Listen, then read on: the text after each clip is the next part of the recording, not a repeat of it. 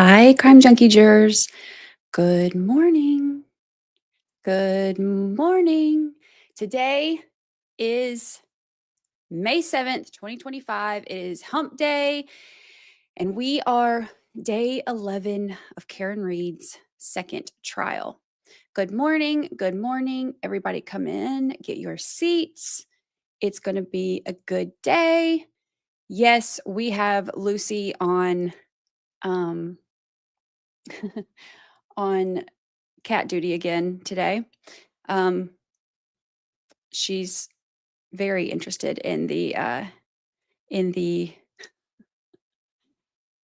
in the cat. She does that. She gets like super here. We've got our OnlyFan. I'm gonna give us our OnlyFan. She gets like super, oh goodness, I keep messing up. Like it's like super focused on it, and it's funny watching her because she really is so like persistent, I guess is the right word. Persistent. She's very persistent. So, I mean, I guess that's a good thing. Probably not for the cat.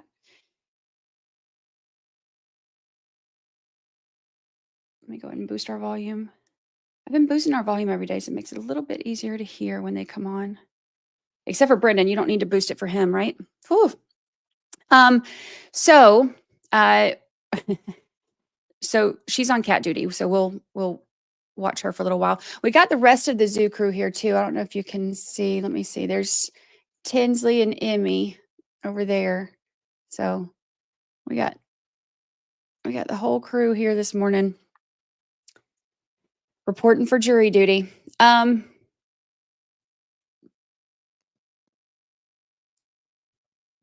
ready for a WWE SmackDown today? It feels like that sometimes, doesn't it? Feels like that sometimes. Lucy is enough to track a cat. Ah, I love that. I love that. She only is not interested when Ollie comes out. Yeah, when Ollie comes out, she's like, cool. She's like, all right, as long as you're not under there. Good morning. Hello, Ashley. Hello. Lucy is busy tracking a cat. She's enough to track a cat. That's our favorite new meteorology term. I tracked my cat to the dining room. Who tracked their cats last night after learning that that's a thing? Who tracked their cats? Let me know. So funny. That really is like my favorite new meteorology term. Like, I may not be able to tell you when it's going to rain, but I can tell you when it's enough to track a cat.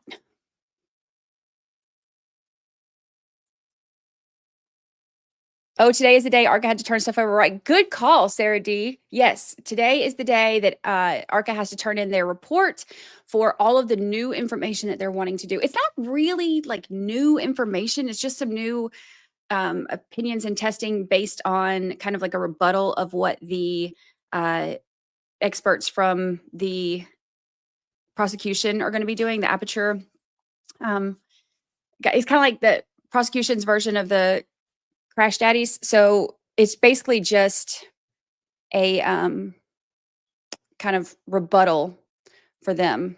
So not too different. It's basically just gonna be like them saying like why they think that the other guy's opinion is wrong. Did I miss anything yesterday afternoon? Yeah, but have no fear. We have a recap you can see in the playlist for the trial updates. Good morning. Good morning. When he said that, I thought he was talking about a tractor. My cats track me. They do that. Good morning. My husband's watching from the living room. Good morning. Enough to track a cat, but not to cover. But I know Mm. I have so many questions about that. I have so many questions. I need to know why why they okay, in the I was about to say blow dryer, not a blow dryer, leaf blower, two different things. In the leaf blower video, when it shows them um Please be seated for the session. So I'm told counsel wants to see me as the jury's coming over. Why don't you come up to sidebar? everything just got wonky. I am why is all my stuff moving? Hold on. All my stuff moved. And now I have to fix it. I move this up so you can see Zoom. Oh, at least it's not Tech Problem Tuesday, right?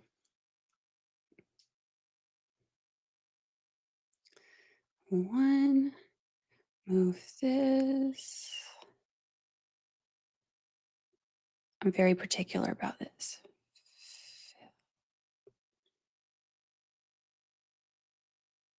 There we go.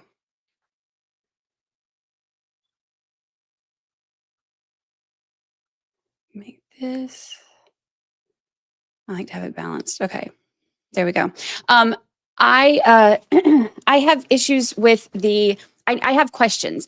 This is why I wish that they could do like the phone a friend thing where we could like send in our questions and they would have to give us answers, because I have questions when they're doing the leaf blower and you can see all that snow on the ground. If the weatherman is telling us that there was only like an inch that fell between 7 or between whatever it was, 6 and 7, how is there that much snow on the ground right where he was? Because if there was grass there, there wouldn't be that much snow there an hour later when they're doing the search. So I don't understand it. I'm confused. I don't know. I have questions. I need answers.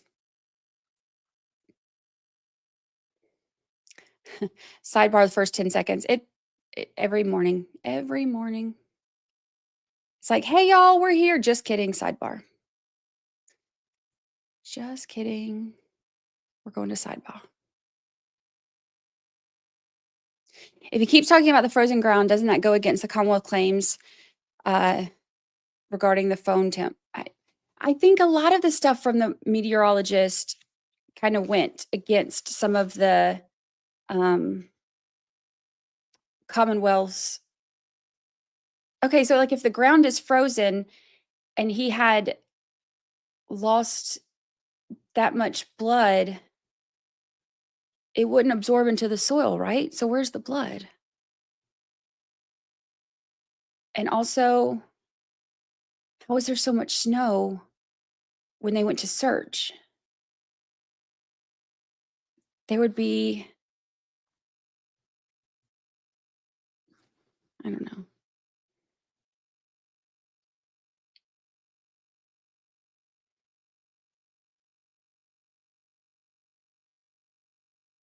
Good morning, jurors. Good morning. Good morning. Wonky website Wednesday. Look, better than Tech Problem Tuesday. I'm just going to assume it's going to be at least better than it was. You know, that happens every once in a while. It's like then when one tech thing goes wrong, then all the tech things are just like, yeah, party, let's all go crazy. And then I'm running around trying to fix it. And then I feel like anytime something techie goes wrong and I call my kid, I'm like, I feel like he's trying to explain how to use Facebook to his like great grandmother or something. And that's what it makes me feel like when he's trying to tell me what to do. And I'm like, wait, what? What button? What setting? What am I doing? I just need to train Lucy how to do it. Good morning. Good morning. Hello, everybody come in. Jury duty starting. We're in a sidebar. Who do you think our first witness is going to be today? Who do we think? Who, if anyone, will be the first witness? Good morning.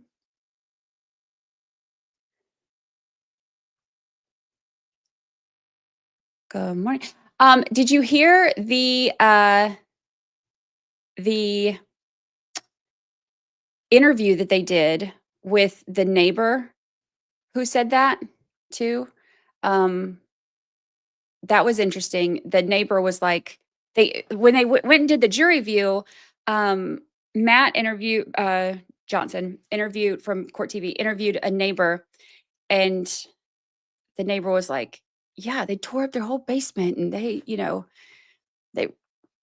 got rid of their phones. He's like, come on. I was like, oh, the neighbors aren't holding back. Crazy story. Every time I think one thing, then something else comes out.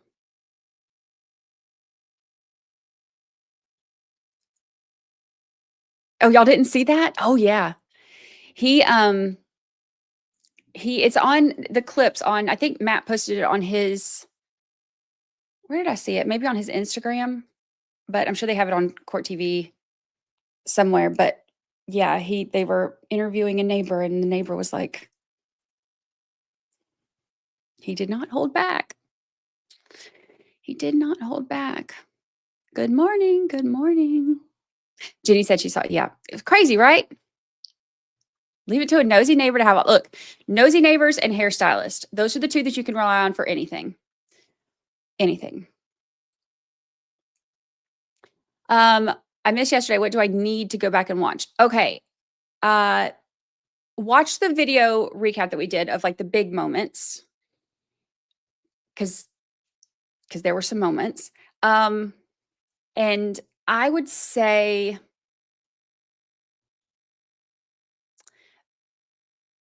the rest of Paul Gallagher in the morning, for sure. And then O'Hara at the end. Those are like the must see in that order.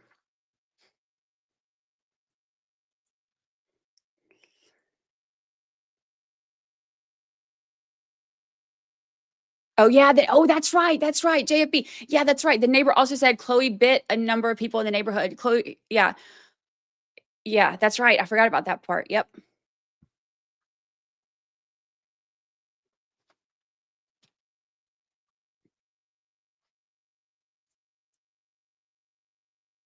They're saying they might not bring out Brian Albert, Brian Higgins, and Trooper Paul.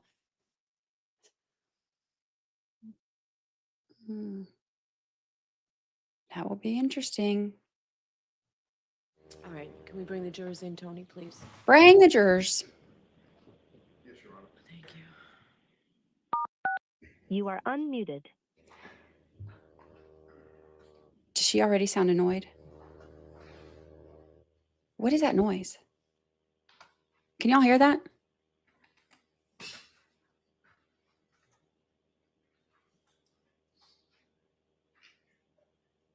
Can you hear that? Does it sound like a leaf blower? Great minds think alike. My dogs aren't even snoring yet, so it's not them. I don't know what maybe there's. Chloe, is that you? Yeah, like a hum. I don't know what it is. Okay, thank you. Maybe it'll stop when they.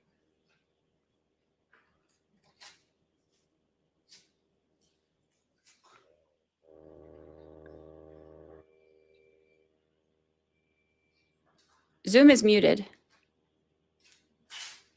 It's the hum of my phone in pocket state.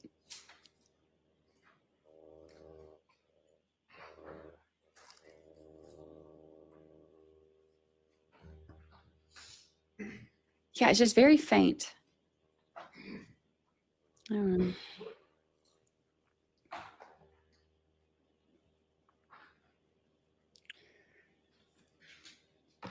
Will those comments about the basements make it into court? Probably not.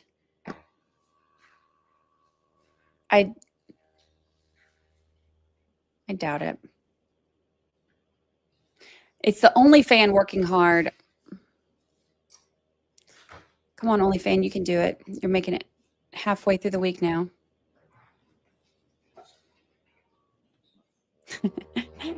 Ashley says, you guys, if I ran audio check like they run this courtroom, there would never be an episode. Why are they allergic to starting on time?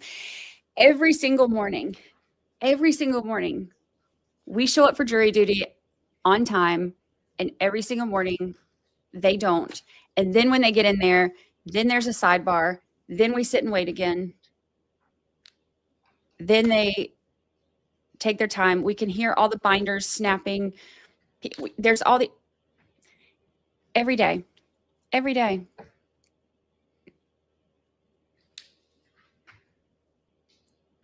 morning.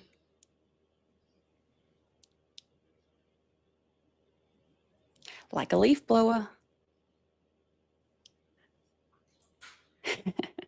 Brandon says, Ashley Flowers, if they ran this court like you run audio chuck, we wouldn't be here because that means they'd have common sense. This trial has been a little off.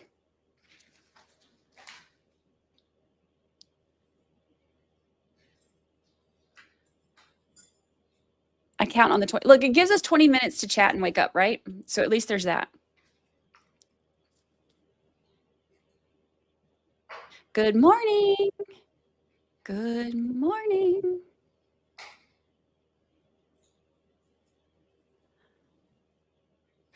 Or a weed whacker. Where are the jurors? They're tracking cats. Yes, they sold. They have rehomed the dog, rehomed their phones, rehomed the home. All of the above. Yep.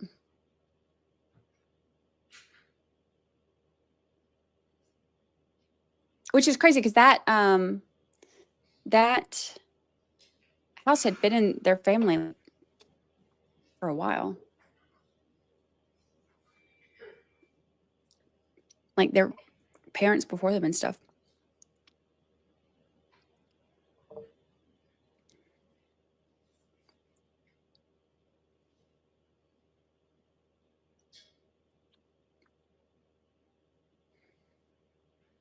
Oh yeah, they filled in the pool in the backyard. Just a whole bunch of stuff that just sounded. And the thing is like, does that necessarily mean that, you know, there's one thing or the other happening? No, but when so many things happen. Judge, while we're waiting for the jurors, just for the record, I think Ms. Little had an opportunity to review the redacted exhibits from yesterday, and I don't think there was any objection to them. That's correct. All right, thank you. Maybe it's their air conditioner. Would all rise, jurors enter.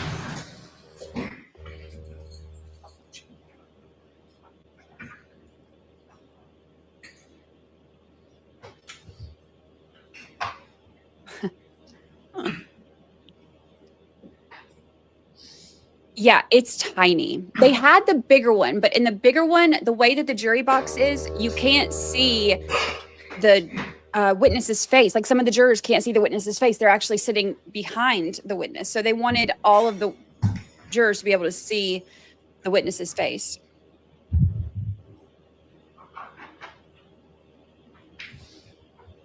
Hear ye, hear ye, hear ye. All persons having anything to do before the Honorable Beverly Cannoni, the Justice of the Superior Court, holding in Dedham, within and for the County of Norfolk.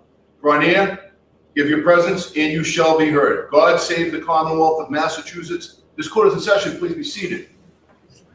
All right, good morning again, counsel. Good morning. Good morning, jurors.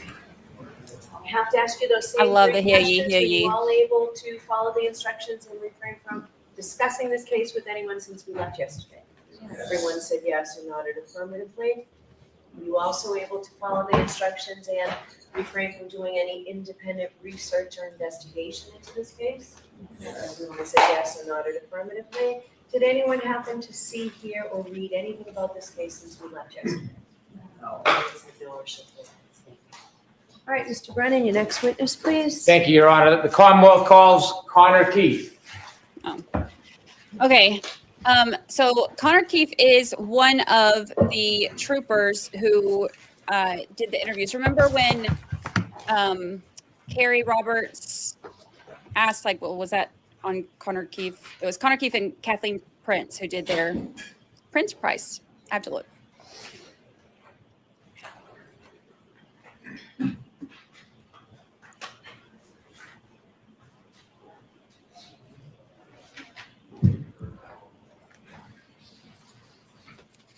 Good morning, sir. Follow me. He loves to yell. He loves to yell. Prince. I think it's Prince. Now step up, raise your right hand. Face the clerk. Thank you. You raise your right hand. You solemnly swear the evidence given to the court and jury in the case now and hearing should be the truth, the whole truth, and nothing but the truth, so help you God. Yes. Good morning. Good morning, Your Honor. All right, Mr. Brennan, whenever you're ready. Thank you, Your Honor. Good morning. Good morning, sir. Could you please introduce yourself to the jury, spell your last name for the record?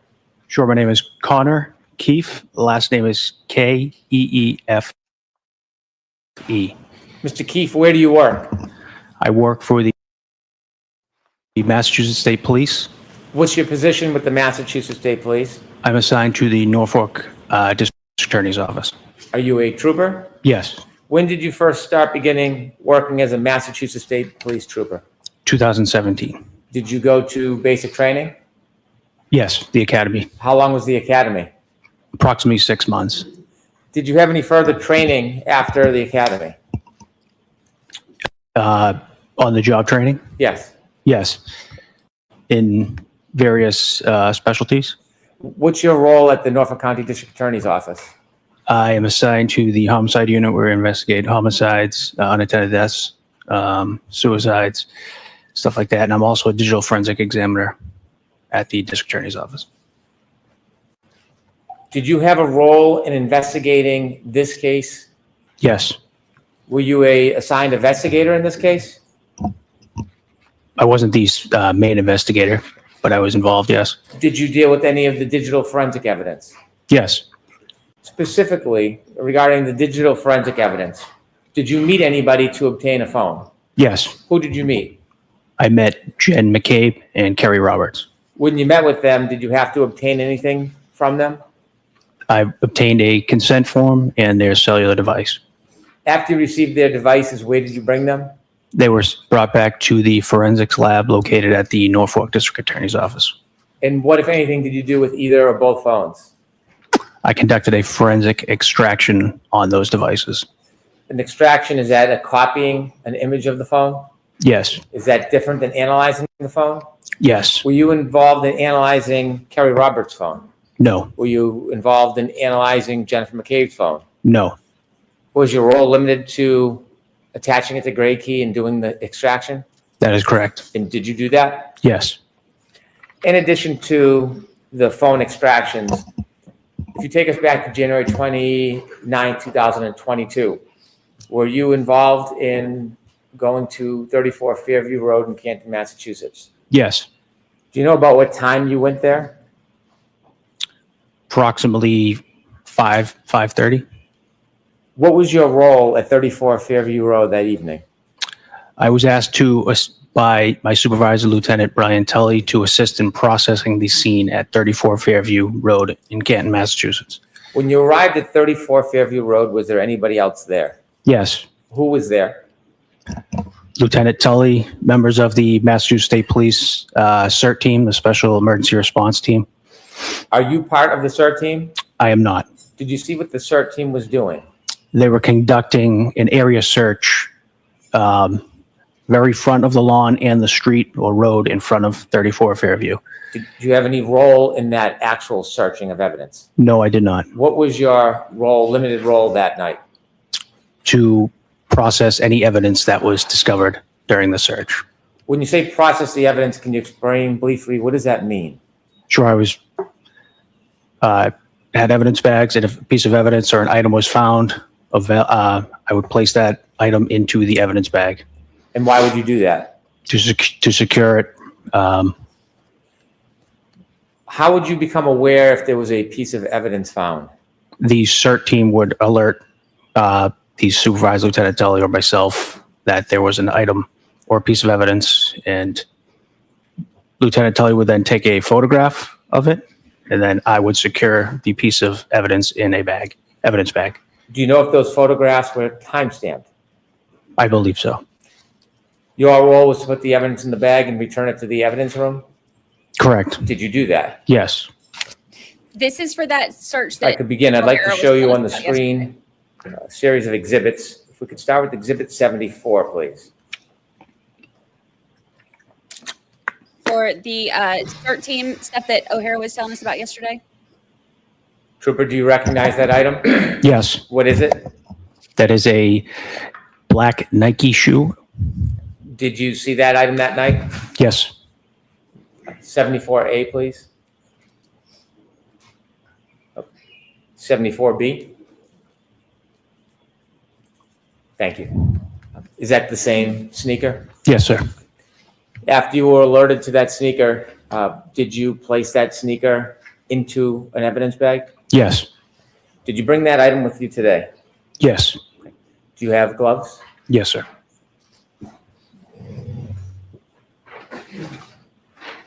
The dramatic unbagging of the shoe. We don't have a list of who's being called on what day, but I am want the hearing lights on, Mr. that Brennan? Nick Please, is thank going you, Your to be Honor. And called Ms. Gilman, you can take the photo down, today. please. With the court's permission, I'm going to move this piece of evidence, item into evidence.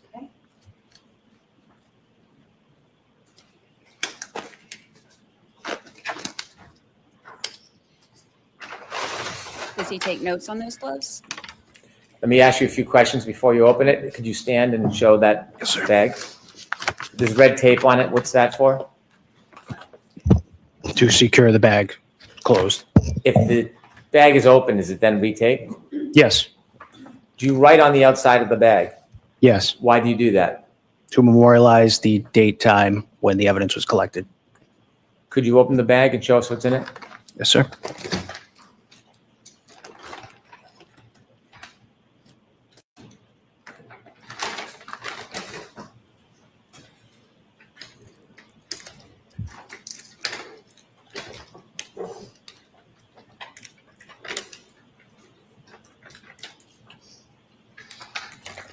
Buchanan might be testifying today. I think they said Buchanan is potentially testifying today.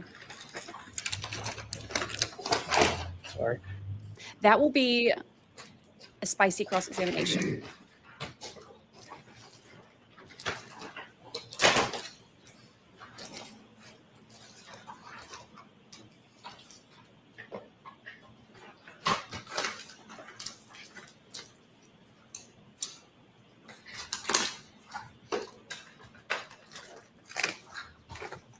With the court's permission, can he show the item? Yes. Thank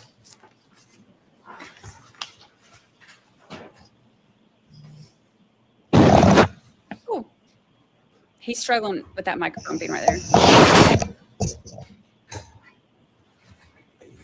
Trooper, is that the same item that you found that night? Yes, sir. If you could place it back in the bag. I'd ask this to be marked as an exhibit. All right, any objections, Dean Eddie? There is no objection.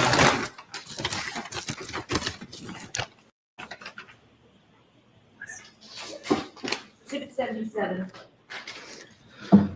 Sir, you mentioned there's writing on the outside of the bag. Yes. What type of information do you write on the bag? Date, time, location, who was collecting it. The time that you write on the bag, is that the specific time the item was found, or does that represent a different time? That could represent a different time. And why would that be? If you're processing multiple things at once, you're bagging things at different times, then when you seal the bag, that can be the time that is annotated on the bag. Can the item be found before the time on that bag? Yes. Would you ever write a time later than when the item was found? Yes. like to move now to Exhibit 75, please.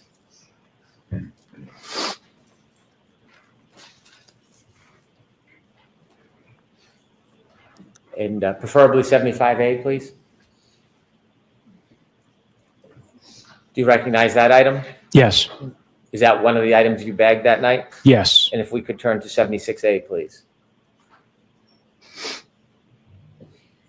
Do you recognize that item? Yes. Is that an item that you bagged that night? Yes. Do you have both of those items with you? Yes, sir. Could you produce those, please? Ms. Gilman, you could take that down, please. Thank you. 570. Yes, sir. With the court's permission, I'd ask the trooper to open the bag and show the jury.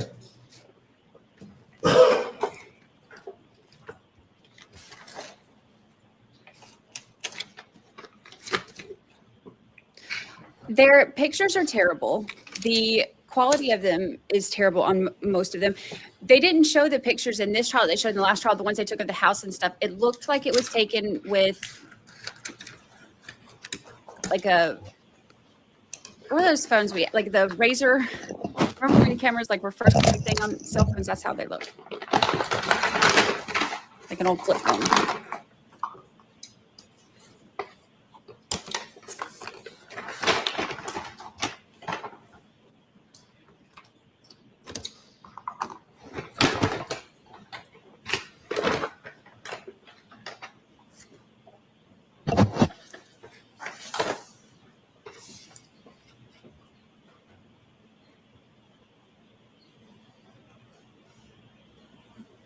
Razor phone.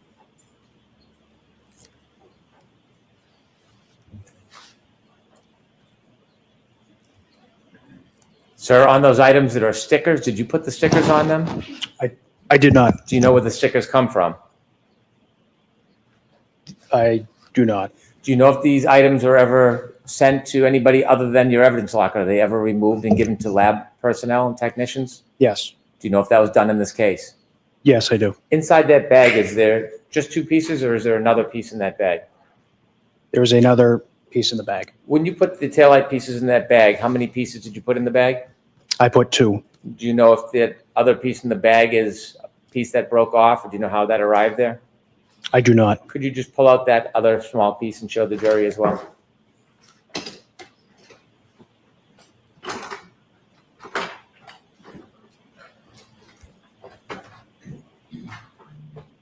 He put 2 pieces in there and 3 pieces are in there now.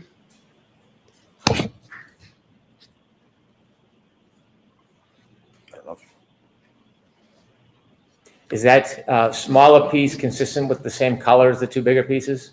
Yes. Is it consistent with the same material? Yes. If you could put that back in the bag, please. I'd move this into evidence, please. Okay.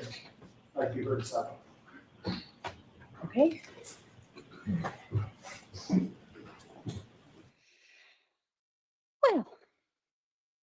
Okay. So Hank, you can always tell where he's going with his line of questioning because of the way, because he's, first of all, because he asked the most leading questions of anybody in the whole entire world ever. But you can always tell where he's going with his leading questions. So when he asks, can the item be found before the time was written on the bag? Yes. So you could write the time later, but have really found it sooner? Yes. So he's setting all of this up because these are the taillight pieces that were found during that first CERT search. So that night. So Brennan is wanting to set this up to try to show the jury that they wouldn't have been able to plant taillight pieces.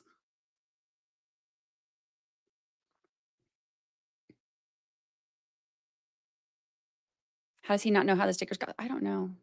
I mean, I don't know.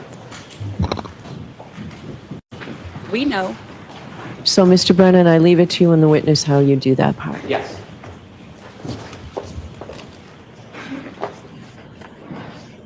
Sir, on the small chip piece, you don't know how it became chipped? I do not. I'd ask you to remove that chip.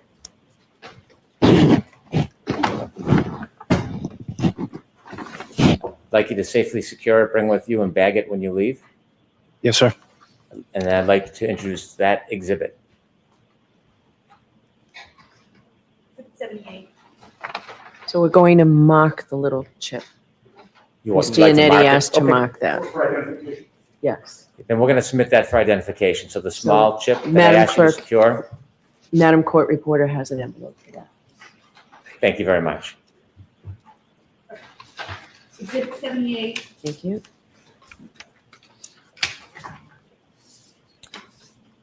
Oh, dang. Exhibit BB for identification. Thank you.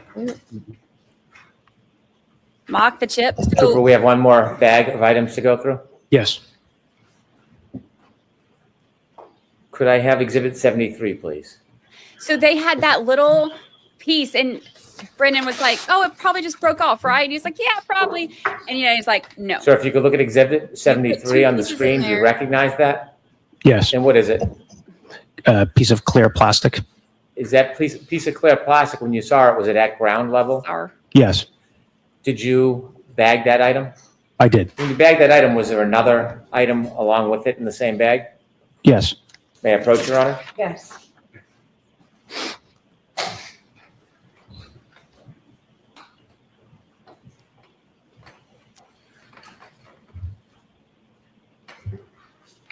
I'm showing you a photo. You recognize what's in it?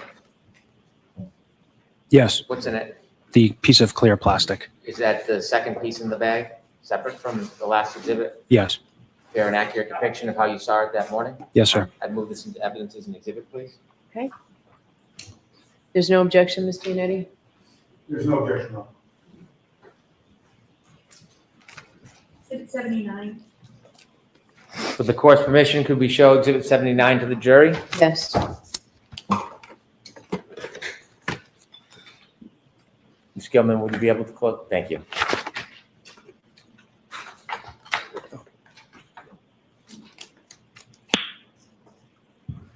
You recognize that item, sir? Yes. And did you bring those two items with you, the past exhibit and this exhibit? Yes. Could you produce those, please?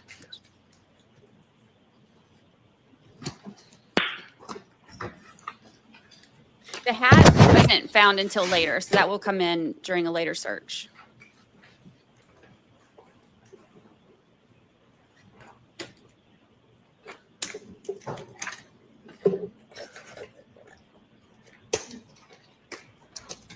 Yeah, they're like, no, if he put two Are these pieces different in there, color than the last pieces you showed? Yes. that third piece needs to be separate. With the court's permission, could the trooper show these pieces? Yes. I'll allow it.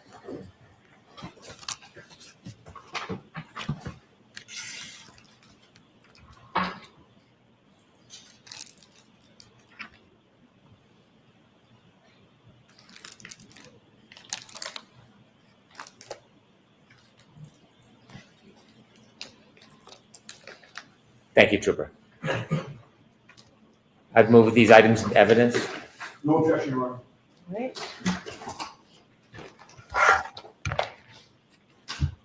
Exhibit 80. Thank you.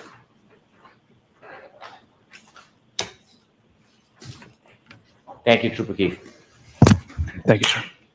All right, any questions, Mr. Yannetti? Please, Your Honor, thank you.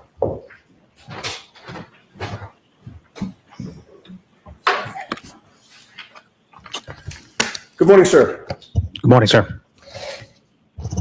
Trooper Keefe, you testified that you received the cell phone of Jennifer McCabe and of Kerry Roberts. Correct. With regard to the cell phone of Jennifer McCabe in particular, you had her sign what is called a consent form, correct? That's correct. What is a consent form? It allows the trooper or law enforcement to, with the owner's consent, we are able to conduct an extraction of the device. Okay. And on that consent form, there is a description of the item itself. Yes. In this case, it would have been an iPhone 11. Yes. And there also is an identifier with regard to a specific phone called the IMEI number. The International Mobile Equipment Identifier. Okay. And that would be included on the form as well because it identifies the specific iPhone 11 that Jennifer McCabe had, correct? Correct. The password was provided on that consent form, Yes. and the form was signed, correct? Yes. By both Jennifer McCabe and by you, correct? Yes. And there was also a second trooper that would have signed the form as well? That's correct. With regard to the timing of the signing of that form, Jennifer McCabe dated it February 2nd of 2022? Yes. You also dated it February 2nd of 2022, correct? Correct. Jennifer McCabe did not list a time, but you did, correct? I would have to look at the consent form. Okay, so your memory, you don't remember what time you indicated or if you indicated a time, but looking at the consent form would refresh your memory? Yes. May I approach, Your Honor? Yes.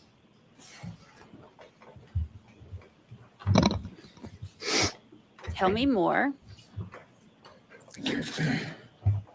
Now, I just ask you to read that silently and then look up at me when you're done, Trooper.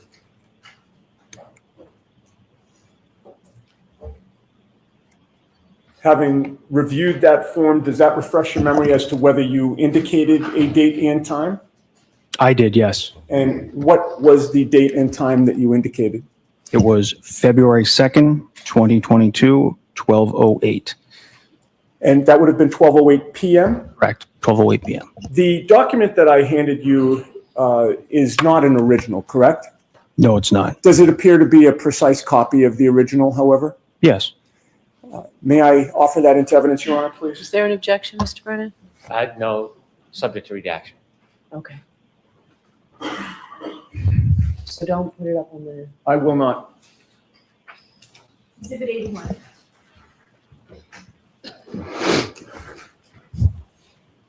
Now, Trooper Keefe, as of January 29th of 2022, you were colleagues in the same state police unit as Michael Proctor, correct? I was. At that time, was the unit called the CPAC unit or was it called Norfolk County Detectives? I don't recall when it changed. Okay, it's been called both, correct? It has.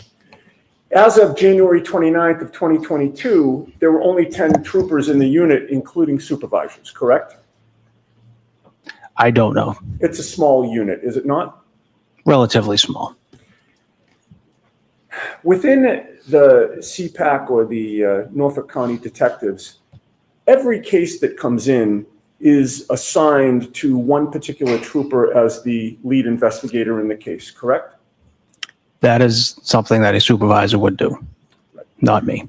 And have you been assigned as the lead investigator in other investigations? No, not a homicide investigation, no. You have not yet. No. The lead investigator is the trooper who is responsible for the case, correct? Yes. Michael Proctor was the lead investigator for the investigation into the death of John O'Keefe, was he not? Did Yes. he almost spit out his water? If somebody asked within your unit while this case was going on, whose case is it or who has that case, your answer would have been Michael Proctor, correct? Yes. The two of you have worked cases together in the past, correct? A few. You've worked on this case with Michael Proctor, correct? Yes.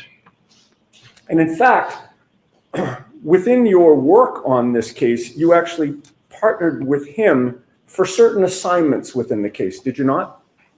You'll have to be more specific. Sure.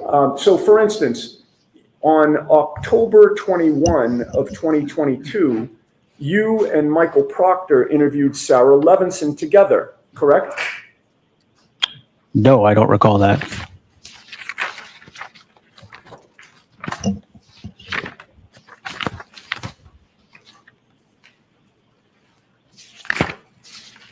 If I may just have a moment, Your Honor. okay.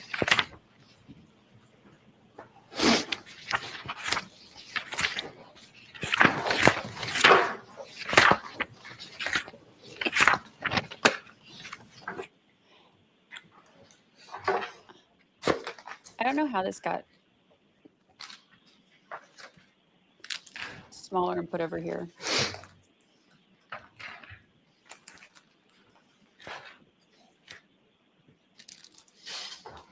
There you go. Cross-examination.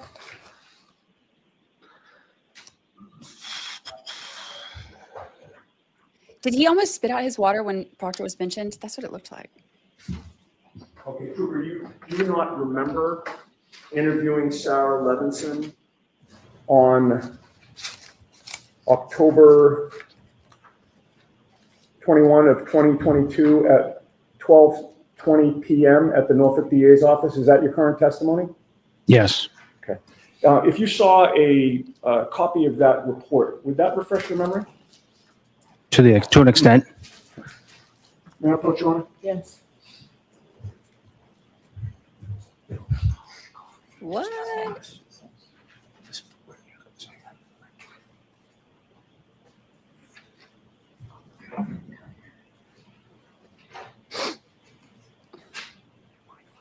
He's like, I just wanted to come have show and tell and go home.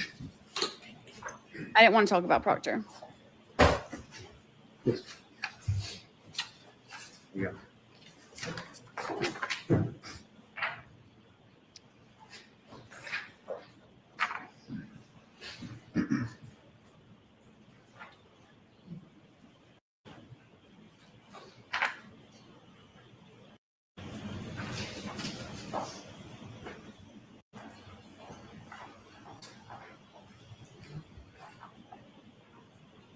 I'm very interested to see how this goes.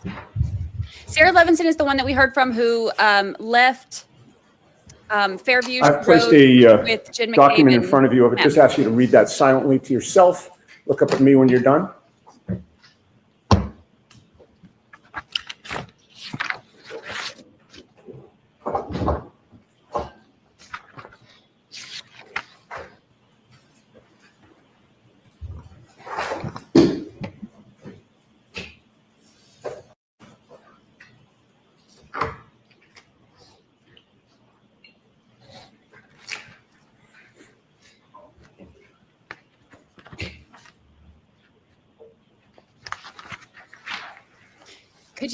Could you let us know what you're reading? I want to know. I want to know.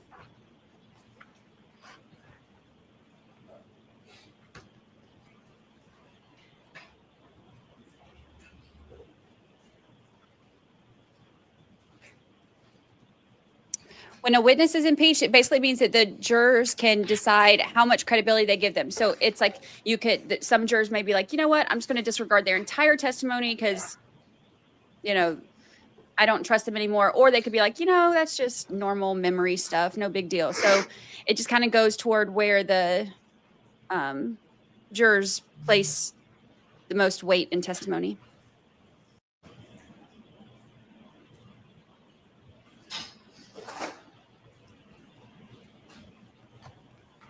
And Trooper Keefe, just so we're clear, I'm not going to ask you any questions about the specifics of what Sarah Levinson said, so you don't have to brush up on that. I'd just like to refresh. Take a Sure, look, sir. go ahead. We'll just wait here.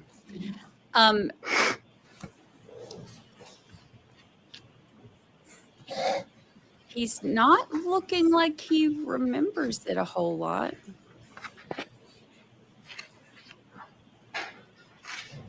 So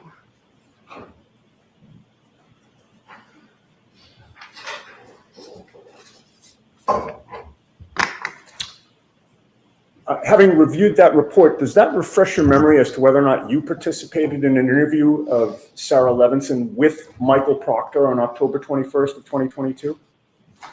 Yes, I don't recall the specifics, but So when you say yes, is it your current testimony that your memory is refreshed that you were actually there? yes, Okay. And the two of you would have participated in that interview together, correct? yes, But you did not write the report, correct? no, I did not. Michael Proctor wrote the report, correct? Yes, he did. He was the lead investigator writing the report, correct? Yes, he wrote this report. He chose the language to use in that report, correct? I did not have any input on how he wrote this report. Right. You had no input. You weren't standing over him while he was typing it, correct? Correct. Now, other examples of, and actually, let me take that back from you if you don't mind. I may approach Judge. Yes. Thank you. You're welcome.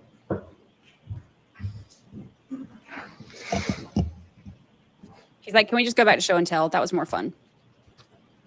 Other examples are the reports on the videos that you, well, strike that. Let me start by saying this. Or asking you this. You retrieved videos from both the Waterfall Bar and Grill and C.F. McCarthy's, did you not? That's correct. You and Sergeant Buchanan retrieved the videos from C.F. McCarthy's, correct? Yes. But lead detective or lead investigator Michael Proctor was the one to analyze the video and write a report on it, correct? I would have to see that report, sir. Sure.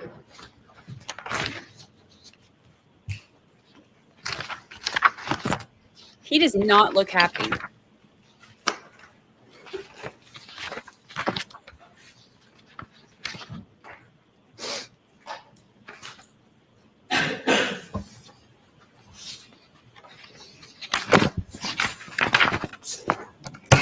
If I may approach? Okay.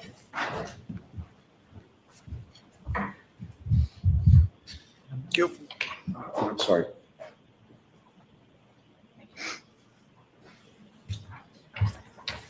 And again, if you read that silently to yourself and look up at me when you're done. I love that, how they say that. If you could read that silently and look up at me, if you could gaze into my eyes when you're done, we'll continue.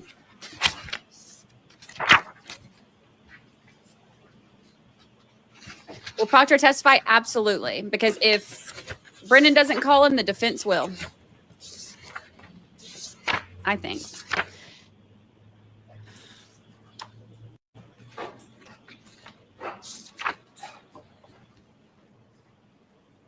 He really seems like he's agreeing to a report he wasn't involved with. I just can't figure out what. That's what it seemed like to me. He's like, no, I didn't interview her. And then he looked at the report and then he started looking mad, like, yep, guess I was there.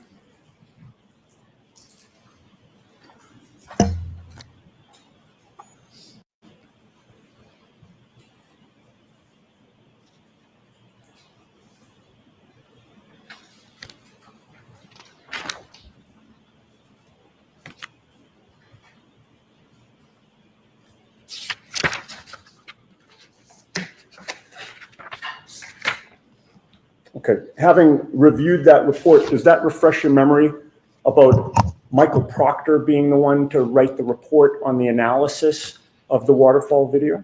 Sir, I only obtained a copy of the surveillance video. Right. I did not do any analysis on the video. That's my question. It was Michael Proctor who did the analysis, correct? Yes. And that, by the way, I said waterfall. Is that C.F. McCarthy's there, or is that waterfall? This is C.F. McCarthy's. Okay, I meant C.F. McCarthy's. He was the one to review that video, correct? Yes. Again, I only got a copy of the surveillance video. Sure. I did not do any And analysis. with regard to the Waterfall Bar and Grill, that was another circumstance where you and Sergeant Buchanan were the ones to retrieve the video, correct? Yes. But again, lead investigator Michael Proctor was the one to analyze the video and write the report on it, correct? Yes, I would have to see that report as well, sir. Now, He didn't testify last time. another member of your unit was Trooper David DeChico, correct? Yes. Within your unit, did Trooper DeChico have a nickname for a first name? Objection. May we approach?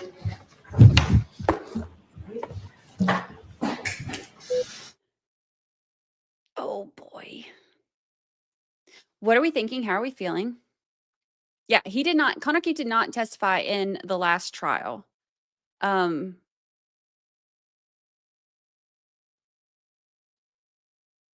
He seems like he does not want to have anything to do with this. He's like, bruh, all I did was get the videos. He did everything else. But also his face when he looked at that report.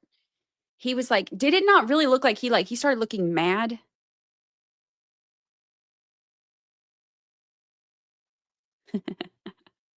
What are we thinking? How are we feel? I know I say that all the time. Every time there's a break, I want to know all about what y'all are saying. I say that and I say not a fan all the time. All the time. Not a fan. He looked mad.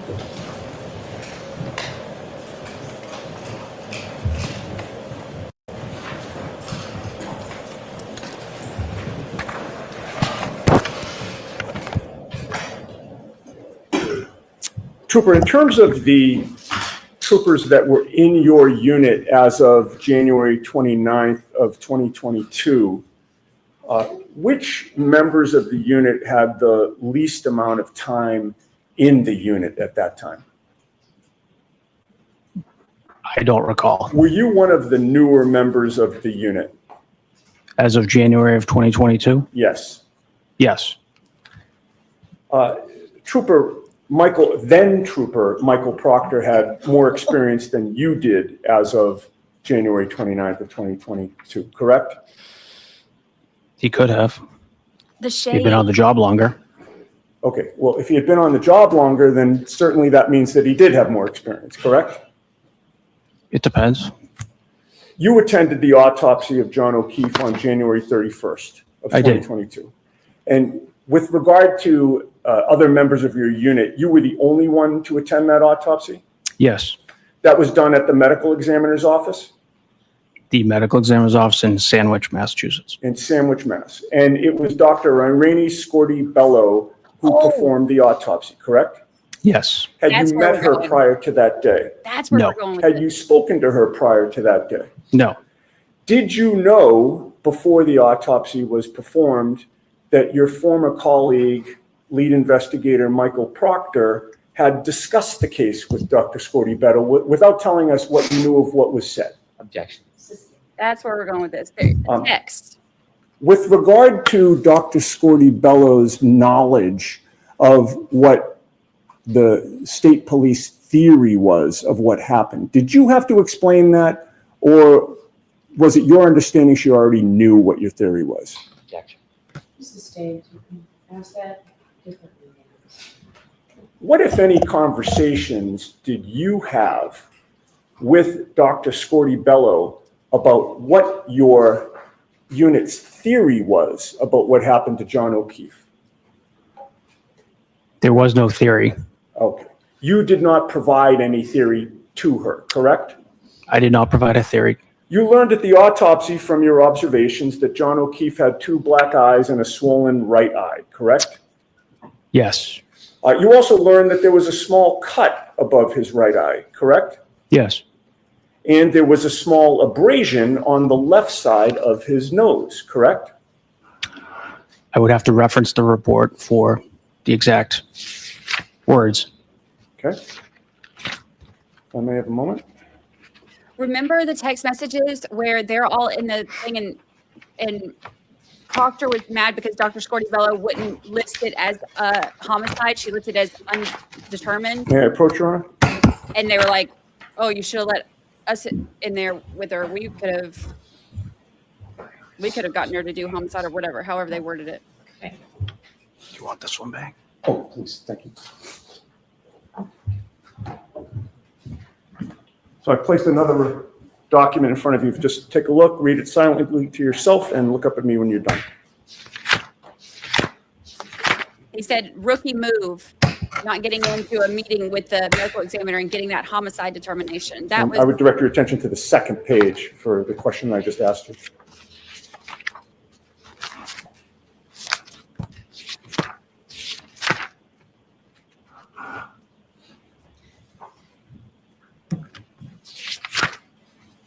And then Proctor said, of course it's undetermined. She's a whack job. About Having Dr. reviewed that report, Trooper, is your memory refreshed as to whether you observed a small abrasion on the left side of John O'Keefe's nose?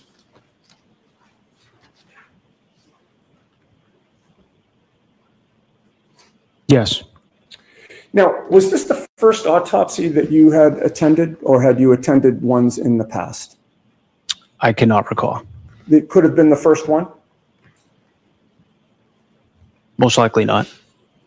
When you're attending an autopsy as a member of the CPAC unit or the Norfolk Detectives Unit, you are expecting that the medical examiner is going to examine the body, correct? Yes. And you're there to witness that examination, correct? Yes. At the end of the examination, you are expecting that there will be a determination as to cause and manner of death, correct? Not. In this case, when the autopsy ended, you left the medical examiner's office, correct?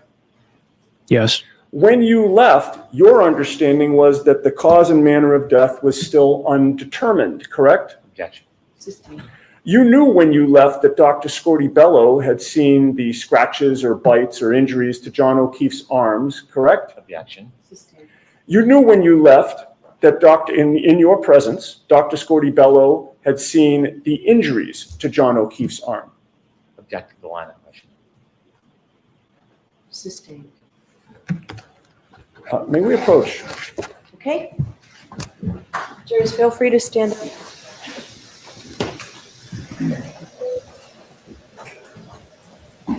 Saved by the Bev. Oh my goodness. Another episode of Saved by the Bev. That cracks me up. Yeah, so the medical examiner put this as, okay, so when the troopers go in, they'll give usually, the evidence they have, kind of like the surrounding, whatever information they have, lay the case out, and then the medical examiner will do the autopsy and use what the troopers have given them about whatever information they know, and then whatever they do with the autopsy, then they'll use all of that to come to a determination.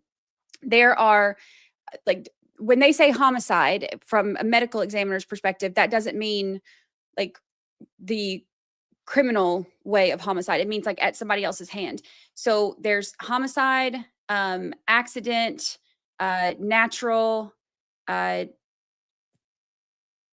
it yourself, self-inflicted, and undetermined. So when they did all of this, Dr. Scorti-Bello said it's undetermined. There is not enough information. There's not enough evidence to determine if this was homicide or not, or if it was accident, or if it was anything else. So it was left undetermined. And Trooper DeChico, it was those texts that with Proctor, where Proctor was texting, and I think that's why I asked for the nickname, because I think in the text he's listed as Vito. DeChico is, if I remember right. So he's texted him, and he's he's saying I guess DeChico said something to him about, rookie move, not getting a meeting with the medical examiner and getting that homicide determination. And Proctor's like, well, me and Buchanan had 2 conference calls with her and sent her, pictures and laid everything out for her.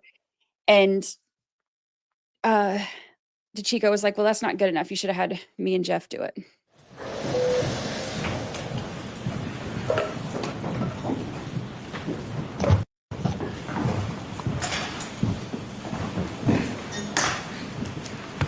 Were you watching Dr. Scorti-Bello as she was conducting the autopsy?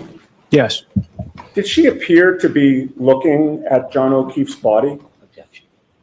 It's the same thing, just ask the different. What direction were her eyes facing when she was examining John O'Keefe's body?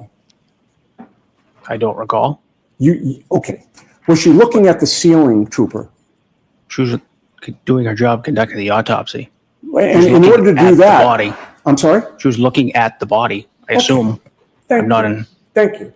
And looking at the body, you saw her looking at the body, correct? Yes. And looking at the body included an arm, correct? Yes. And it was at the arm was not covered up during the autopsy, correct? No. It was open for you to see, correct? Yes. And you saw the injuries to John O'Keefe's arm, correct? Yes. You didn't see any bruising on his arm, correct?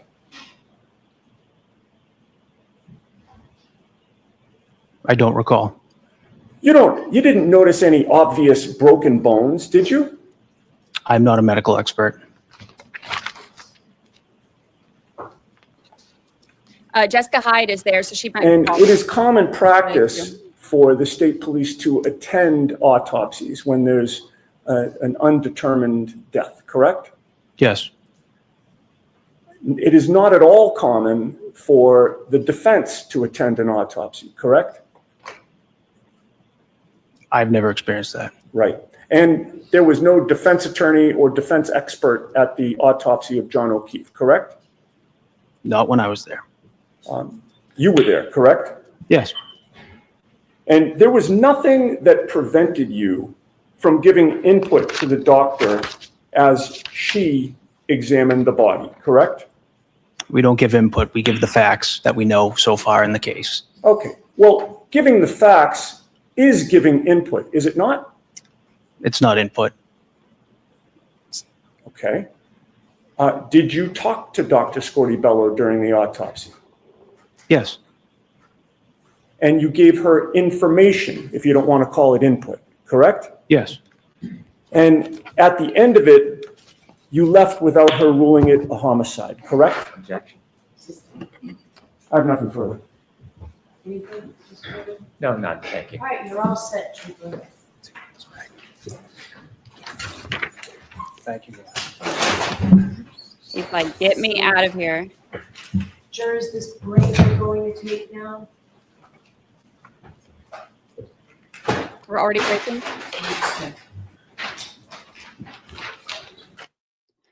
We're already breaking. All right, we're going to take a break. The lawyers and I. Work that we have to do, so it's a little bit longer break than we normally take, and it's a little bit earlier, but we did get coffee for you, so They we'll did take get. a recess now for the next half hour, maybe a little bit. They did get coffee. All right, to the court, please. Well, that's nice. Close your notebook, follow me. They did get coffee. I guess they have stuff that they have to go over. I'm wondering if it's, yep, that's what I was thinking, the ARCA report.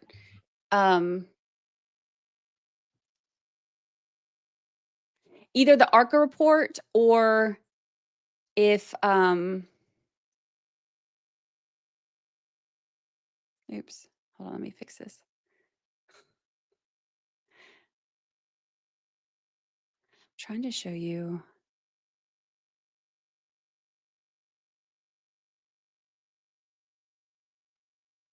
Seated.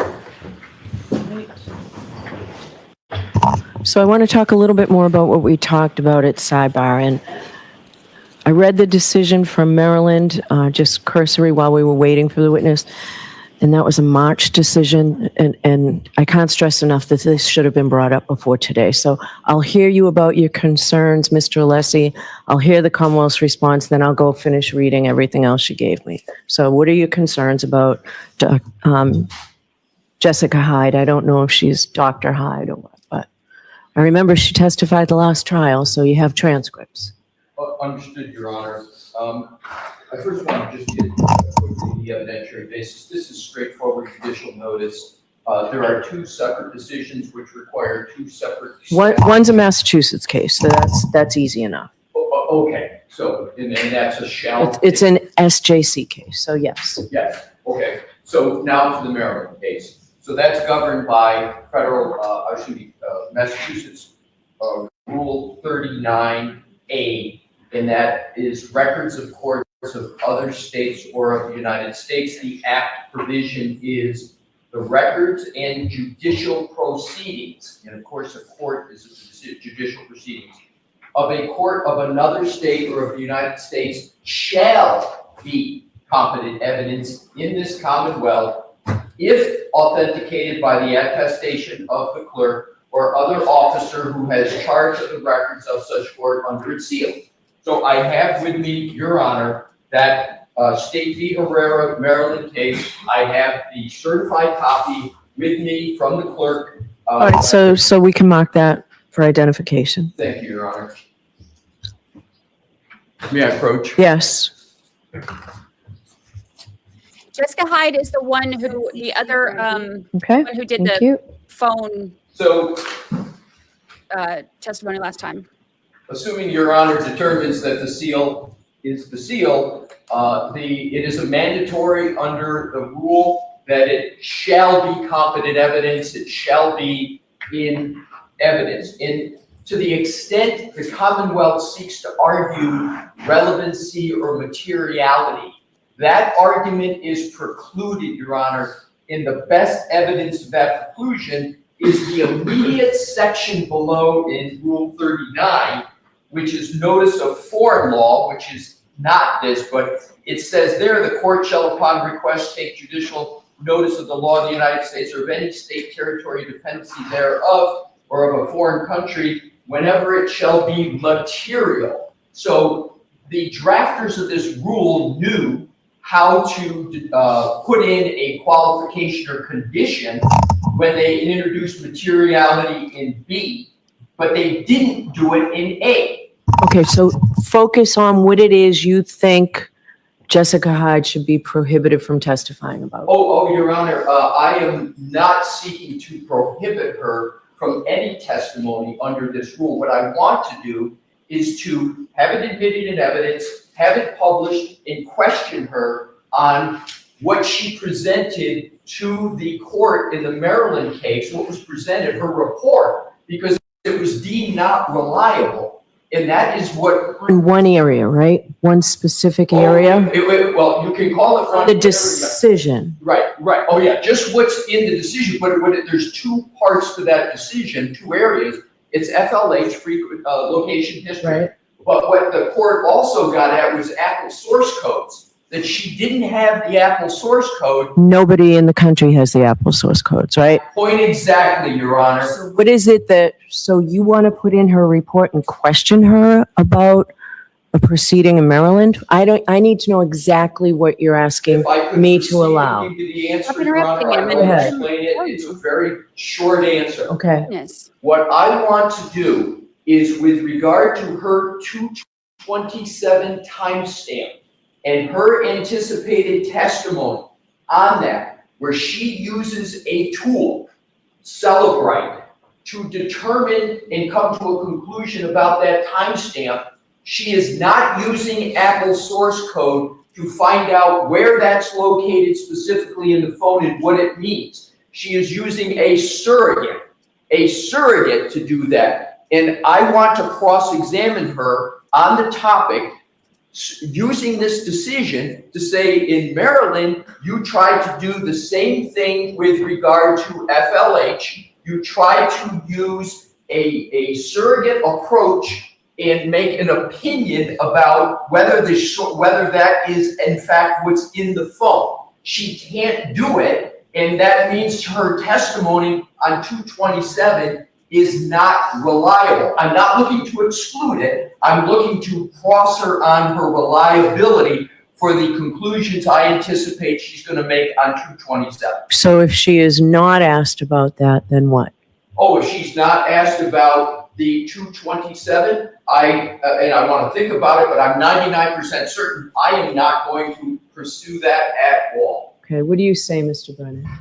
This is an attempt to try to malign a witness with something that's wholly unrelated and not relevant to what she's going to testify to or the basis for her opinion.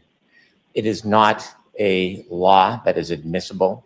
It's an opinion. It wasn't even about a specific case. It was about a peer review. And so in a Daubert hearing, the court did not allow testimony on significant location. That's not the case here. Try to conflate the argument saying it has something to do with Apple 227. There is absolutely no basis for that argument. They want to say that another court rejected something about you, therefore the jury should reject you. There is no relationship between what she is going to testify as a basis and that opinion. That opinion did not say she was wrong. It said that it was not admissible under Daubert, unrelated. Nobody has the Apple source code. No expert can testify about Apple source code. It's only owned by Apple. And so using the words like surrogate is a way to try to cheapen her testimony in front of the jury. This here, number one, what he said, I really can't follow him. I don't understand, other than he's trying to draw some type of relevance and materiality. There's none.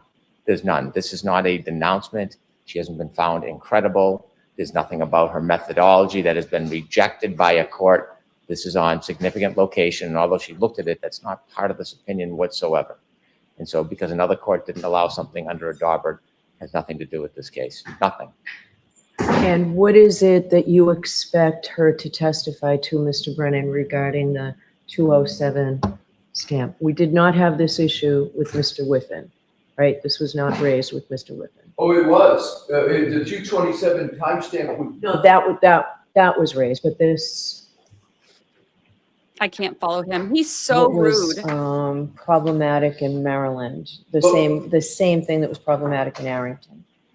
That's correct, Your Honor. It wasn't raised because Mr. Whiffen has not been Daubertized with regard to Apple source codes. And if I could, Your Honor. Okay. Mr. Brennan has made a relevance argument. He keeps anticipating my cross, which he has incorrect, by saying it's not relevant. That doesn't go to the admissibility in my cross. I'm entitled to cross her on her reliability. And if I could, Your Honor, in the State Herrera decision, if Your Honor would look at page 3, please, at the bottom, the paragraph, it says, in assessing the reliability of an expert's methodology, I get to do that on cross. It's not limited to a Daubert hearing. Every expert can be crossed on their reliability of their methodology.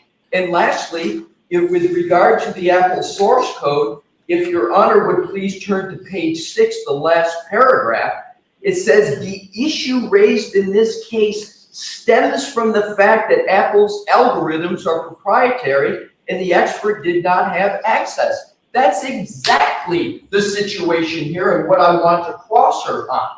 So in conclusion, Your Honor, the fact that how she tried to get around the Apple source code, her methodology in the Herrera case, she got Daubertized on because it wasn't reliable. That's exactly what I want to cross her on, is her reliability, how she's trying to get around them in this case. It's just basic cross-examination.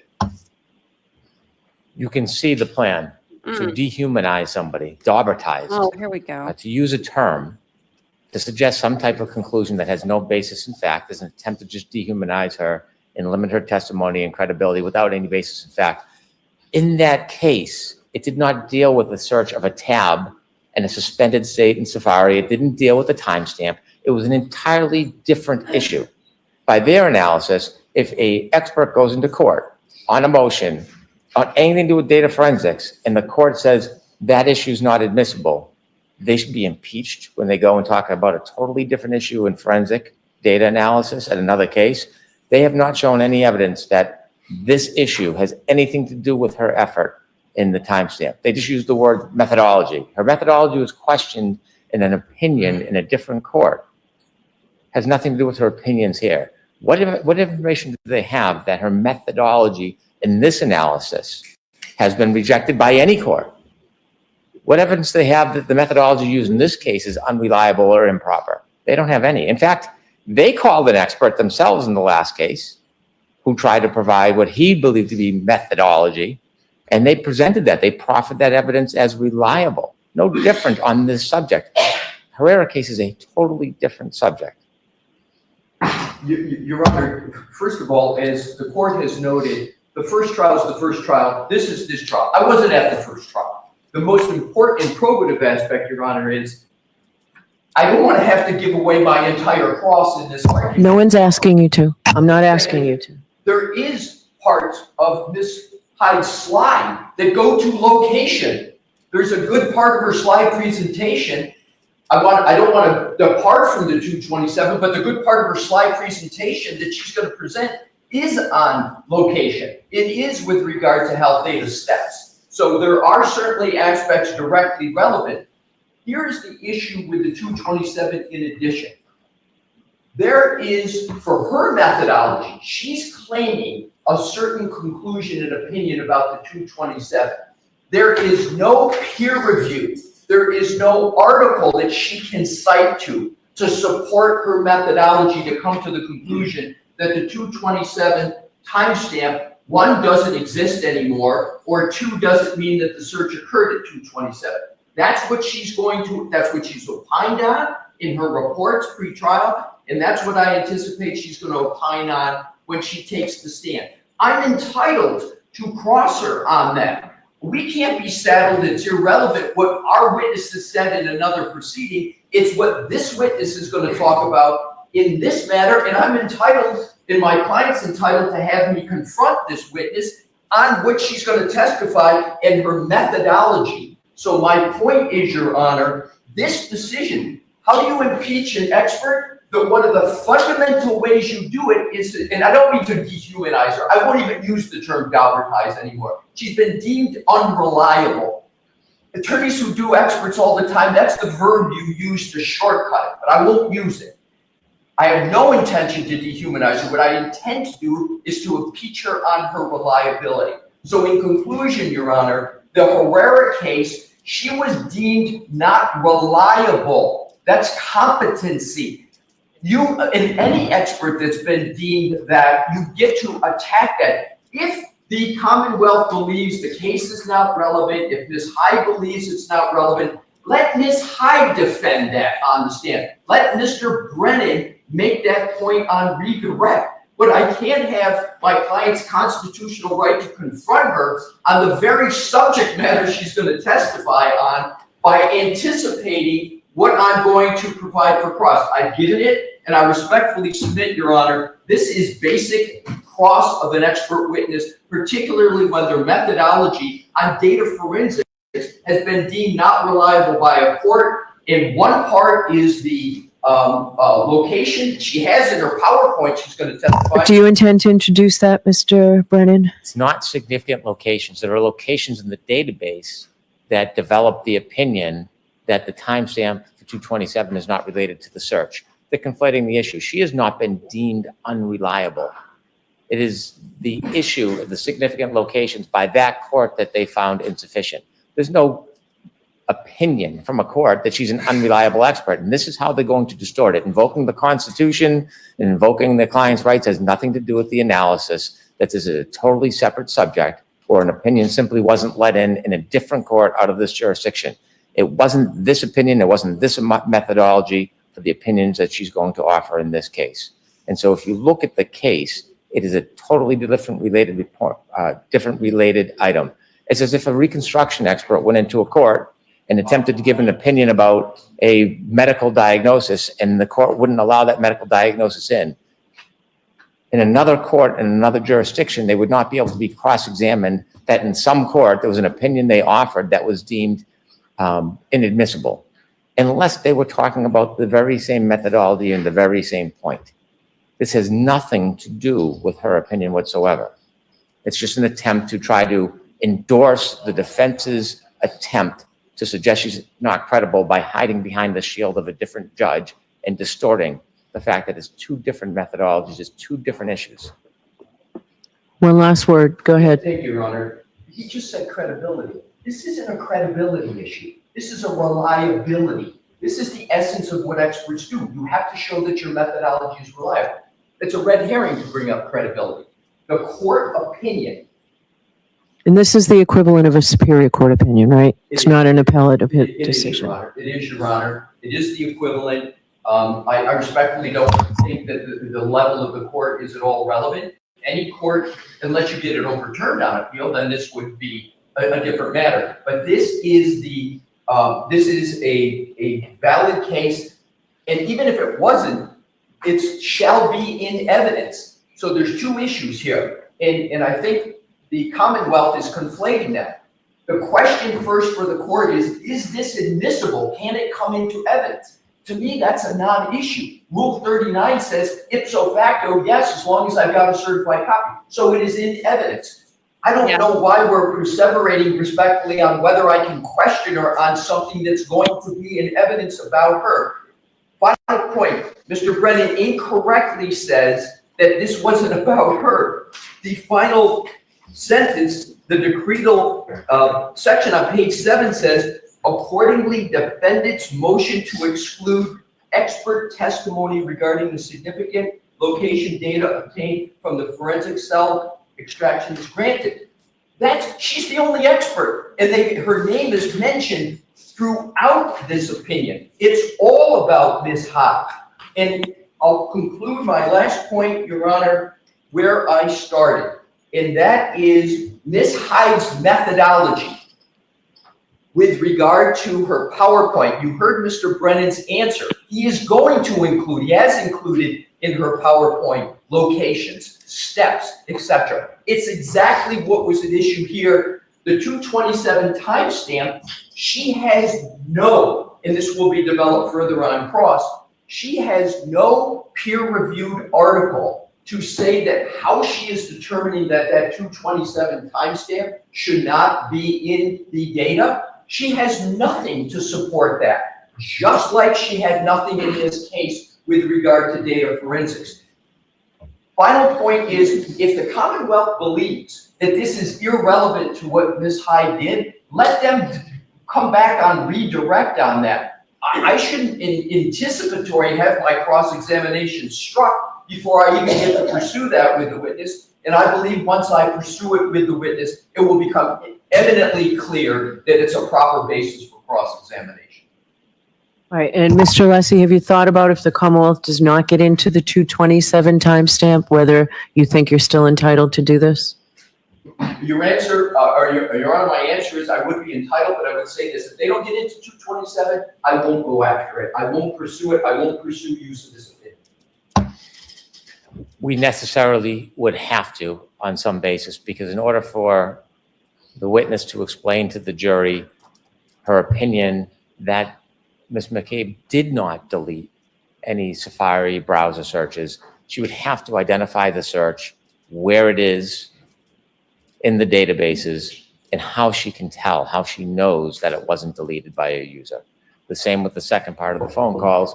But if I could avoid talking about 227, I would, but it is necessary for the basis of her opinion. There's just no way around it.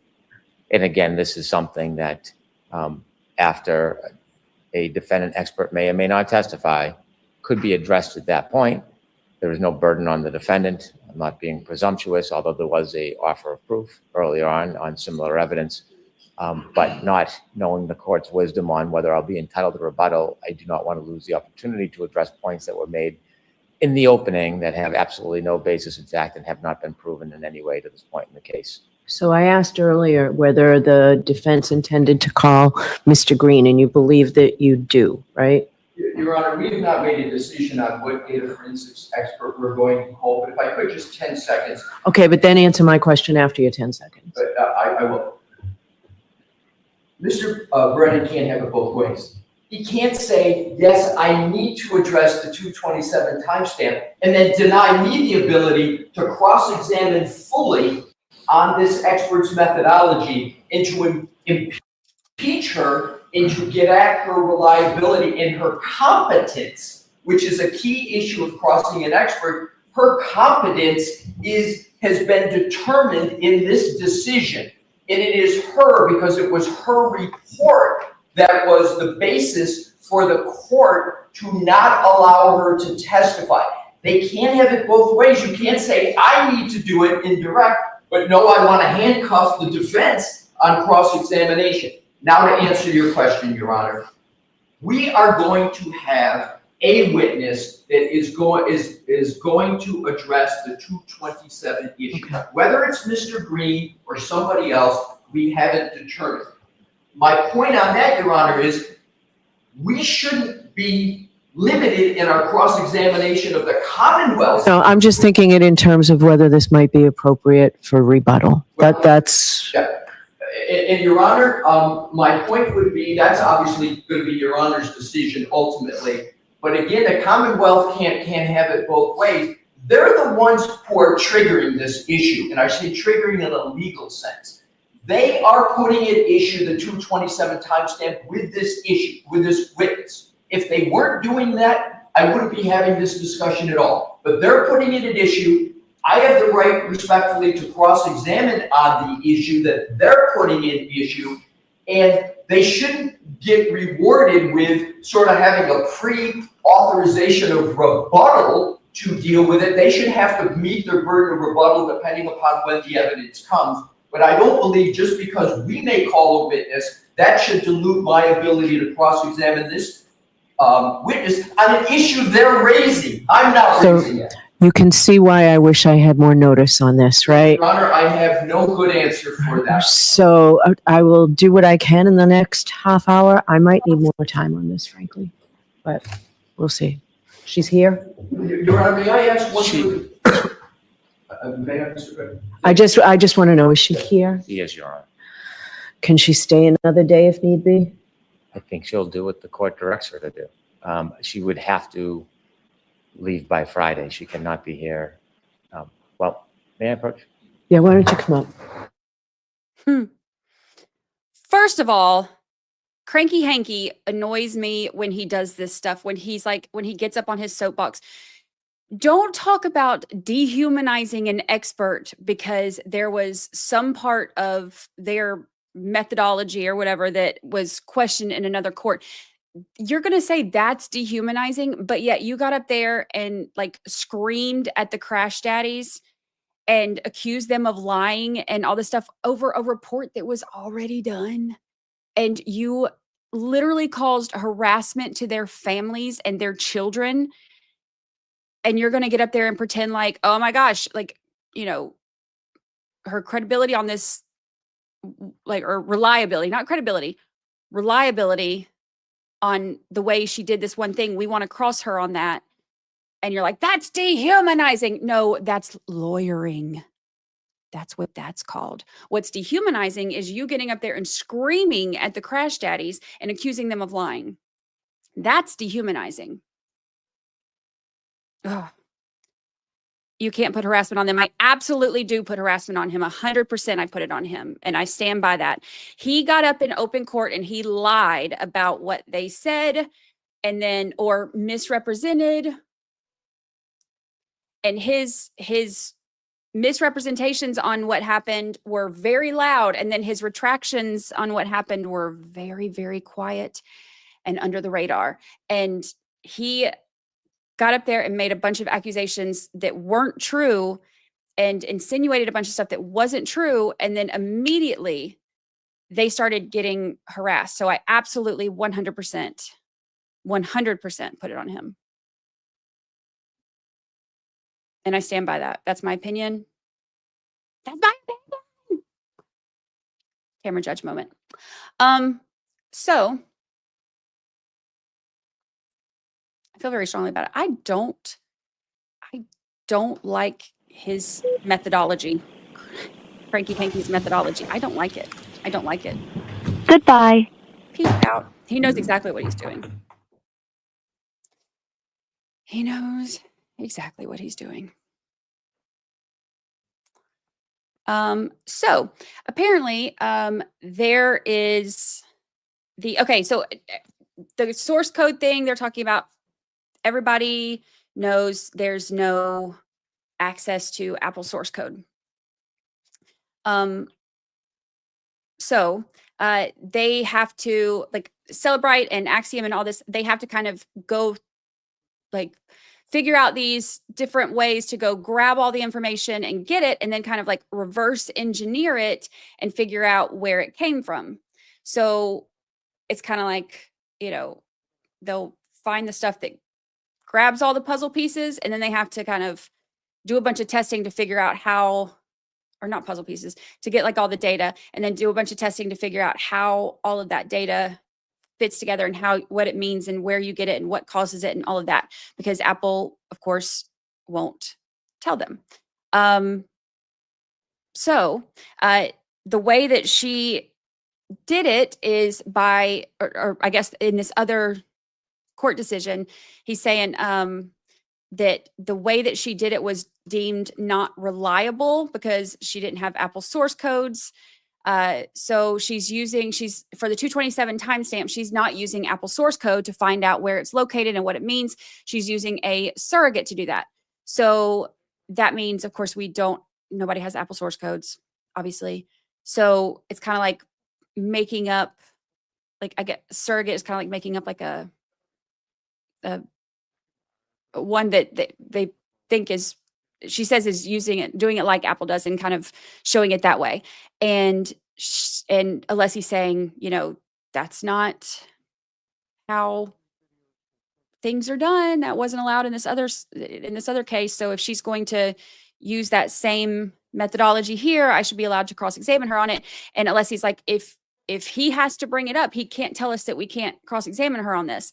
So now they've both made their arguments, and Hank makes it personal as always. And so now the judge will decide it.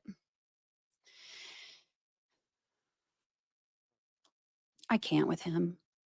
I really can't with him. I wish I had more patience. Yeah, a replica. That's a better word. Replica. Not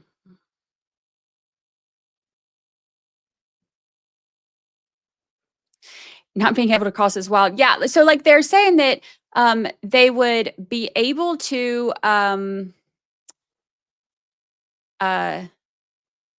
oops. Why can't I hold on? This is all messed up. I'm trying to show Tinsley and it's making it. Oh, there we go. There we go. What just happened? Oh, look, I'm trying to save Tinsley and now my camera is gone.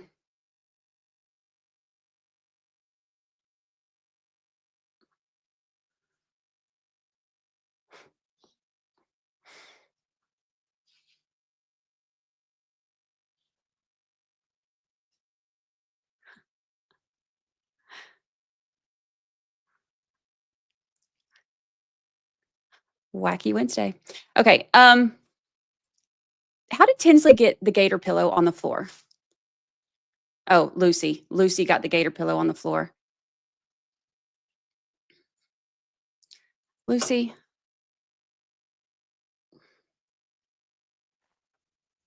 Lucy, what are you doing?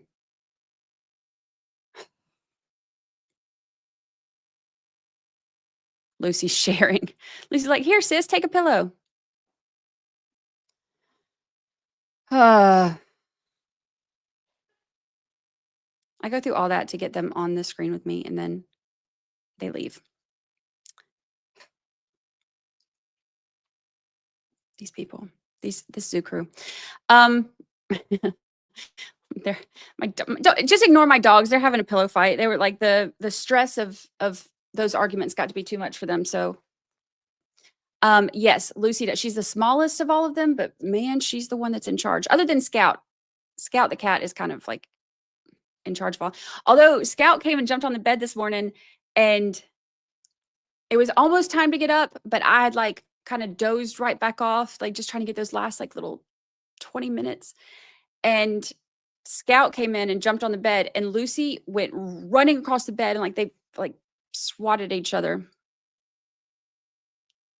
You know, zoo crew drama. Zoo crew drama. Let me take off my banner.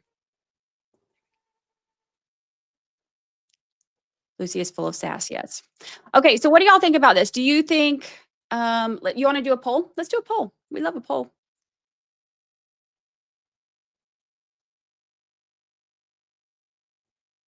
Let me get it pulled up. We'll do a poll on if you think Alessi will be allowed to talk about this. Oh, my eyeball itches.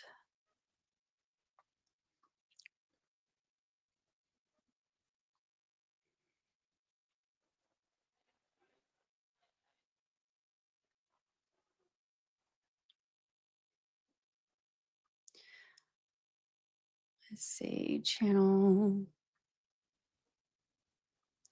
Here we go.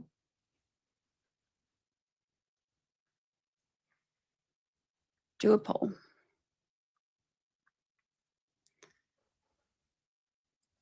Start a poll. Okay. Do you think Judge, I was going to put Bev, but we'll do Judge Cannoni. Will rule in favor of prosecution or defense?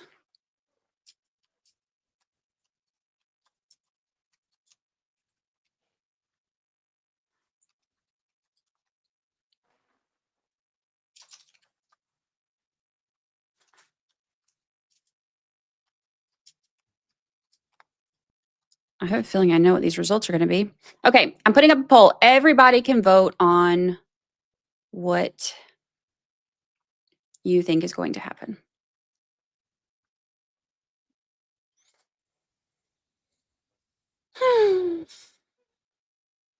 Thank you, thank you. I love our little blended family too.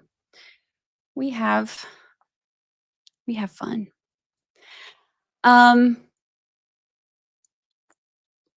Bev gonna do Bev things. Mm. Mm. Isn't the whole part of crossing an expert to challenge their reliability, credibility? Why do they even have to argue this? Yeah. So Brennan's saying that since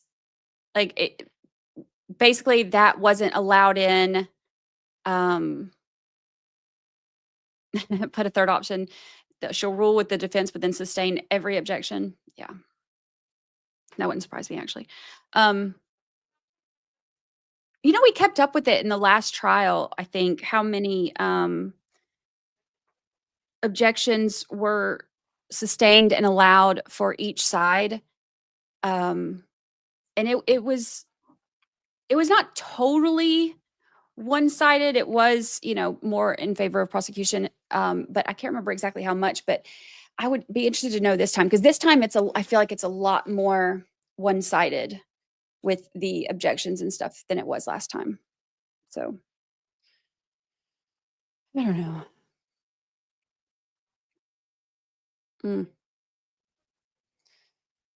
What should she do? What will she do? I don't know. I mean,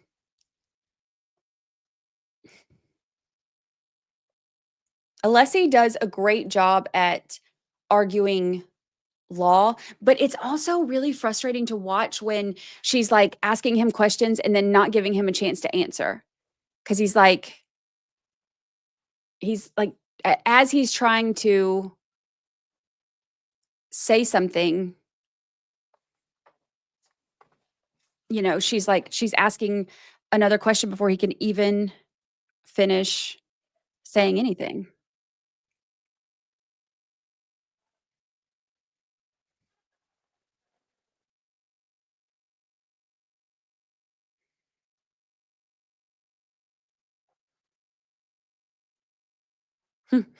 I'm watching the argument on the motion. Am I understanding this right? Brennan can pick apart Dr. Wolf about not being able to produce something because it's all confidential. Yes. And get up there and basically accuse him of lying and saying, I think that y'all had more communications than you did. And I think that you're an advocate for the defense, even though your report was already done and nothing on it changed. And I'm going to yell at you in the most disrespectful way and completely dehumanize you, and then act like that's okay. But then when, Alessi wants to use a court decision to question the reliability of one particular method of my expert, I'm going to be like, oh my gosh, you're dehumanizing her. Yes, that's what he did. Not a fan. Not a fan. But also, look at this little nugget. All that bad dog nonsense wore her out.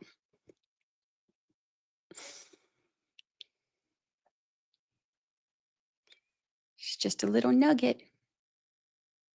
She'll allow it, but have a snarky comment to go with it. Oh, she never misses an opportunity for a snarky comment. She is not a fan of the defense. I think I feel like that's just how courts go. It's like every expert that gets up there, the other side picks apart the reliability of the way that they do things. Experts are up there to give opinions, and the other side will always pick apart why their opinion and how they came to their opinion isn't, they're just trying to make the jury question it. That's what they do. But every chance Hank has got, it seems like he is trying to prevent the defense from putting on a defense, which is crazy. Can defense question neighbors about the dog, subpoena them, or is it too late? They are on the witness list. The ones who Chloe attacked are on the witness list. Can we talk about how Bev was concerned about whether Hyde could stay another day, but didn't bat an eye, requiring Arca to travel at a moment's notice multiple times? I thought the same thing. I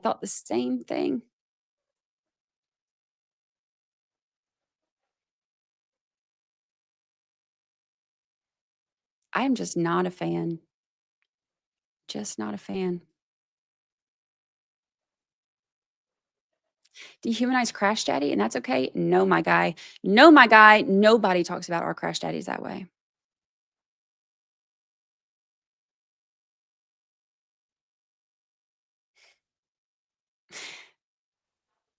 Pillow fights will take it out of you.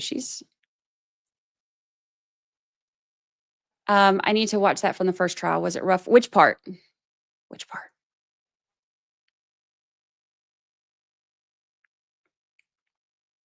Oh, my Yorkie is named Nugget. That's cute. This trial is driving me into insanity. Same, girl, same. I think I was at this computer for like 16 hours yesterday because I have to work on the podcast after we finish this. And I normally spend, a few hours after this doing it. And then like I'll try to put it all together at the end of the week or whatever and work all day, like all night Friday and all day Saturday on it. But this weekend we have plans. So I'm like, and I haven't had like an actual day off in a while. So I was like, I'll just work late every night this week, get it done. And I'm going to take a whole weekend off and not talk about Karen Reed at all.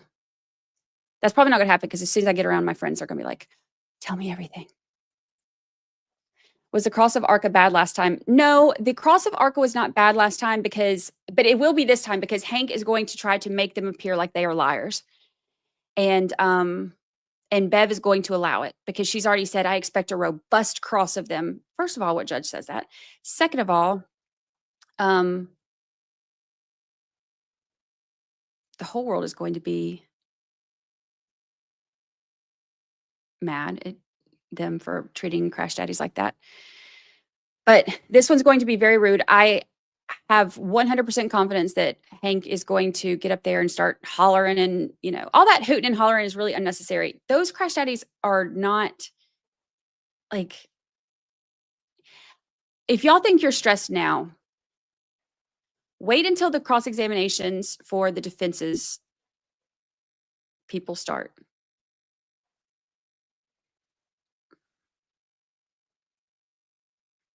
You think Hank is yelling now when he's like, right now he's only yelling when the witnesses get up there. Can you state your name for the record? But once the defense's people start, What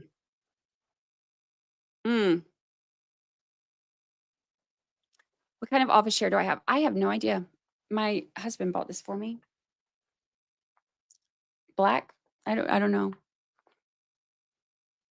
The one I have at the condo is a Boston, I think.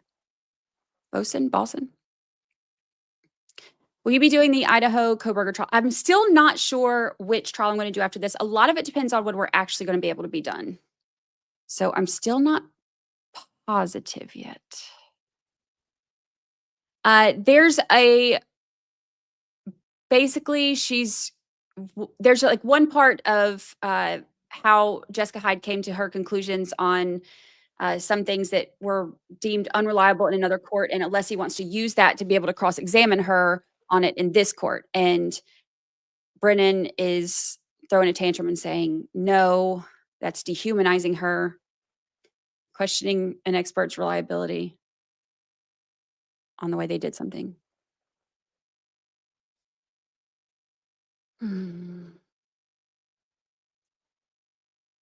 Crash Daddy will be completely firm and Brennan will show that.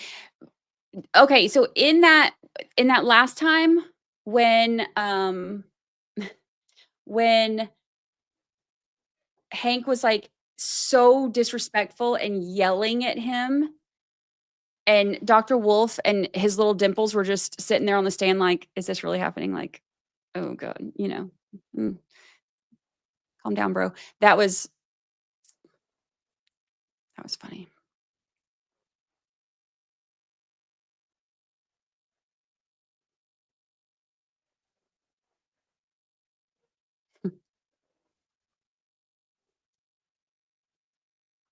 Is Crash Daddy's guy the one? Yeah, Crash Daddy is the one that stayed so calm. That's Dr. Wolf.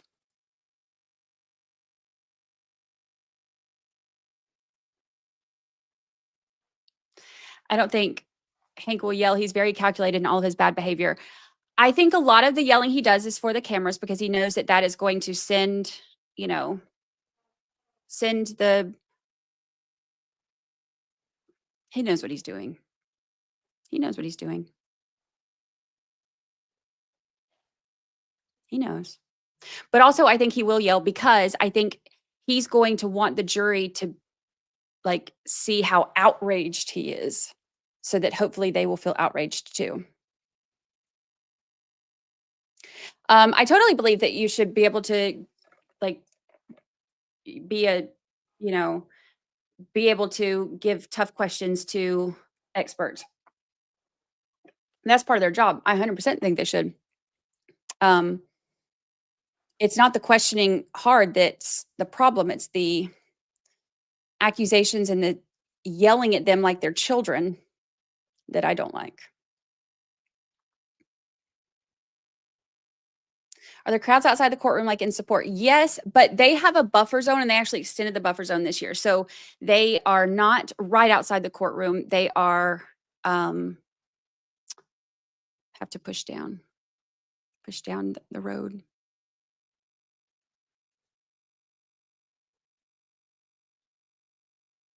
I don't think his yelling has the effect he thinks.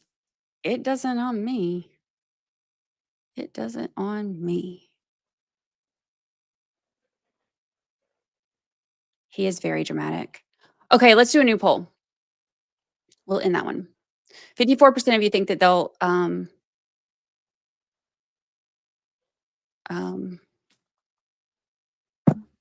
I'm hitting my microphone. Side with the prosecution. Let's do a new poll while we're waiting. Okay. Who, if anyone, just joking, who is the most dramatic in this case we've seen so far? Okay, Hank is obviously going to be on there because we know he's super dramatic. We have to put Auntie Bev because of her size, right? Like the dramatic, yeah, we have to put her. Okay, we need 2 more options. Who are our other dramatic ones? Jen. Okay, we could do Jen McCabe. That's a good one. And one more. Hear ye, hear ye. Look, I love the hear ye, hear ye. God save the Commonwealth. Love it every morning. I want my alarm clock to say that, but I just can't figure out how to make it happen.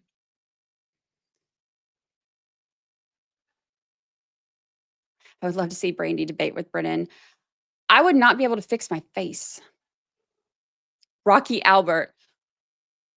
R.I.P. Rocky Albert, wherever you ended up in the city of Canton or beyond.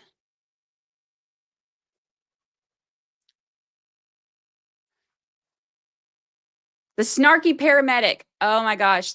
Okay. Yeah. Whitley. Like, she was just bizarre. She was bizarre. Just bizarre.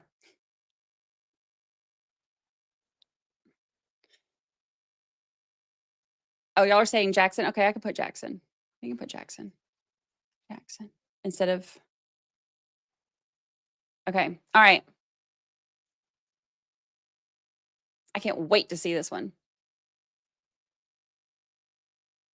It was bizarre. Rocky Albert went into Whitsec. Maybe. And also, who, if anyone, painted Rocky Albert? Lieutenant Leaf Blower. Snow Pappy. Snow Pappy was adorbs. Y'all, the highlight of my day is when Lally was like, does light affect visibility? And Snow Pappy looked at him like, you have to have light to see anything. First of all, you're correct, because we are not night creatures. We are humans. And second of all, that was probably one of my favorite witness answers up to this point. He was, you have to have a little bit of light to see anything. We don't see in the dark, sir. I don't know what you're asking me. Oh my God. Who is Rocky Albert? Rocky Albert is the rock that appeared in the Albert's yard, that had the name Albert hand painted on it, and then disappeared again right after the jury view. That is Rocky Albert. He is not currently on the witness list, but he did make an appearance for the jury view. So shout out to Rocky Albert, wherever you may be. He's released from his subpoena. Lucy is snoring.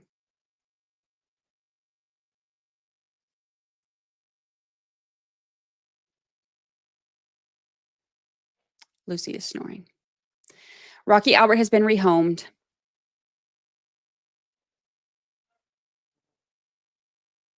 Only cats leaving tiny prints can see in the dark. That's right.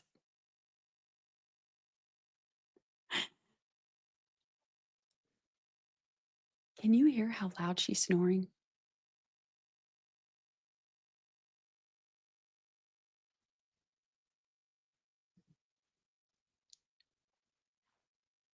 She's snoring so loud. Hold on, I'm gonna see if I can record this.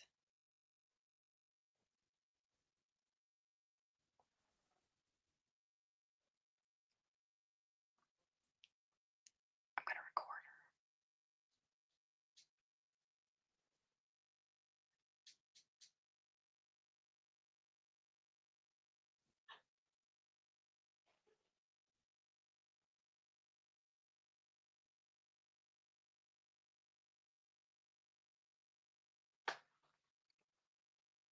Of course, I leaned my phone all the way down to record her, and now she's not doing it. Dogs, man. Dogs. She's snoring so loud as soon as I lean down to try to record it.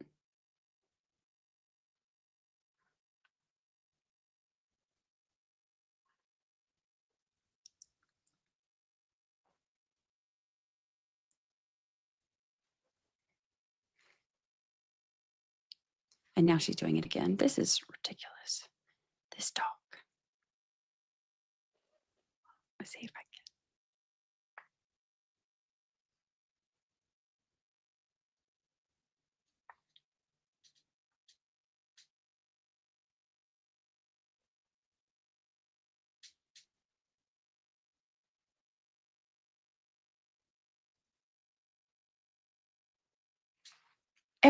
Every time she starts snoring again, I go to put my phone down there and she stops snoring.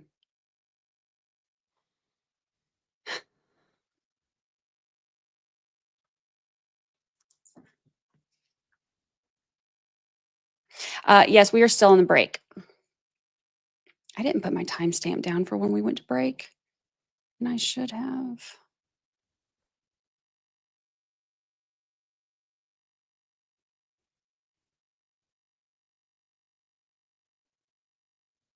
I'm just an impatient juror. I hear you. I believe Colin is on the witness list, but they can't enter in any third-party culprit evidence against him.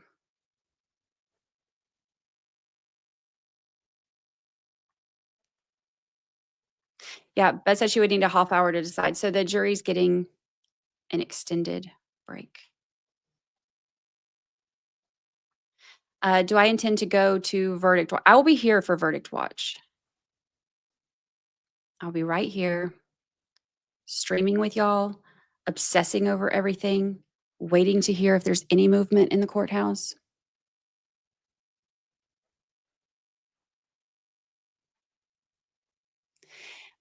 Can anyone ask and collect video surveillance of Rocky being delivered and removed using any neighborhood cameras? Well, I will tell you that Kelleher's camera wouldn't catch it because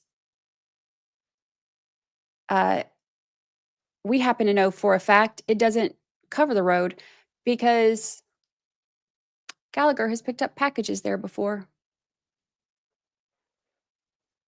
So there's that. This is a brunch and break. Yeah, this is totally a brunch and break. Like, we have brunchin', we have luncheon, afternoon snack.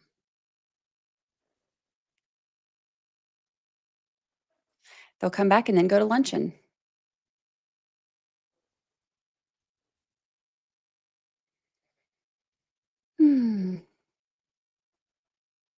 How long was deliberation last time? It was, she's snoring again. I'm so mad. As soon as I go to record it, it'll be, what, 5 days, I think?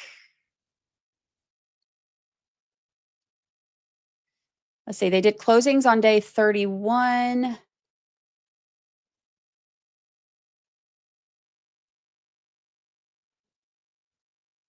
Five days. That's what I think. 1, 2, 3, 4, 5 days. How many witnesses were called by prosecution last trial? Here, I'll show you. I'll show you.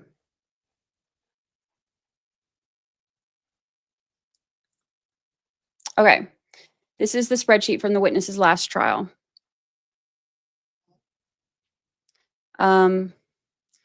So you can see it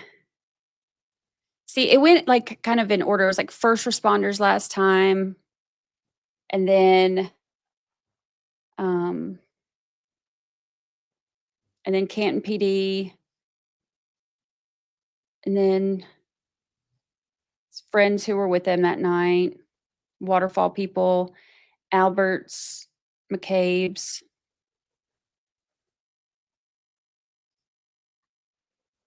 And then came the experts. Oh, no, then came state troopers. Oh, and the Aruba girls, Sullivan sisters. And then all that. Last year, the defense only called, so the prosecution called 68 witnesses, and the defense called 6, right? Yeah, 6.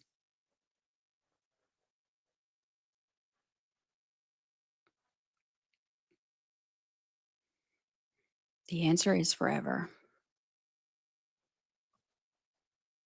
The entire town was called. All of them.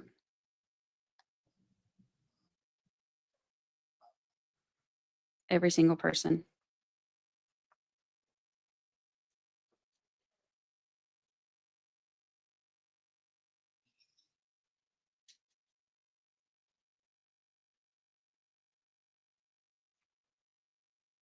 Lucy, keep snoring. Hold on. I know I got it a little bit.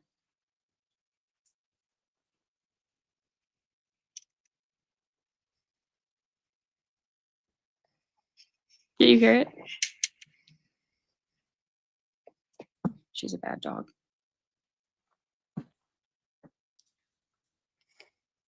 Bad dog with the cutest little snores.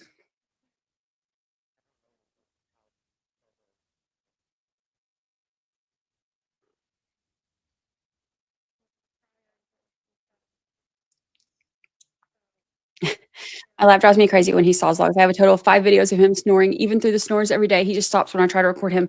I have a few podcast episodes where I have to like wake them up. I'm like, bro, I can only filter out so much of this.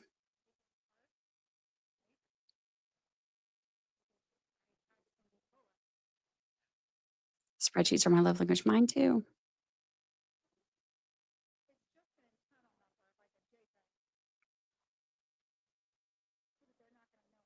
I don't get that you can't accuse anyone else thing. So they can bring in evidence of third-party culprit if it's introduced through admissible evidence throughout the trial, admissible relevant evidence throughout the trial. They can't just get up there and say, it was this person. They have to be able to show evidence that they say supports that theory. And the judge did not think that there was enough information on the stuff about Colin. She didn't think was enough to be able to introduce that. The stuff for Brian Higgins and Brian Albert, she says she is allowing in. There's a link to it on my website, 13thjurorpodcast.com. So you can see the. Did we ever find out who, if anyone, was driving the ambulance? Yes. Katie was driving it on the way there. That was the $1 million question.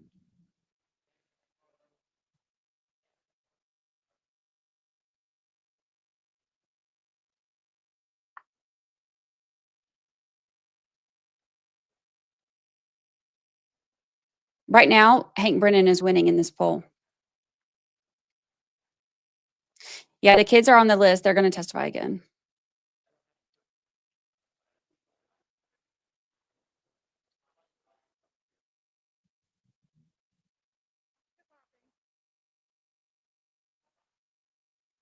Why are we on break? Well, they did the arguments for.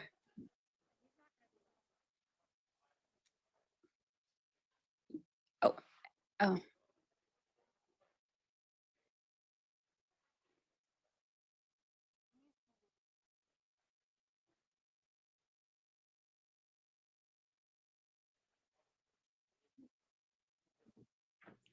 Chat Daddy taking the dogs out. I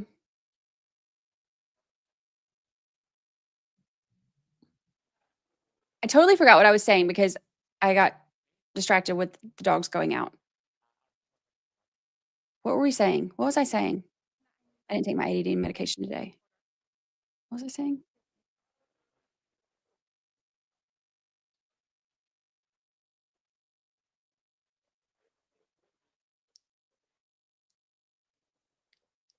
Dog drama distracted me. Oh, I was playing the break. Oh, that's right. We had the arguments over Jessica Hyde, and then she needs 30 minutes to decide, and the jurors are on their morning recess. So it's like an extended break. See how quickly my brain chooses, like, just swaps tabs? ADHD.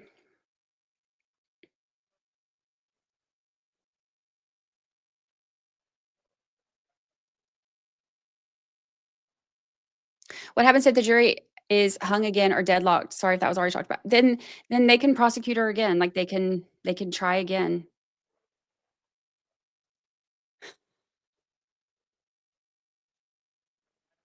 It's tough, right?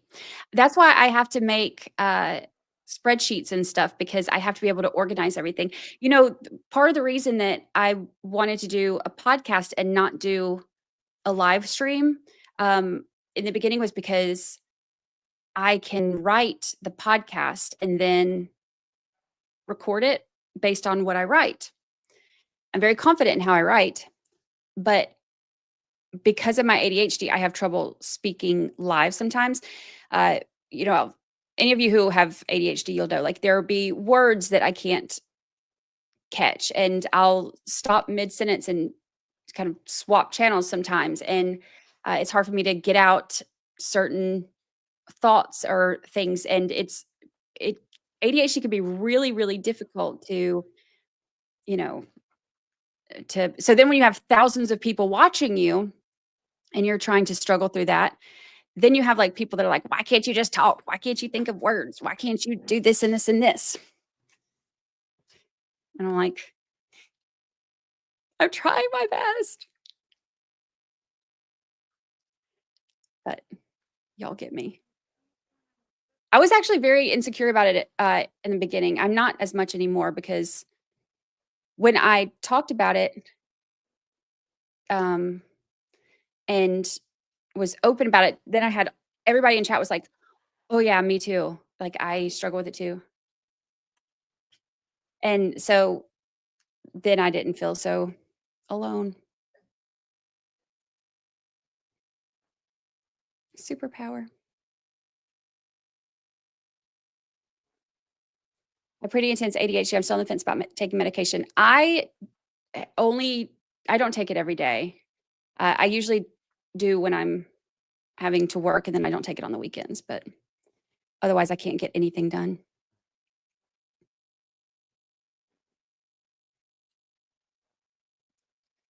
Words are hard.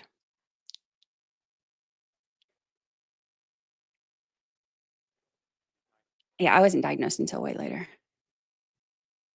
Thank you, thank you, thank you. Who said John wasn't in the house when Colin was? That was Allie McCabe who said that.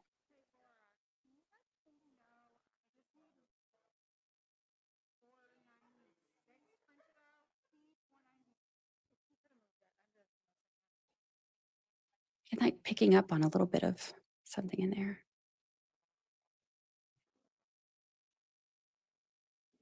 Your analysis on the podcast is so helpful. And since we listen to that religiously, it's great to see your real-time reactions and emotions when you hear for the first time. I'm a reactor. I have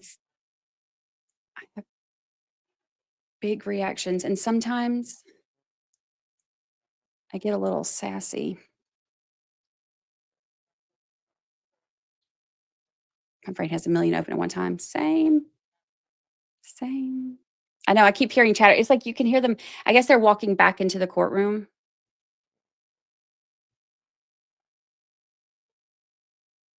I love the sarcasm. Thank you. It's my second language. I've never had a poker face. Subtitles all up on this face. Lucy is not asleep now. She just got to go outside. Her and Tinsley got to go outside. So now she's back in here. Let's see. Oh, it looks like Cat Daddy gave her a bone. So she's down there munching on that. Too cute, too cute.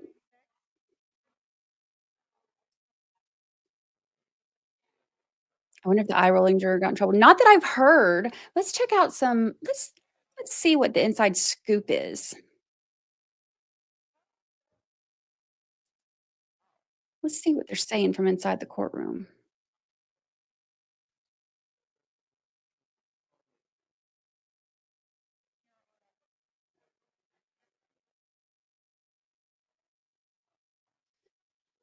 Let's see. I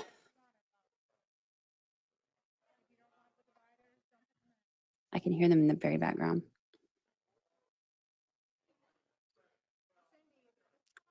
No updates yet. They said that we're in recess until 11, but obviously past 11. We're on Canton time.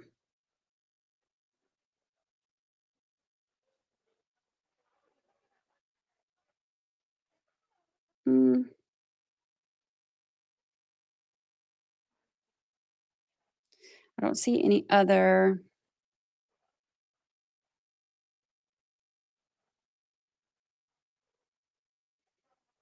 Going through my whole list. I'm looking at I'm following so many because and also they have different ones that are in there every week, right? So it's like by the time I get all of them followed and make sure I'm stalking each of them individually, then the next week it will change. And then there's like some new people that I have to then go stalk. Well, I covered Sandra Birchmore. I've covered it a little bit in the podcast. That will be a federal case, so it won't be streamed. But I have been following it and keeping up with updates and stuff. It's not gonna be streamed. Let's see.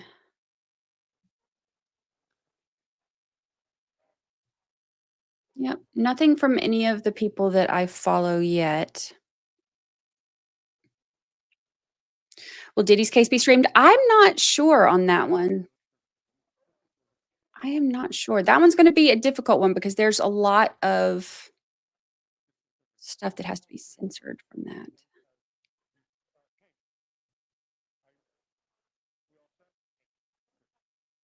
Just like how cameras don't work in Canton, neither do the clocks. Oh, Diddy's is federal? Then no, it won't be streamed. Anything federal, they won't stream. Oh, I thought his. Oh, his is federal, isn't it? Yep.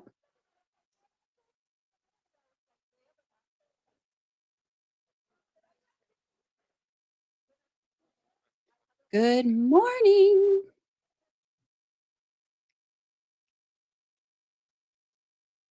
Yeah, Sue O'Connell has been tweeting juror reactions this week.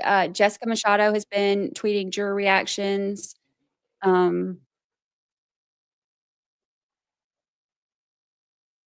Yeah, New York very rarely streams. I don't think they do anything. I think didn't they have one recently where they wouldn't do it live, but they released it after? Or am I thinking of somewhere else? And California doesn't do a whole lot of live either. But down in Florida, we're like, yeah, everybody come watch. Everybody's come on. What other trials were you covering this year? I'm not positive yet. I know. So I went to the Charlie Adelson trial because that's, of course, not far from me. And that's one I had covered. I went actually in person for that one. And Donna, I think, is going to be August.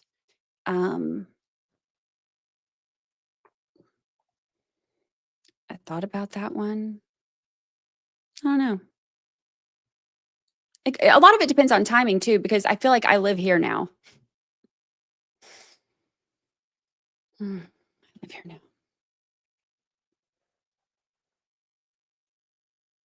Yeah. So Donna Adelson was supposed to start when I was down here covering Laurie Shaver. And I was like, well, I got to do Laurie Shaver because I have, personal connections to that one. And then when that one was set to start, it got continued. So, oh, Donna's pushed back again.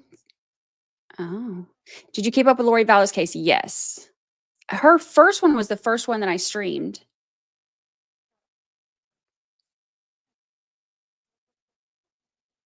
Bev is no longer on the Brian Walsh trial. Really? I didn't know that. Did I know that? I don't remember if I knew that.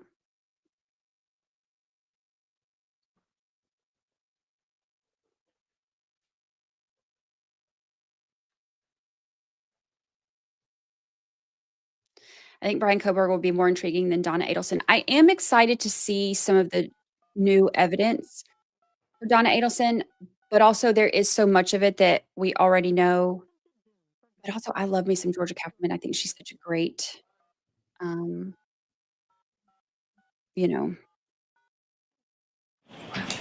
That's your clean copies for evidence.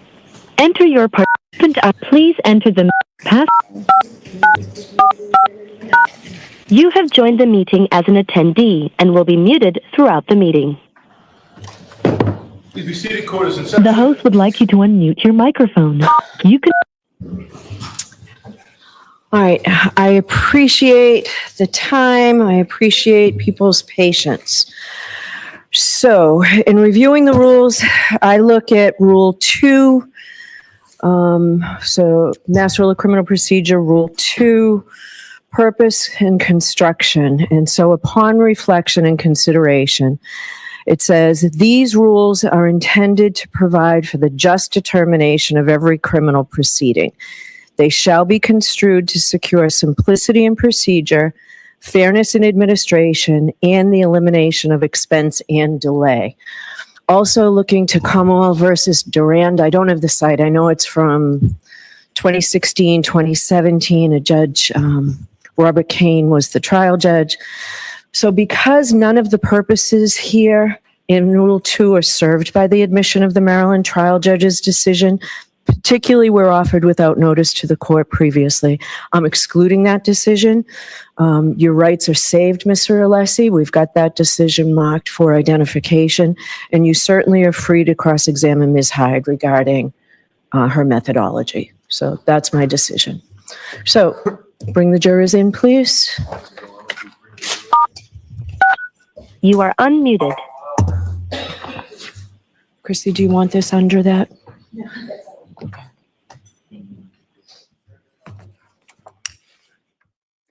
So she's excluding the court ruling, but he can cross her on the methodology. Correct? That's what I heard.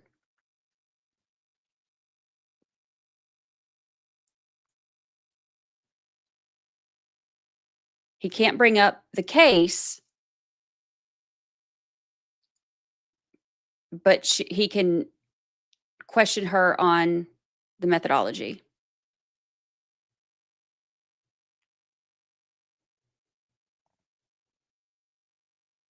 Yeah, he can't use the court ruling, which could potentially add weight.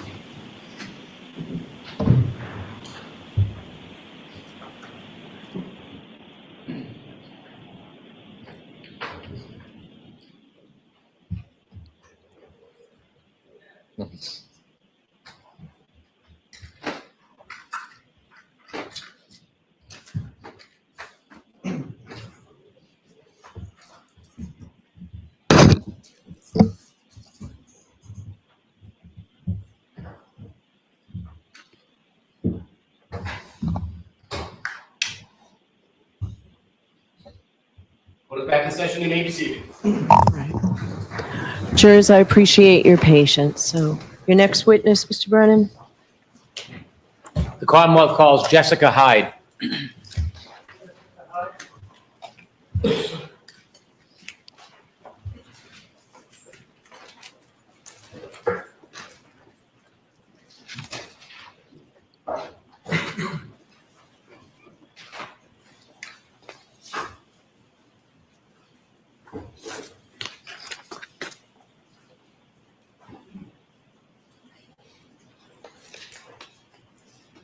Yeah, Jessica Hyde. I don't know.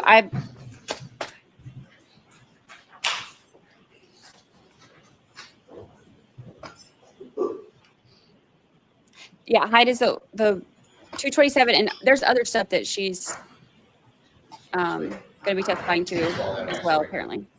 Follow me, please.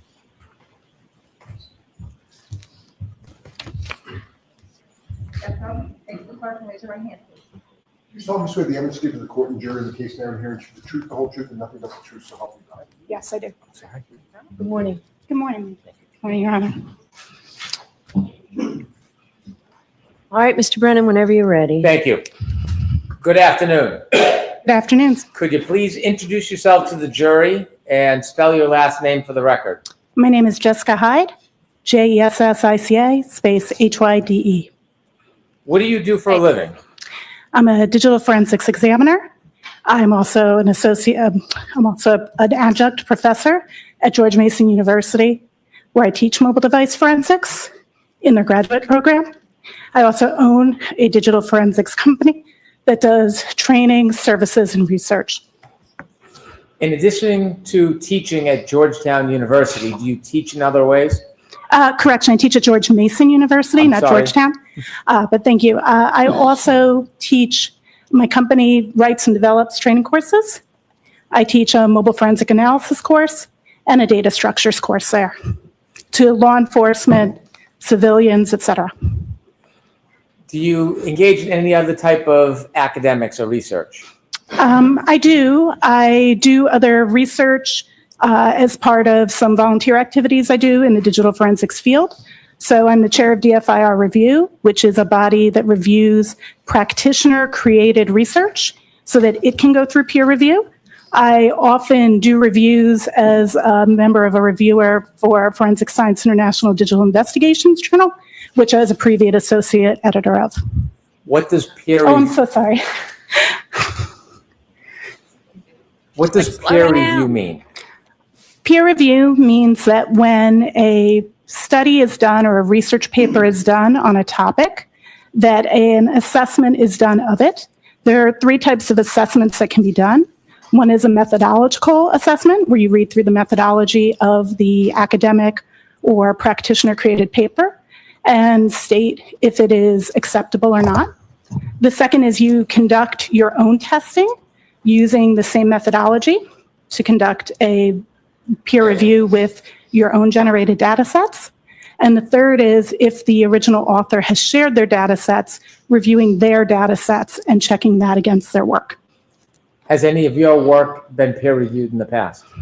I've had 2 peer-reviewed journals.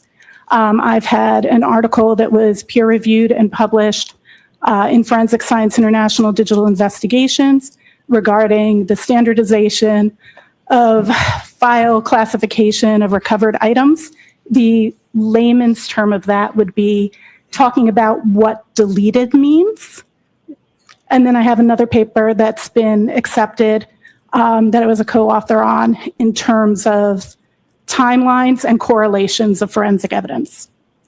You mentioned you work in forensic data analysis. Generally, what does that mean?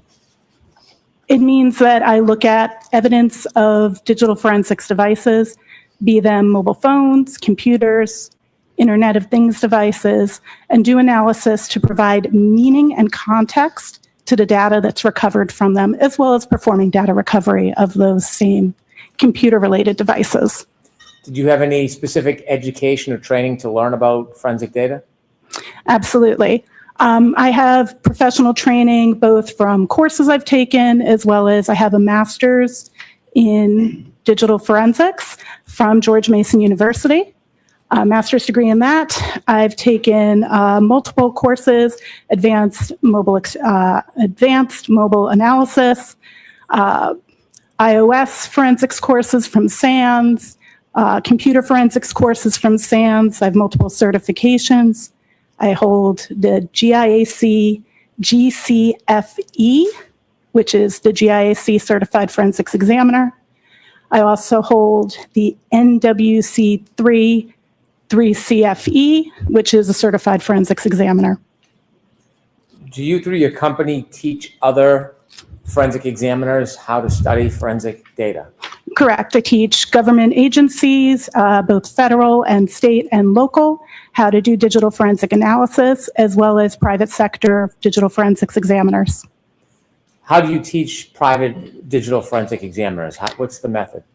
I've developed an online virtual course that we teach virtual live, so I'm always there when I'm teaching, but I also have a team of instructors. So for example, the mobile forensic analysis course that I developed right now this week is being taught to a police department in Texas right this moment. Forensic data analysis seems like a broad field. Is there certain parts that you focus in? I personally specialize in mobile phones and Internet of Things devices. I want you to just give us some very basic, very general and brief background. When you're looking at a forensic device and you're analyzing it, do you rely on any tools? That is a really interesting question.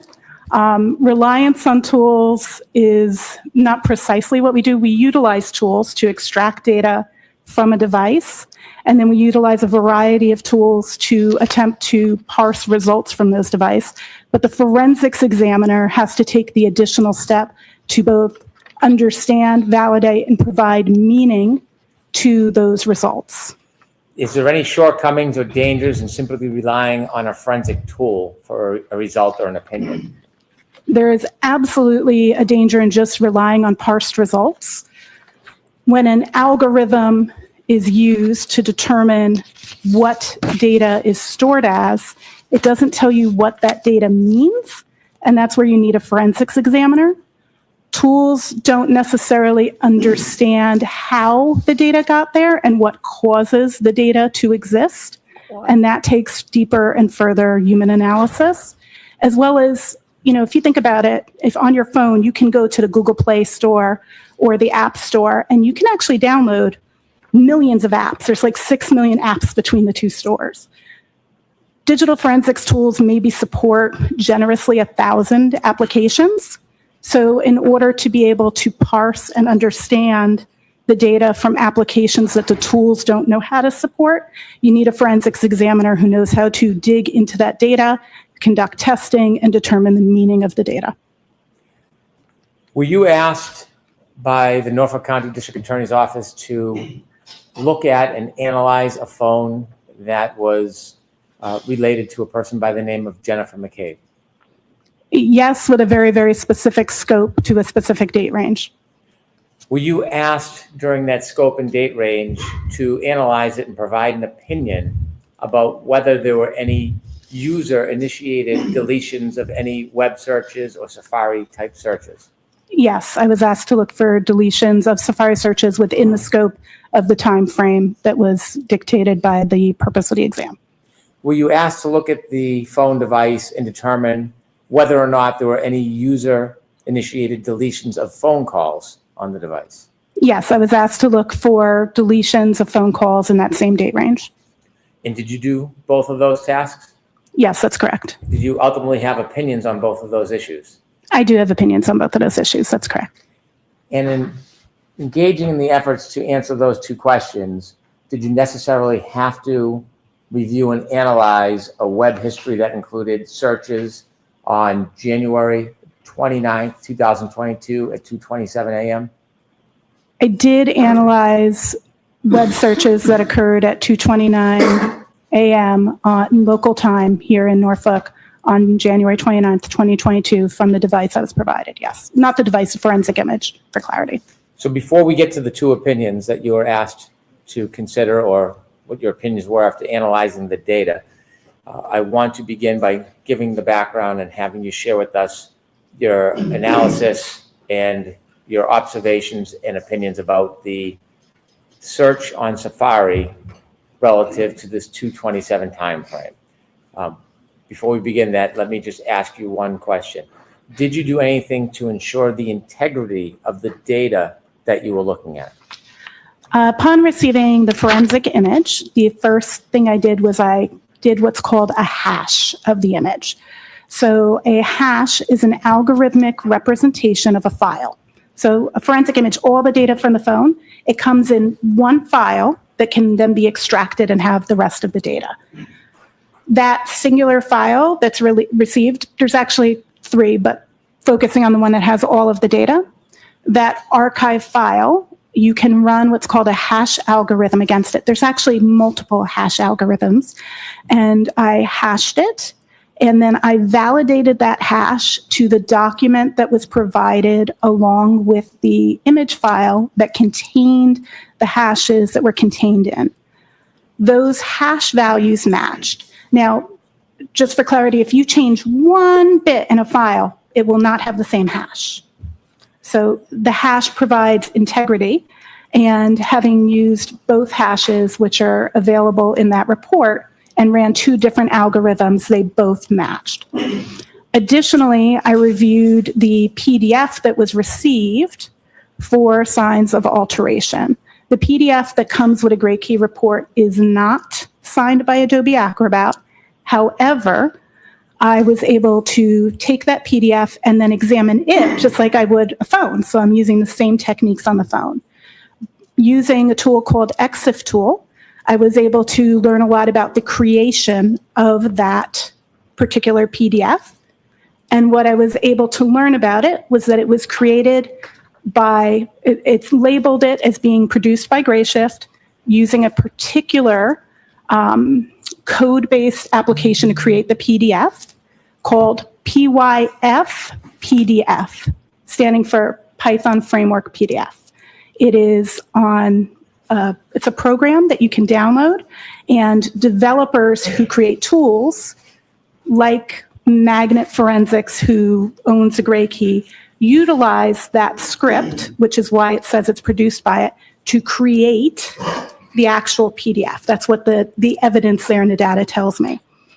It also contains a time of when that is created, and that time was February 2nd, 2022 at global UTC, that's the global constant time, think what's in the UK, at 22:49, which local time would be 5:49 p.m.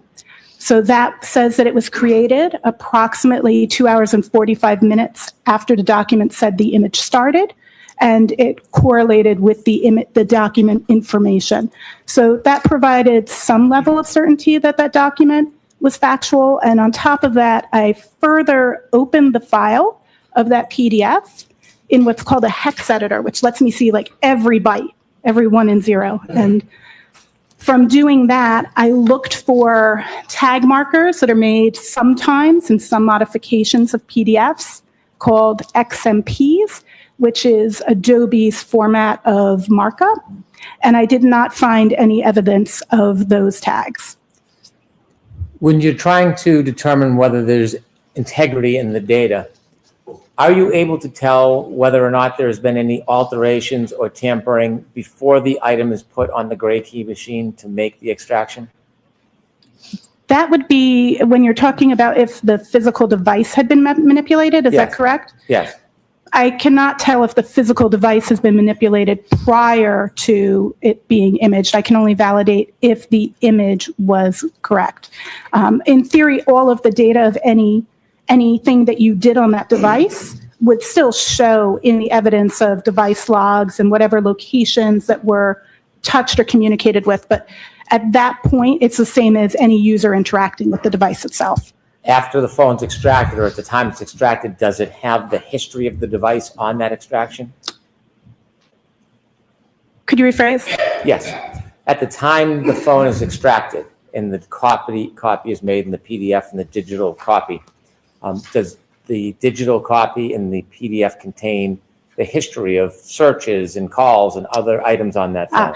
The forensic image itself contains a variety of different artifacts or traces that are left behind by activities that a user does on a phone. Yes. You use the term artifact. What does that mean in a basic sense?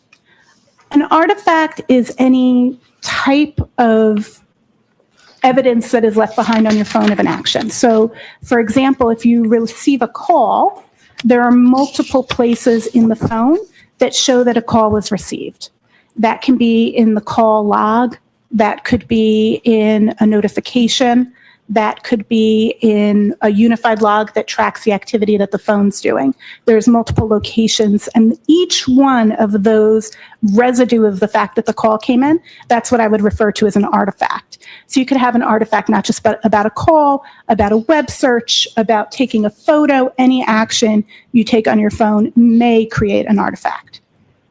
Before we get into those two questions about any alleged deletions from Safari, a Google search or an internet search, and any alleged deletions of phone calls, I want to start with your explanation or your sharing how the timestamp works relative to that search beginning at 2:27 a.m. on January 29th, 2022.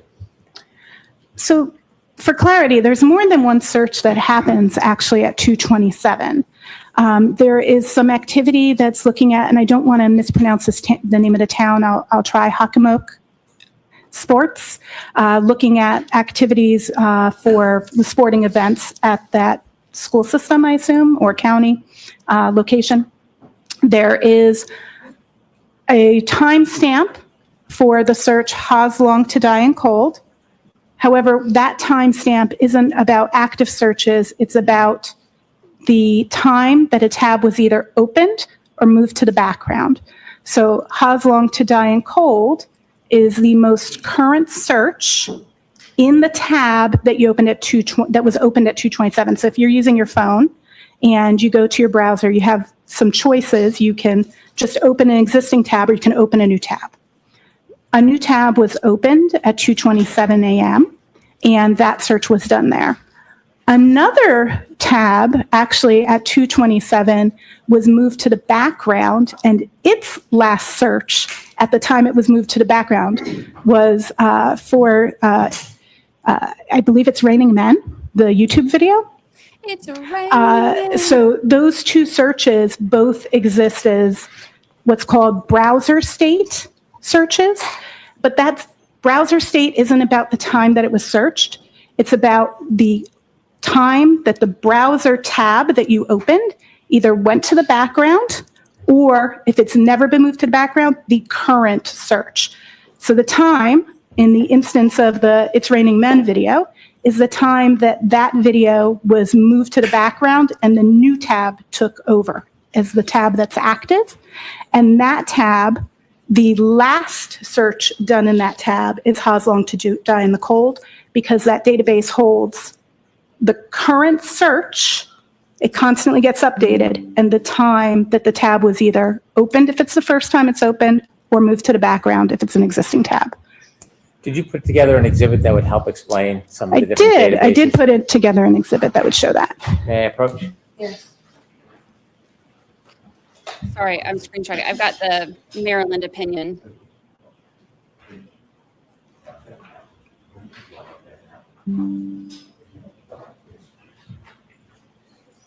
Handing you a piece of paper. Do you recognize that? I do. This is table 1 from the first report I created on this case on the phone that I was told was for Jen McCabe. Is that the exhibit that will help you explain? It will. I move this to evidence. Could we approach Jen? Or have a bit of Jack if you want. Come on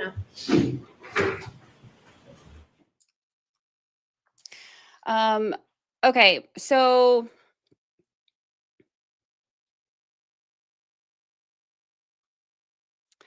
right now in the poll, I asked, what you doing? And 56% of you said waiting on cross. 21% said dreaming of hash browns. Same. 16% said listening intently. That's amazing. And 7% said watching Lucy. Oh, Woosie! Only 7% of them are watching you. Okay.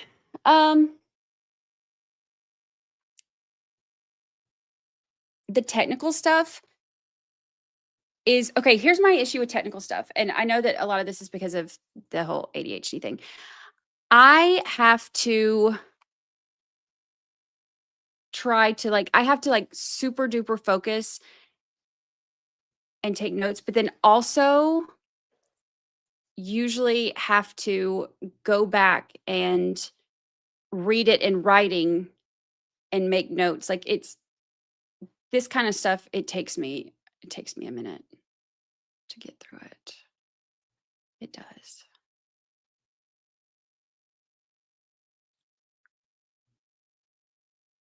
It takes me a minute, but that's okay. I was reading through the Hyde opinion. It says,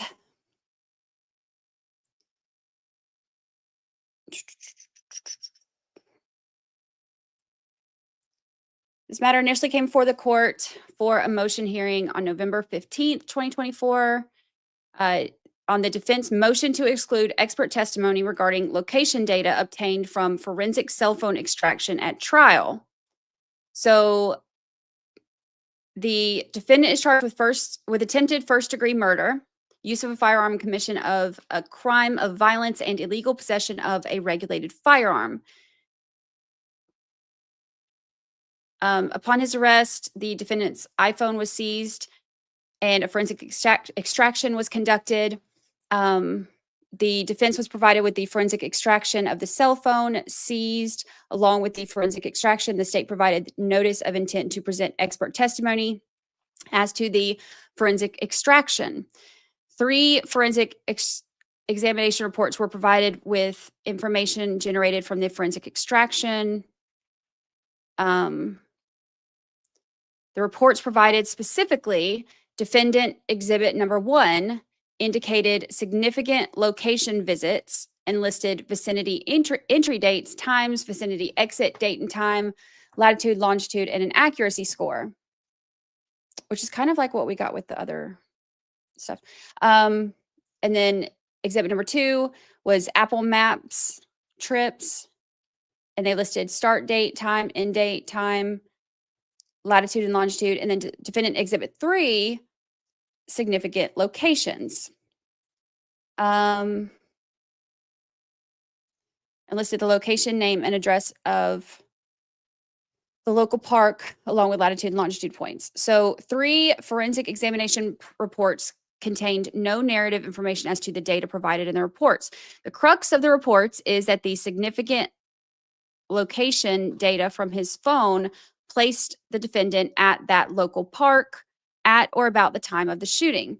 Defense counsel filed the instant motion seeking to preclude the noted expert testimony about the location information obtained by way of forensic extraction. The defense counsel points out that expert opinion testimony must be based on an adequate supply of data as well as a reliable methodology. It's important to note that the location history issue in this case is not one involving the cell site location information, which can be obtained from a cell phone carrier's call detail. This is, let's get to the meat and potatoes. Let's see. Okay, defense counsel challenges the methodology used to latitudinal and longitudinal coordinates that comprise the significant location history. Since Apple hides their code, basically it can't be adequately tested. It's not generally accepted in the science. Before we look at any chalk, I want you to explain the entire basis for that chalk and your ultimate opinions that are reflected in the chalk. So let's start from the beginning. May I look at my copy of the chart or no? Why don't I just Your ask you? Honor, See if you can answer the questions, and if you can't, let us know. Yes, Your Honor. When you looked at the phone to analyze it, were you trying to determine when a particular search was made, specifically the search, how long to die in cold? Correct. I was looking for 2 searches, both how long to die in CIKD and how long to die in cold. So as a forensic examiner, how do you begin the process to try to identify and determine when that search is actually made? So the first thing we would want to identify is what application was being used at the time to make the search. So looking at that date time stamped, it was able to, on that date, be able to determine that Safari was the application that was being used as the Google browser. And then you would begin looking at the artifacts for Safari, both those that are parsed by the forensics tools, but then further looking into the data structures that hold that data itself, and then ultimately conducting testing to determine why a certain artifact exists. So you mentioned the beginning step is the forensic tool or tools. Did you use forensic tools to get information or parse any data regarding this potential search of 227? Yes, I use multiple forensics tools. Can you share with us the multiple forensic tools that you used? Absolutely. I used Celebrate Physical Analyzer. I used Magnet Axiom. I used just the tools I used at first. I used iLeap. There are further tools I used later, but those were the 3 that I started with. What tools did you use later? Later, I used specifically, I've used Sanderson's Forensics Toolkit, the forensics browser in Sanderson's Forensics Toolkit, which helps exploit SQLite databases. And then I further reviewed in a tool called Rabbit Hole. To begin with, Celebrate, is that a tool that you're familiar with? Yes. Is it a commonly used tool in the industry? Yes, commonly used mobile forensics tool. Is it reputable? Highly reputable. Why did you use Celebrate? I use Celebrate because on any mobile exam, I'm going to validate what is captured by Celebrate and Magnet Axiom because they have the most robust parsing of what is in my tool arsenal. And then I would also follow up with iLeap closely behind because iLeap has a lot of artifacts that aren't supported by either of those tools. Using a variety of tools is going to give you different coverage, and each tool has a different perspective on how they view and display data. You said you also use Magnet Axiom? That is correct. Is that a leading forensic tool as well? Yes, that is also a leading forensics tool. Are you familiar with that company? I'm very familiar with Magnet Forensics. I was actually their director of forensics for 5 years, then continued to consult for them for an additional 2 years under my company Hexordia, and my company continues to be a reseller of Magnet's products. You mentioned different tools may present information a different way, do those tools change the underlying data at all? That's a great question. So when we're talking about the results that a tool shows, the tools maintain the integrity of that original forensic image. And that's actually something we verify as we continue through our exams to make sure that the underlying data hasn't been changed. There are some tools, I did use some other tools, I apologize. I also used Artex and Mushy. But Artex is capital A, lowercase RT, capital E, lowercase x, and then Mushy is MUSHY. You're welcome. I'm sorry, can you repeat the question? I got this, the spelling threw me off.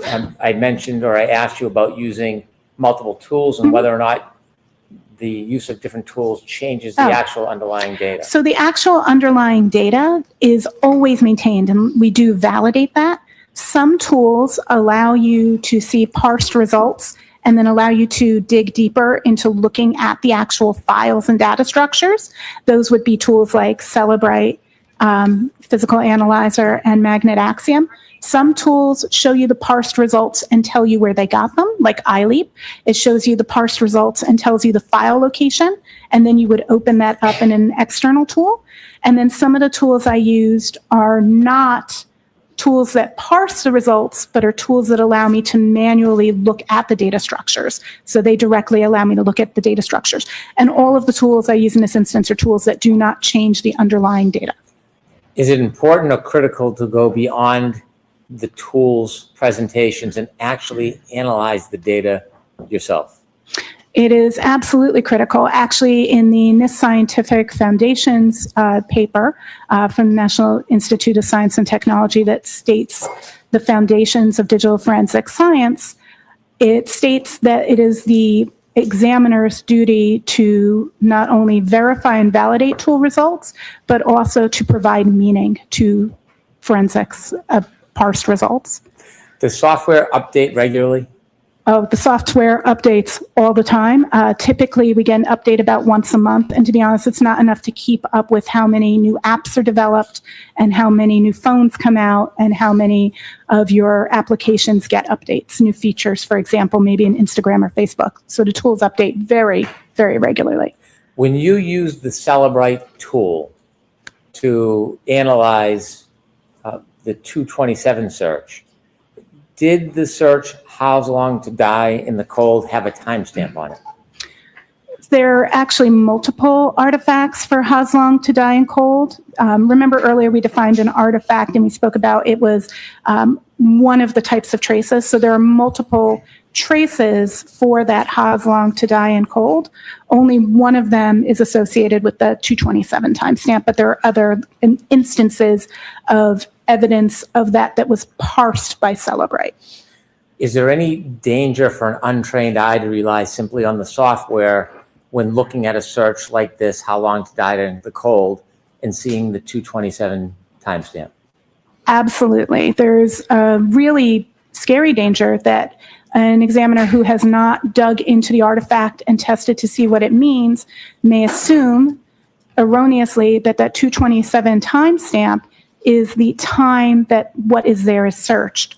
The search in that field of that artifact is going to always be the most recent search in the tab, but that timestamp actually means either the time that tab was backgrounded or if it's the first time the tab's been opened, when it was opened. So you could erroneously implicate a search was done hours or some time period or even days before it actually occurred. Some of us leave our tabs open forever. In your teaching, examiners and students, do you teach about this specific concern and concept? Yes, I teach about this concern both in my mobile forensic analysis class, my mobile forensics course that I teach at George Mason University in their digital forensics master's program, and in the data structures course where we specifically learn how to analyze these databases in question. In your experience, how common does an untrained examiner make this mistake? I wouldn't be able to speak to how common an untrained examiner does it, but regularly my students get those questions wrong on earlier examples I give them in class to kind of indicate to them that they could easily make mistakes without understanding meaning, and I use it as a teaching aid. So teaching, 90, 100 easy students a year, I regularly see that in untrained examiners that I'm teaching in my class, but I wouldn't be able to say that across the discipline. You mentioned that Celebrite showed the search on the report as How's Long to Die in the Cold with the timestamp of 227. Is it 227:40? Yes, that's correct. Do you know whether or not Celebrite has updated its software? In May, Celebrate of last year, Celebrate made an update to their software actually to remove this artifact because of its ambiguity and the risk that an examiner may overstate or misstate what it is. Is this ambiguity reflected in other types of software? Could you rephrase, please? Sure. For example, when you did a report in Axiom, did it have similar reflection in the report? Objection, Your Honor. Ask it differently. Did you run a report regarding this time frame through Axiom software? I did process the image through Axiom, yes. When you did that, was it the same or a different result? Axiom and Celebrate really show their data very, very differently. So Celebrate takes a perspective of alerting people to possible deletions by annotating either a question mark or a red X next to artifacts that come from different areas. Magnet instead marks if the artifact was parsed or carved. I feel like now I need to explain to you parsed or carved. So parsed means that the data was where it was expected to be found, and the algorithm was able to cleanly see that this is there.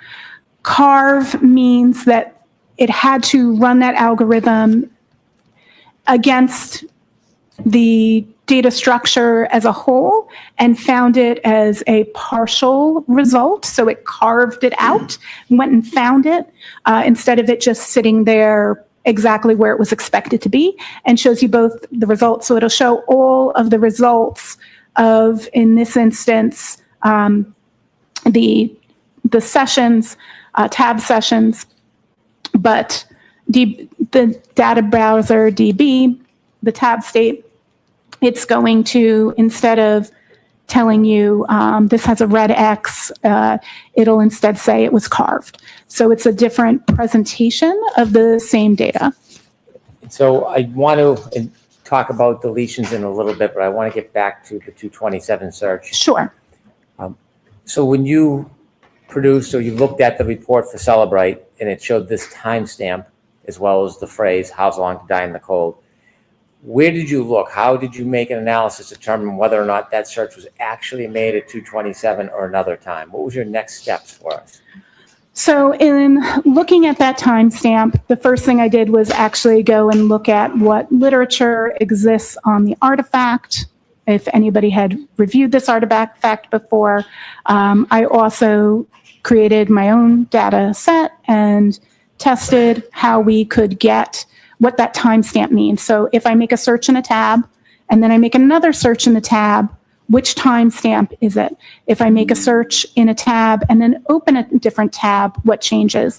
I also looked at the documentation in the artifact reference guide for Axiom, which does state, it describes that timestamp as the time in which the tab is backgrounded.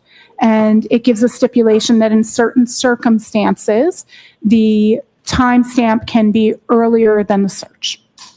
Did you specifically look in any databases or for artifacts in the data to help make an analysis of when this search happened? Of when the search happened as a whole? Absolutely. So there are multiple databases that I looked at that show search information for Safari.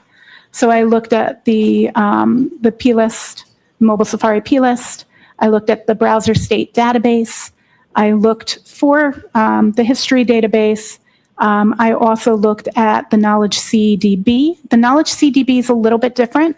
That isn't a database for Safari. It's a database for all of Apple, so it can predict your behavior. So it takes in information that Apple wants to take in, including browser history, and it saves that information so it can make predictive information. I also looked at the caches in the Safari, which is the Cache.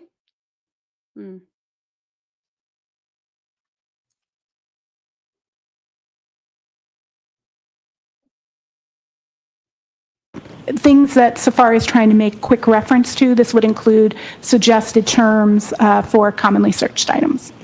When a URL or a search through Safari is typed in, or if it connects, does it leave a trace in different parts of the computer or of the phone?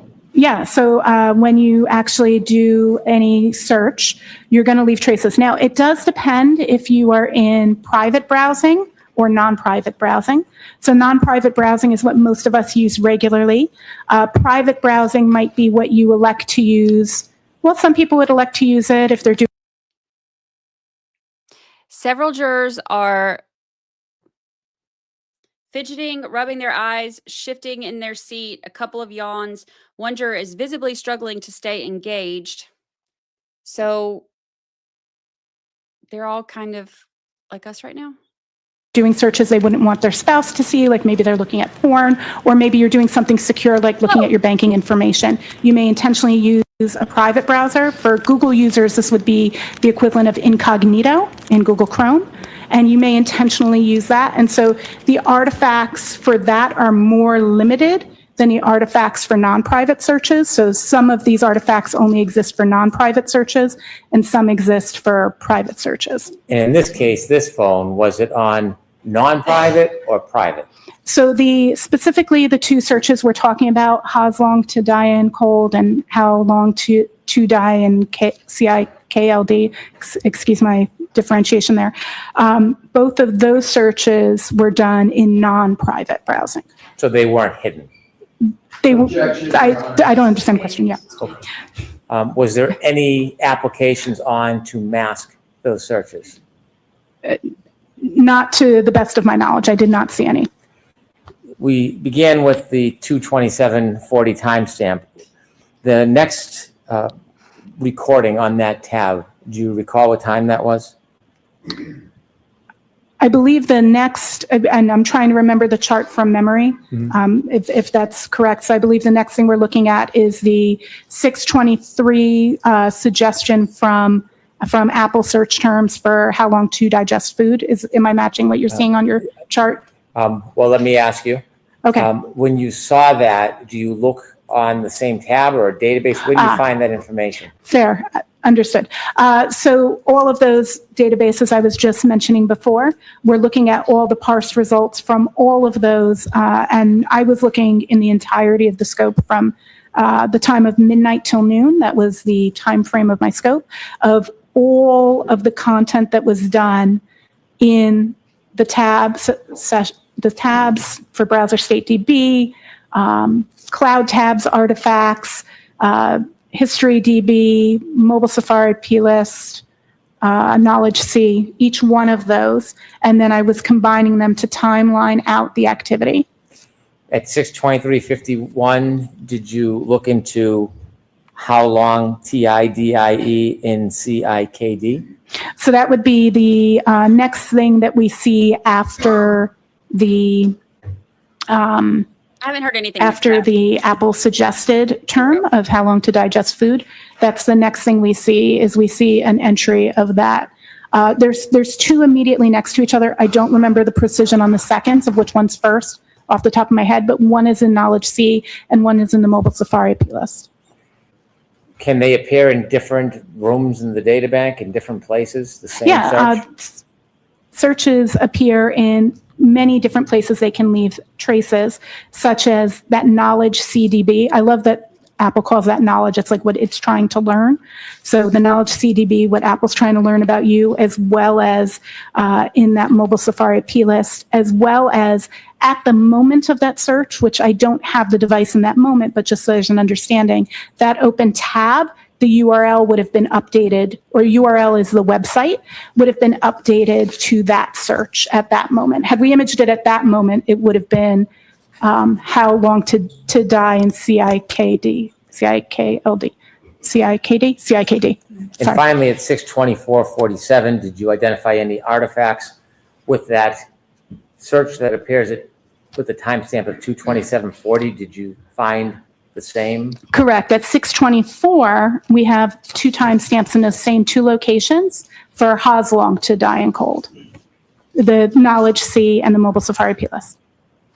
So based on your analysis in that issue, did you come to an opinion whether or not the phrase "house long to die in cold" was actually searched at 2:27 a.m. on January 29, 2022? There are no artifacts. So the answer is yes or no? Can you repeat the question, Yes. please? And so based on your analysis of the phone and the data using all of those softwares, did you come to an opinion whether or not the phrase "house long to die in cold" was searched at that timestamp tab of 2/27/40? Yes, I came to an opinion. And what is your opinion? Objection, Your Honor. Rephrase the question as to the opinion. I'm sorry? I'll see you at sidebars for Mr. Lessing. Thank you, Your Honor.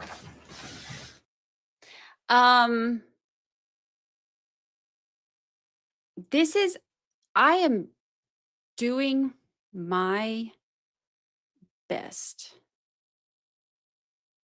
to focus on this, but I have not heard anything she said ever since she said what people search for in private browsers. So I'm going to refer to other people's notes on what happened. I should have taken my medication this morning. All of this is just to say that she doesn't look. There goes Lucy again. Lucy's over this testimony. All of this is to say that she's explaining why she doesn't think that the search happened at 2:27. She thinks it happened later in the morning.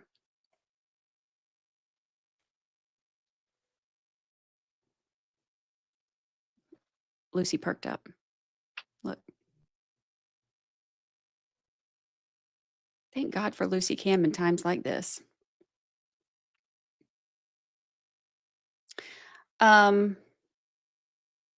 Okay, we're just going to rely on David Bynick because he is an adult and did not zone out after that. He says that Hyde said she looked at multiple databases included in the data. She says the 2 cold searches were done in, like, how long to die, in non-private mode.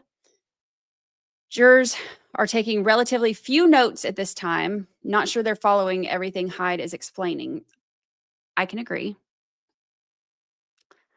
9 jurors are standing and stretching right now.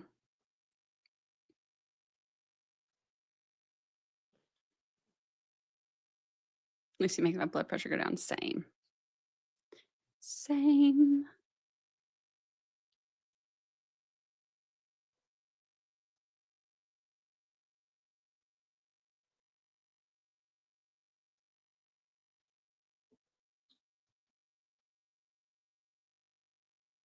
Weren't everybody stretch. She is talking fast and it's so technical.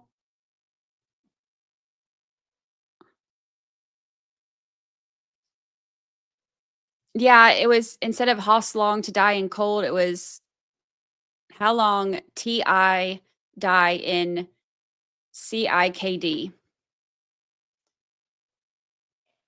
Miss trying to type cold, but just typed it in wrong. She said it's because of her MS.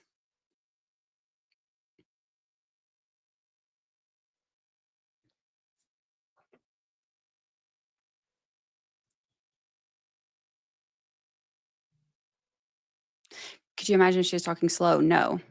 I'm fine with her talking fast. Let's get this part over with.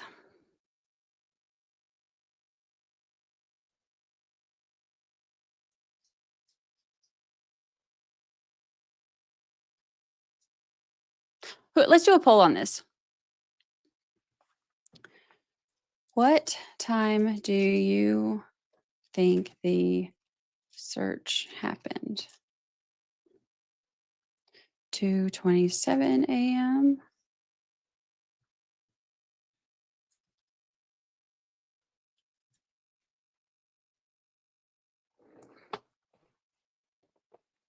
Okay.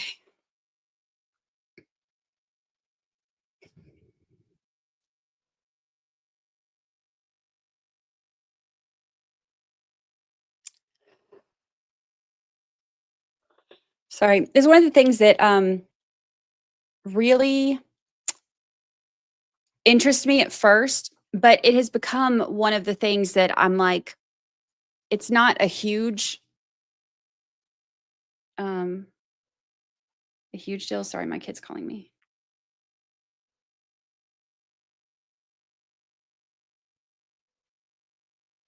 He always calls me when I'm live. It's not a huge deal on the reasonable doubt thing for me.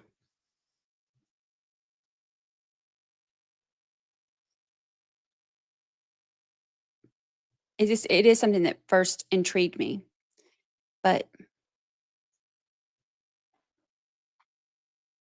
the judge ruled that Alessi can cross-examine her about her methodology, but cannot bring up the court case. Oh, the court case. This is the part, hold on. The defense counsel challenges the methodology. This is from that Maryland case.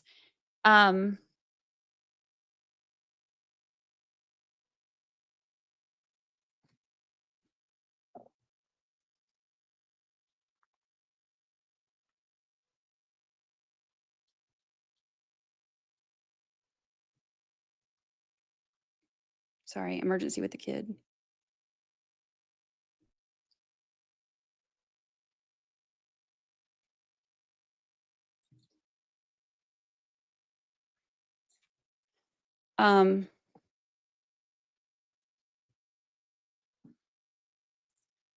Okay,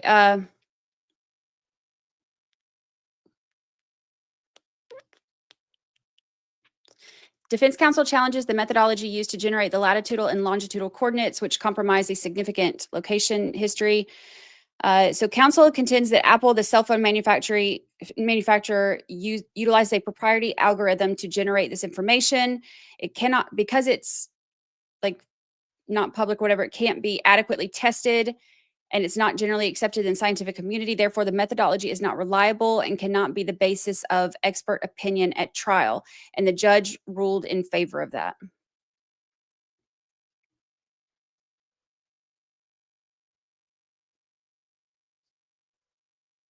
All right, they're coming back. I'm going to mute myself and call my baby back real quick.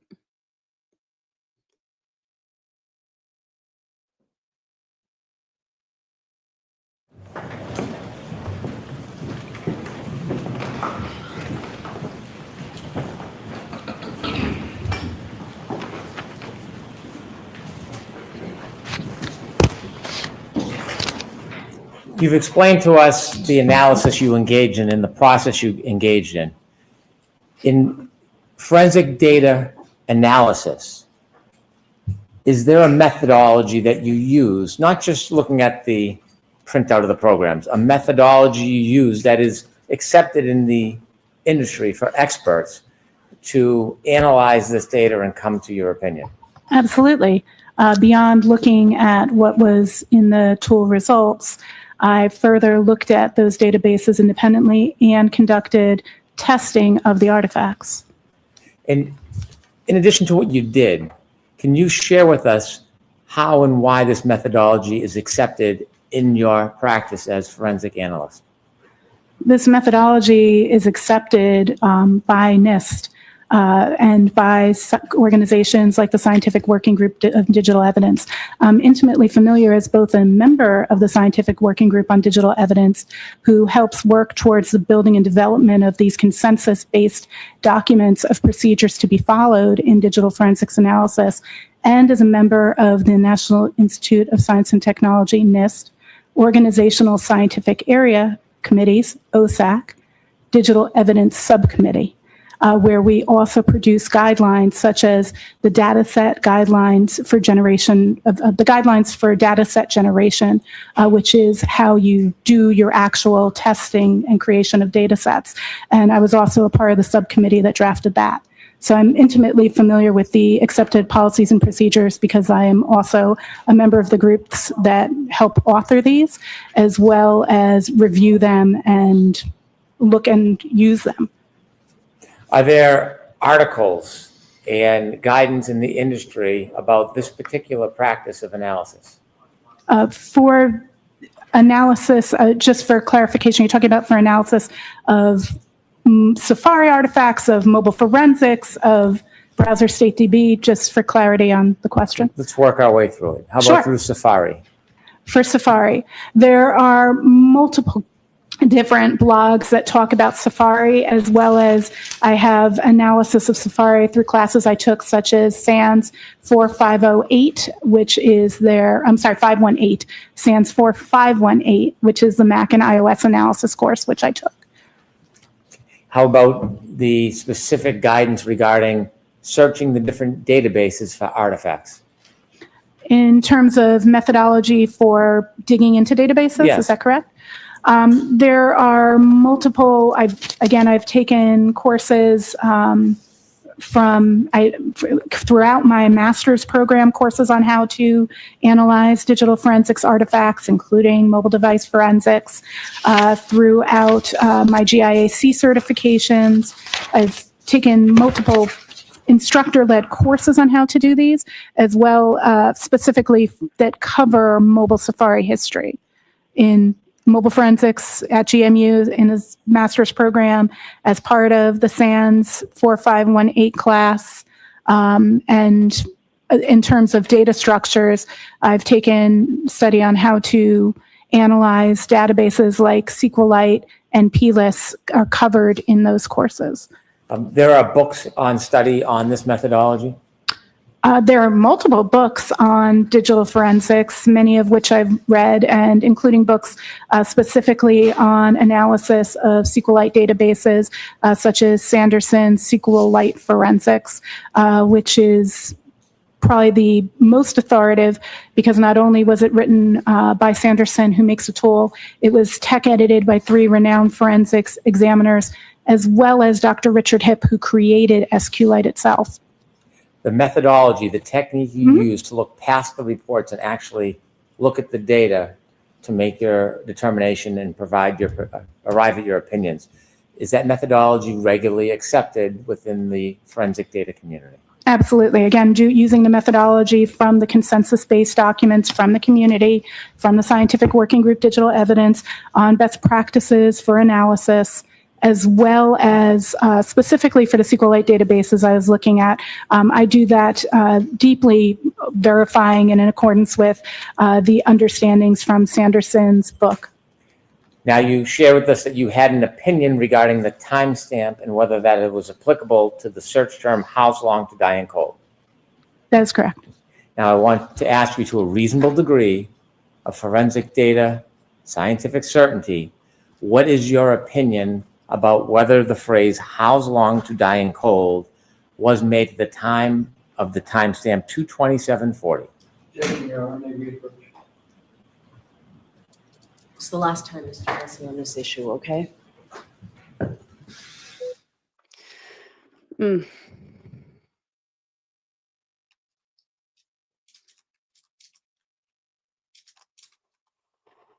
Another sidebar.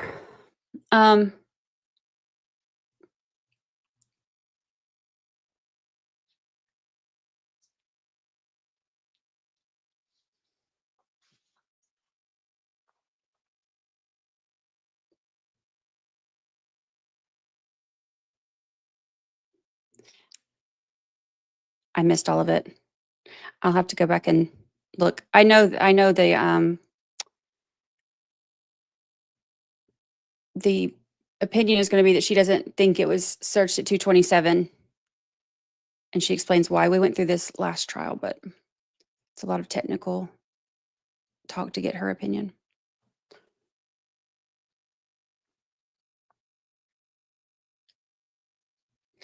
She said that's the last time they can approach on,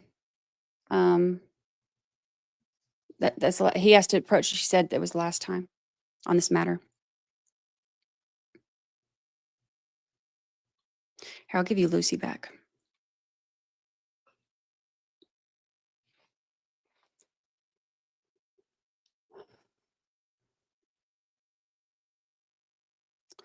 All right, let's see what y'all are saying. Booking said you didn't miss anything.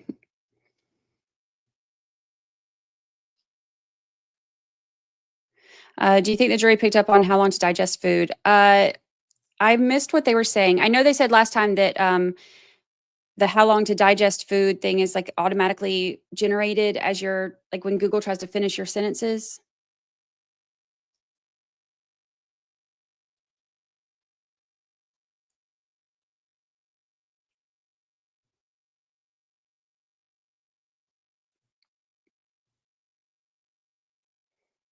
I think it just automatically generated that.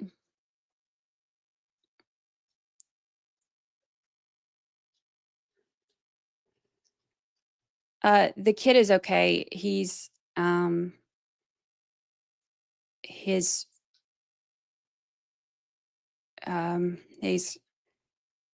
a friend. His good friend didn't show up to work today, and I guess they went to go check on him, and he's I guess he was unconscious, so he's in the hospital with a brain bleed, and they don't know if he's going to make it, so that's why.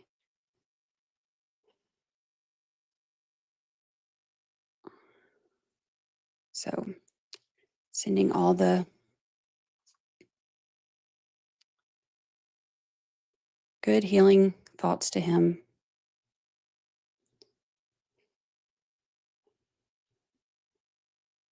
Casey Freeman said, I just tried it, and yes, that's the first suggestion. The how long to digest food. I think they all pretty much agree that's what it was after they did it.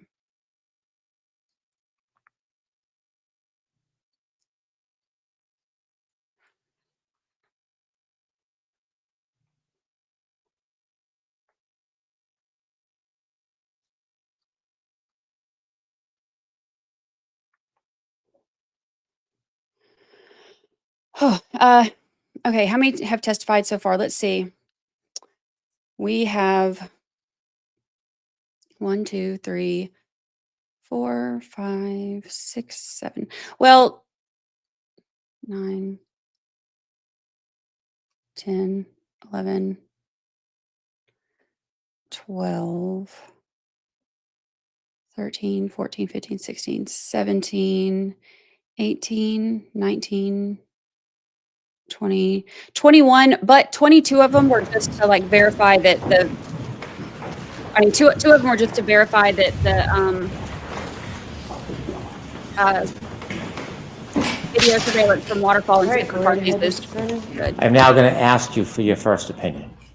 So you shared that you have an opinion about whether that timestamp 2/27/40 was, whether or not that was the time the search how long to die in the cold occurred. Can you tell us to a reasonable degree of scientific certainty your opinion about whether that search, how long to die in the cold, occurred at 2:27:40 a.m. on January 29th, 2022? Same objection, Your Honor. Okay, the objections are overruled. What I can state to a scientific degree of certainty is that that search occurred at 6:24 a.m. and was the last search in the tab that had been opened at 2:27. Do you have an opinion to a degree of scientific certainty whether there was any other searches similar to how long to die in the cold that evening on that tab? Objection, Your Honor. I'm going to allow it. May I first inquire, you meant morning, I I'm sorry, assume? that morning, yes. Just clarifying, I did not look at evening searches. And can you repeat? I apologize. I disrupted my own train of Do you have an thought. opinion to a reasonable degree of scientific certainty whether there were any other searches on that tab before the final search at 6/24/47, house long to die in cold. Same objection, Your Honor. Overruled. Just ensuring that I have the question correct. Please. You're asking if what else occurred in that tab prior? Yes. That I cannot say with a clear degree of certainty. Did you develop a chalk that I I showed you did. earlier? Yes. Like to approach? Yes. Again, I show you. Same document, you recognize it? Yes. What is it? It is the exhibit that I created that was labeled Table 1 in the first report I had delivered. And does that provide information that will assist us in understanding your opinion? Yes. I'd move, subject to redaction, that this be introduced into evidence. Your Honor, I have no issue with regard to the redaction aspect, but consistent with my prior objections, I would object to that. Okay, I'm going to allow this into evidence. Your rights are safe. Mr. Thank you, President. Your Honor, appreciate it. Exhibit 82. Madam Clerk, 82?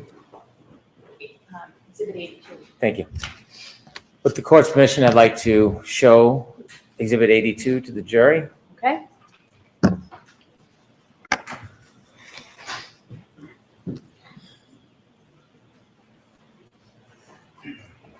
Could we enlarge the first two?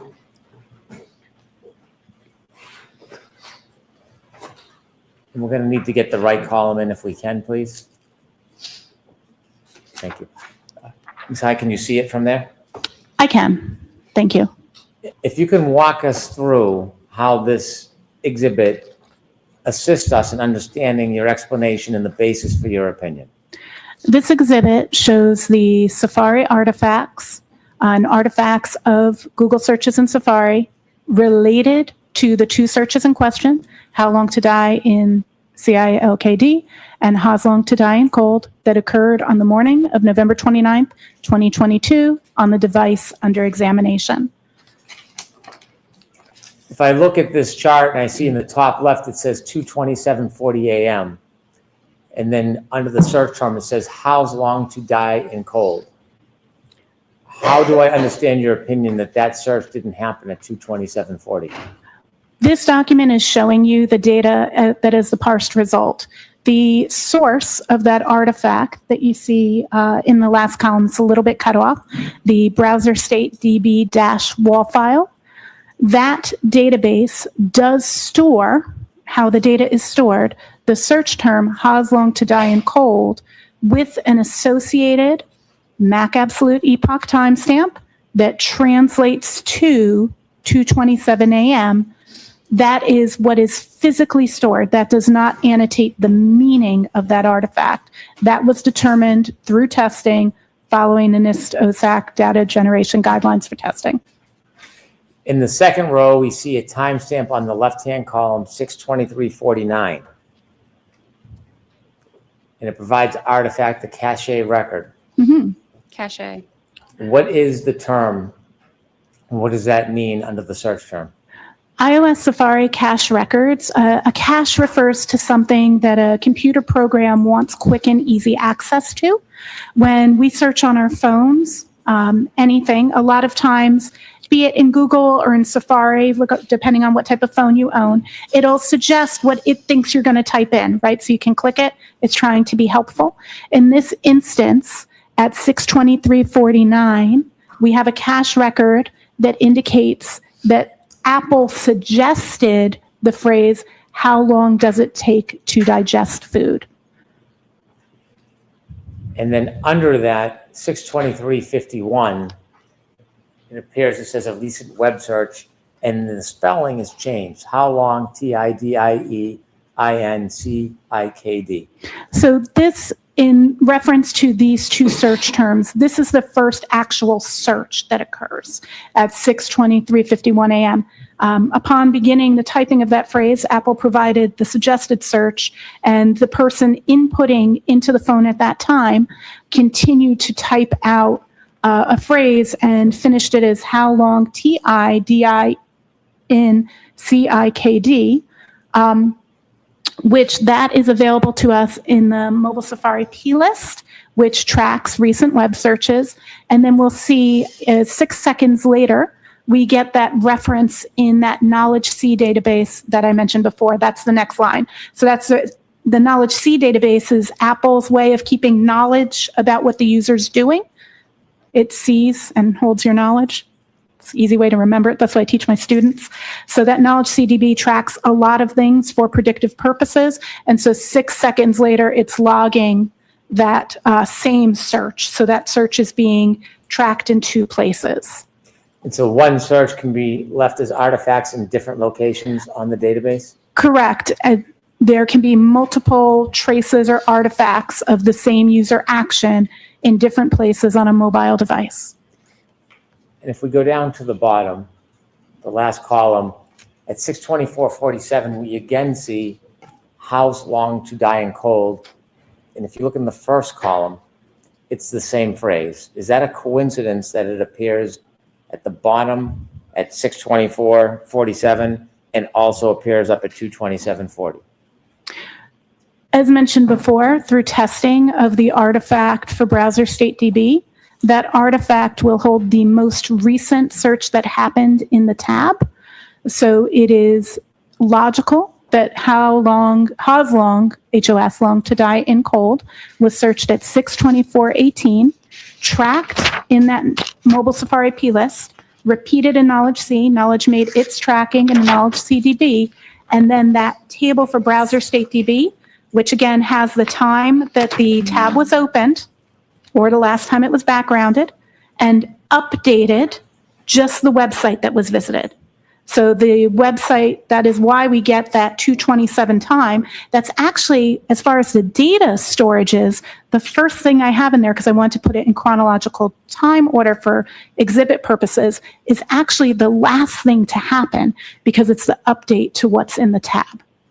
You offered that the house long to die in cold is the last thing to happen. Do you have an opinion to a reasonable degree of scientific certainty the time when that search was made? Objection, Your Honor. To a reasonable degree of certainty, I can say that HOS long to die in cold was searched at approximately 6:24 a.m. Now, moving on from the 227 search, there are 2 other issues that you were asked to analyze. We talked about them at the beginning. Let's begin with whether or not you looked at the data and analyzed the data and came to any opinions about whether that phrase, "how long to die in cold," was user deleted on that device. So there's 2 really key elements as to if that was user deleted. If the question is, did I come to opinion? Yes. And can you explain how you came to an opinion that we'll ultimately share with the jury? The first line in that exhibit, the ending of that, if you remember, it said browser state.db-wall. That's important. So we'll talk about that in a second. But the first thing I want to bring up is kind of how the database works, because I didn't just look at the tool result. I extracted that database and I did a deeper analysis on it using Sanderson's tool, because that information was in that -wall file. So when a SQLite database, which is a specific way of storing, very, very common on mobile phones, actually one of the most common, when that database stores data, it has 2 versions. The most recent version, and the version in use here, uses what's called a write-ahead log. So before data is committed, it is written to a write-ahead log. I'll kind of explain it. So let's say we're in a restaurant and we're sitting at a table and we're ordering food. Our table is the table. Data is going to come to the table, and that's going to be our food. So when we order food, let's say we've got a chicken sandwich, a burger, and a pizza coming to the table. Oh, and we're all The hungry. chicken sandwich, the burger, and the pizza, the kitchen puts it in the warming area. It's the write-ahead log. The server grabs it from there. It's where data sits before it goes to the table. Just like your food goes to that serving station before your server brings it to your table. Server brings it to the table. That table's got its burger, its chicken, and its pizza. Another table orders waffles and pancakes. They think it's breakfast. The waffles and pancakes are made by the kitchen. They're put on the serving area. Waitress comes over. This pizza has pepperoni. I don't eat pepperoni. Can you send it back? Waitress picks up that pepperoni and sends it back. That's a deletion. Pepperoni pizza was just removed from the table, right? We're deleting it. We're moving. We said it's not what we wanted. The waitress is removing it. She brings it back to that serving area. At that moment, that serving area has the deleted pizza, but also the waffles and pancakes that are waiting to go out to the table. That's how a write-ahead log works. Any changes that are happening sit in the write-ahead log until the database is closed, and then when it's reopened, all those changes are made, both additions and deletions. So often when a phone is imaged, when we make a forensic image, the applications are still open, so we have those WAL files. When we look in our Safari browser, Even when she says wall files now, all I hear is waffles and she has me hungry. database knows to read it to you in its current state. So it tells you where the waffles and pancakes are going. They're going to that table. So it shows it as if it's in the table. But it's not in the table yet.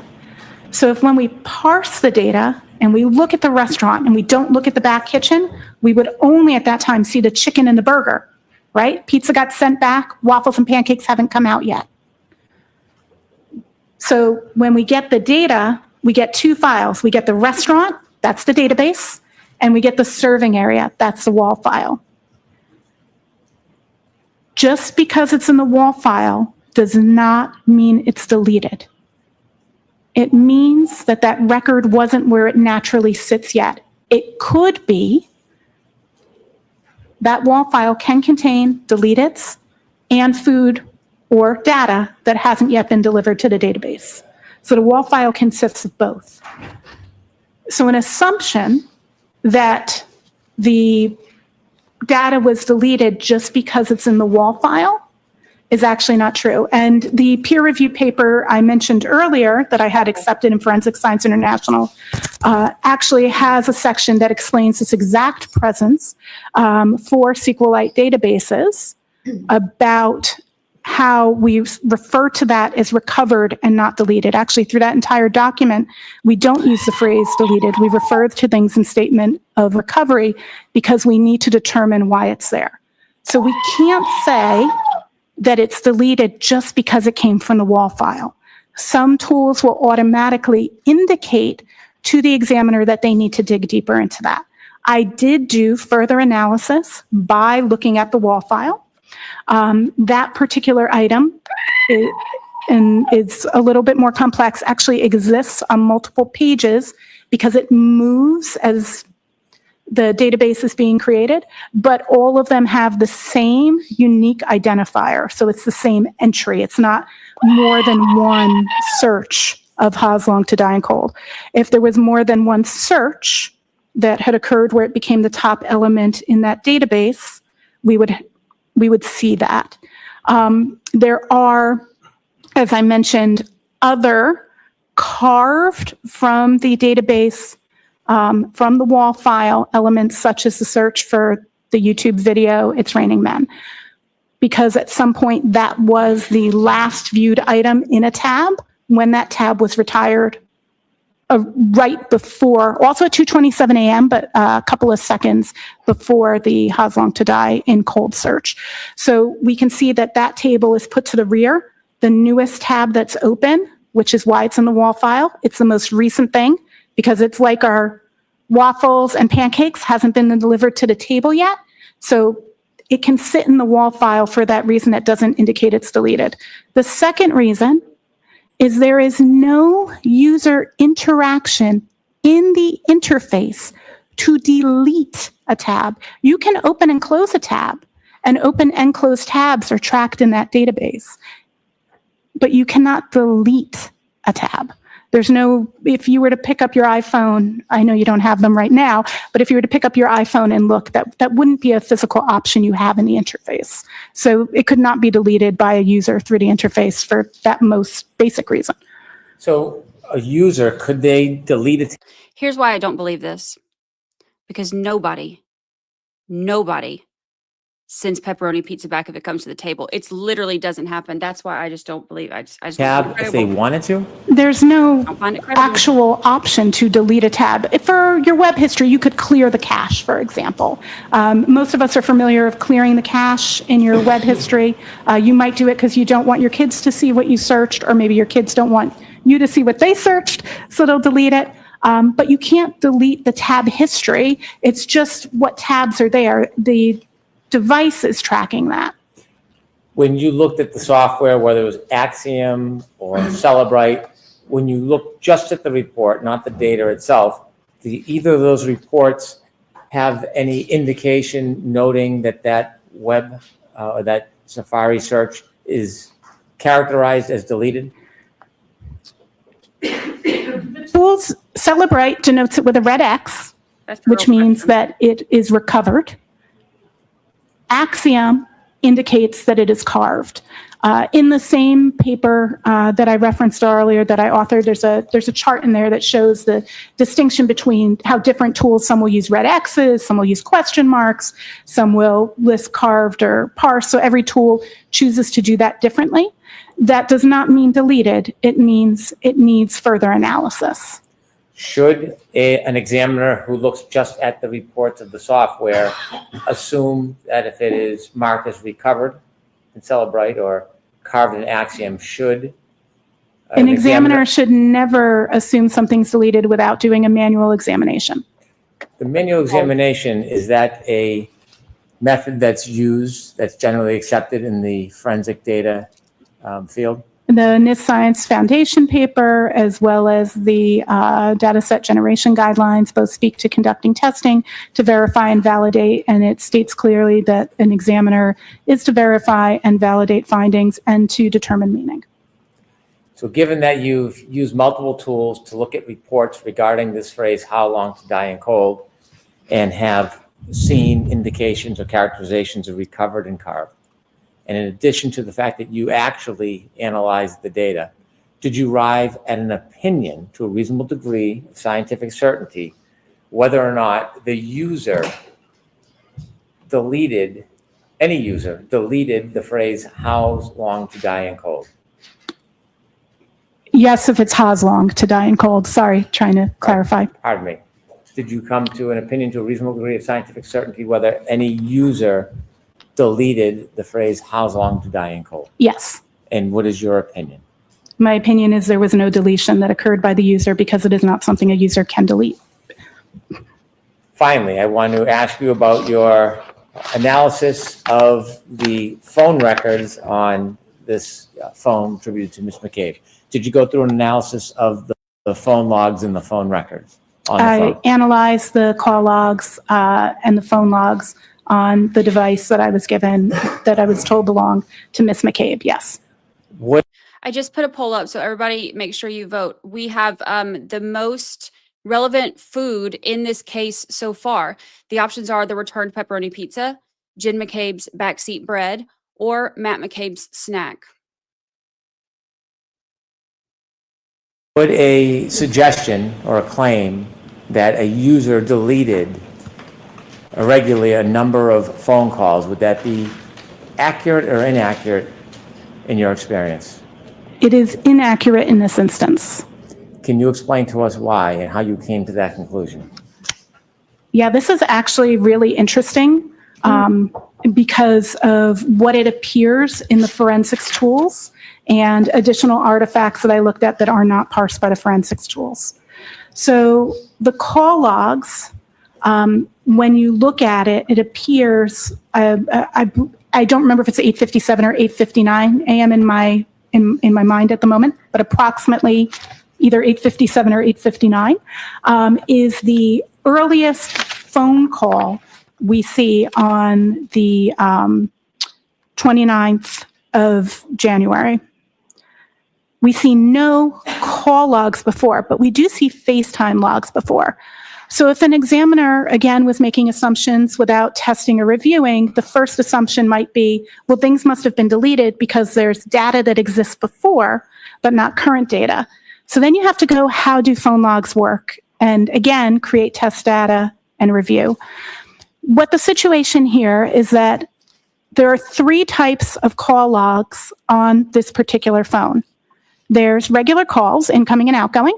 There are FaceTime video chats, incoming and outgoing, and FaceTime audio chats, incoming and outgoing. The storage for that is actually 200 records. So you can only store up to 200 of each. Now, if you were a user of, let's say, WhatsApp or Signal or Telegram, those would each count too, and they'd get their own logs. So when we look at the database for the number of calls between 8:59 a.m. or 8:57, again, I apologize, I'm not looking at that precise time, on the 29th of January in 2022, there are exactly 200 calls still in that record from then until the imaging of the phone. There are 199 FaceTime video calls and only 27 FaceTime audio calls. So the question is, how do you validate that that's what's happening? So we actually have call logs that we can pick up in other places for recent call logs in the last 7 to 30 days, depending on the exact version of the device and how the biomes are running. We can actually see incoming call logs, the number they go to, and if they're incoming or outgoing in the biomes. So we actually can see the history going back for the entirety of that day on January 29th till midnight. Again, my scope was from midnight until noon. So we can actually see all of the calls. They're just not on the call history state DB. Now, the call history state DB, from a user perspective, that button on your phone doesn't say call history. It actually says recents. And what it's determining as recents is the most recent 200 of each category. Now, how did I determine this further? There is a running log that exists in a phone. It lasts about 3 days. It's called the unified log. The unified log tracks multiple things that are happening on the phone. In manual analysis of the unified log, from this phone, I can clearly see each time a 201st call comes in, the 200th call gets deleted. So it's constantly just the last 200 calls. It may not be typical that we see 200 calls in 3 days, but on this device, we do see 200 regular phone calls in the 3 days between 8:59 a.m. on the 29th and when the phone was imaged. Do you have an opinion to a reasonable degree of scientific certainty whether there was any user deletions from the phone call log that morning? Yes. And what is that opinion? The opinion is that I can see that it's done by the device itself utilizing unified logs, that the system is deleting the 201st call every time a new call is received or outgoing. Thank you. I have no further questions. All right, can I see counsel at sidebar regarding scheduling and a few things?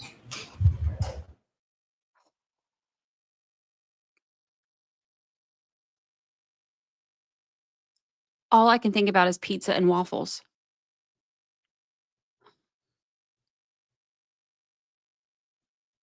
That's it.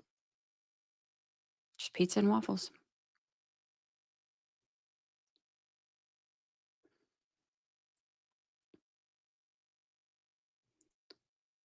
Who, if anyone, talks about food on the stand like that before everybody goes to lunch? That would be really hard. Could you imagine being a juror in there? So I was looking for some of the updates, and they said that, hold on, I'll tell you what people in the courtroom were saying about the jurors. It would be so hard for me to pay attention to that right before lunch when she's talking about food. Let's see.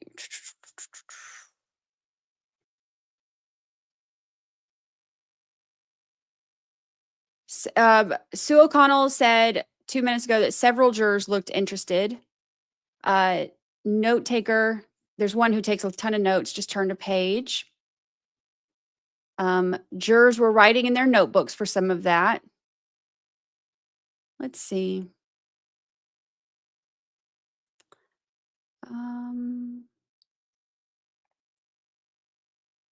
They said that the court hallway outside is really loud, so that kind of interrupts them sometimes. They said the note taker looks confused. Ms. Hyde, I'm gonna let the jurors have lunch. You can walk out after. Luncheon. Thank you, Your Honor. 45 minutes. Thank you, Your Jurors Honor. will recess for 45 minutes for lunch. All rise for the court, please. Jurors, close your notebooks, follow me. luncheon. Note taker looks confused with what's being said. They paused note taking to look at Hyde during the testimony. So it looks like some of the jurors were able to stick with it and take notes. So that's good. Everything, all the food being talked about right before lunch is a difficult one to follow. But aside from the food analogies, the main, like meat and potatoes food, the main point of her testimony, they wanted the jury to hear that it is her, from what she went through, what you say, reasonable degree of scientific certainty, that the how long to die in the cold search was searched at 6:24, and that the calls that are randomly deleted are deleted by the system and not Jen McCabe.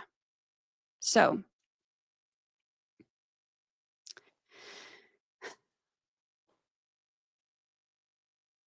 let's end our poll. Food. Jen McCabe's backseat bread was the most important or most relevant food in the case so far. So that's good. The technical talk is, they gave us the dome light instead of only fan. The technical talk is a little bit difficult to follow sometimes, especially right before lunch. So those are the main points. We went through all of that technical stuff for them to explain it to the jury, but those are the main points. So after lunch, should I write down what time lunch is? No, I was thinking about food. 3.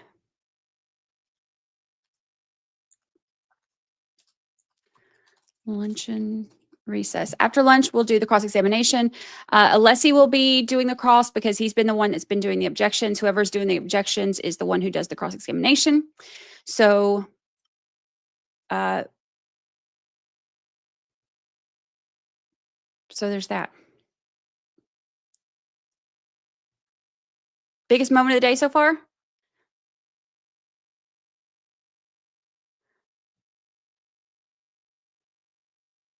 Connor Keefe, and that look when he was like, I wasn't part of that, that interview with Proctor.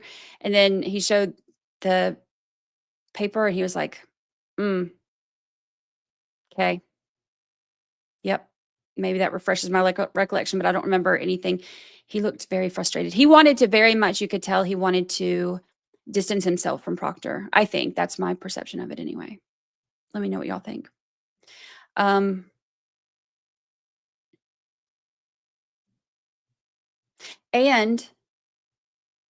everything else since Connor Keefe has been Jessica Hyde. So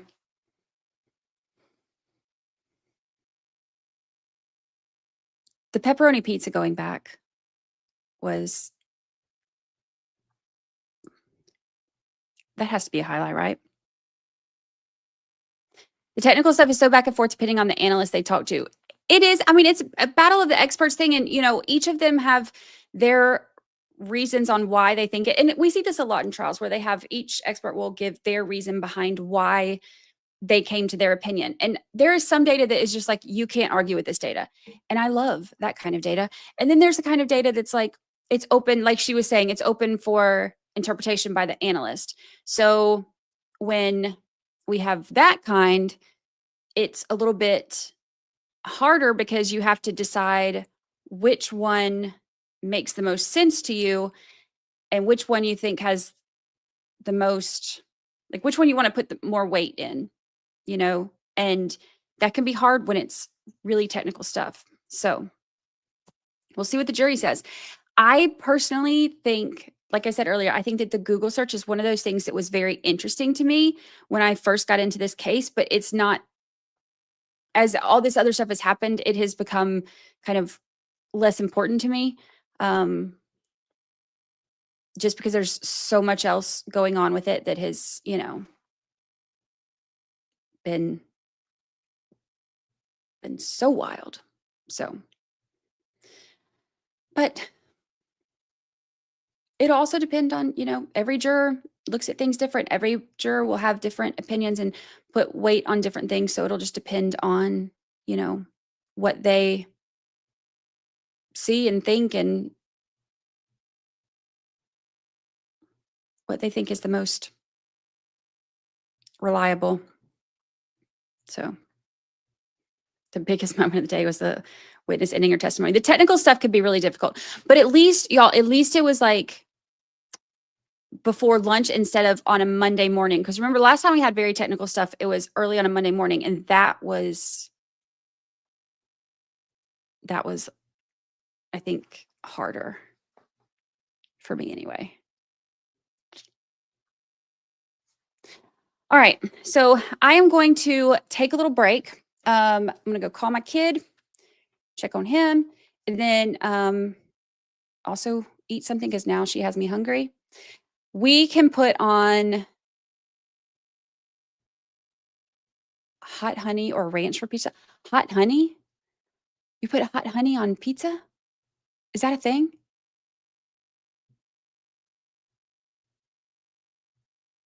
Who are the reporters tweeting the jurors' reactions? Sue O'Connell from NBC and Jessica Machado.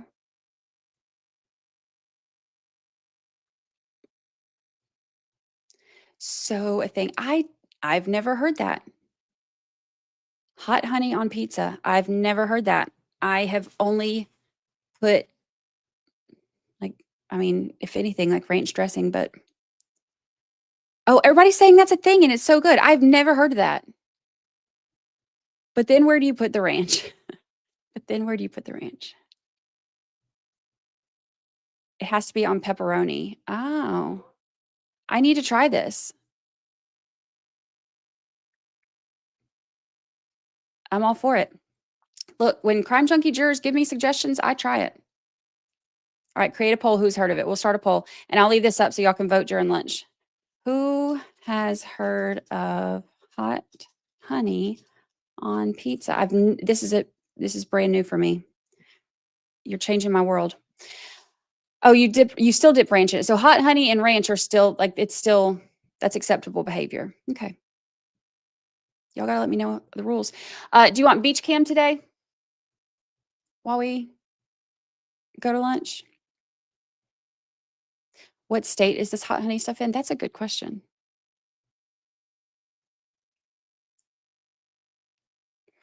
We're supposed to be back at 1:35. Beach cam, it is. Ask and y'all shall receive.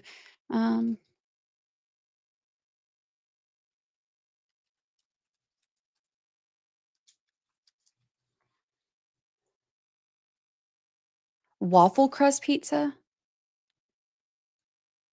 Y'all have all kinds of stuff I've never heard of. We just need to have a whole separate chat one day to just swap recipes.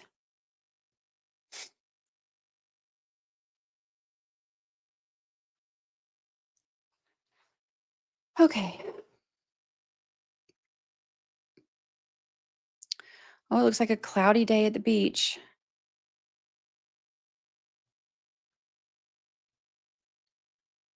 But I mean, a cloudy day at the beach beats a cloudy day most other places anytime, right?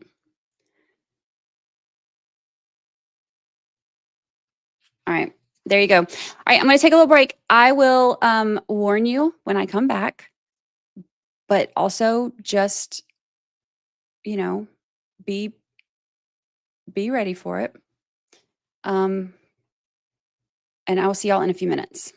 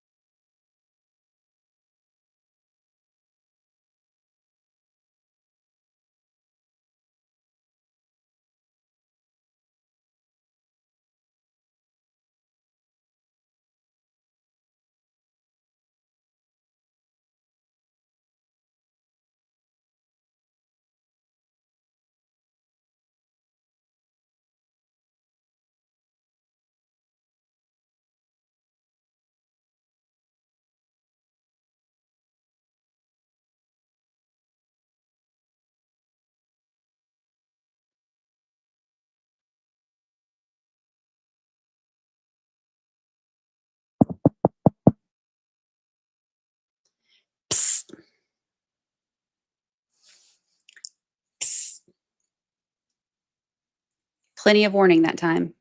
Plenty of warning that time. Welcome back. How was your luncheon break?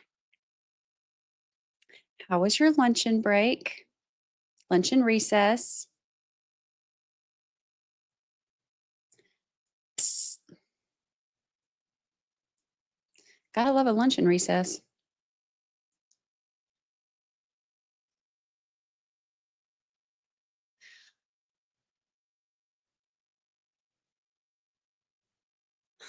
I looked around. Who's doing that to me?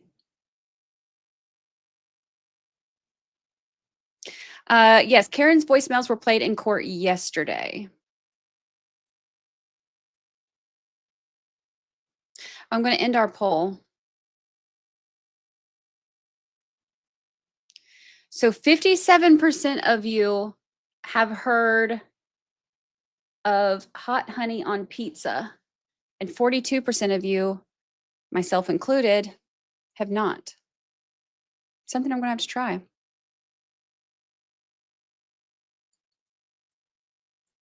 Something I'm going to have to try. I just got off the phone with him. He's okay. He's you know, he's obviously really upset. So it's hard having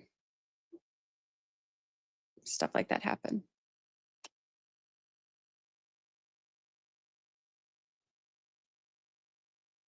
Hi, sister. We sell a hot honey pepperoni pizza at my work. Why have I never heard this? I've never heard of hot honey on pizza.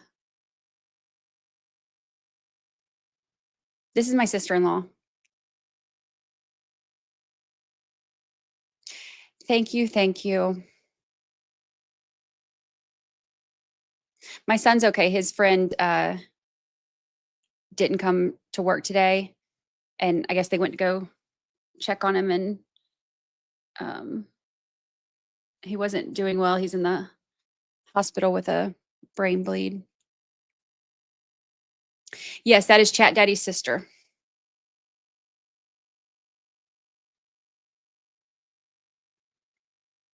I love that your new family is supporting you. I love my new family. I lucked up with my in-laws. I love them. We have so much fun. And every time we finish planning one family thing, we're already like planning the next. I love them.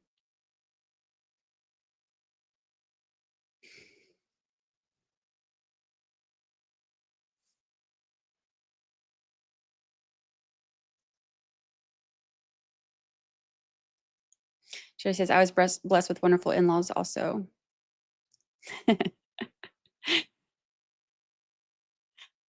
Thank you. I love y'all too.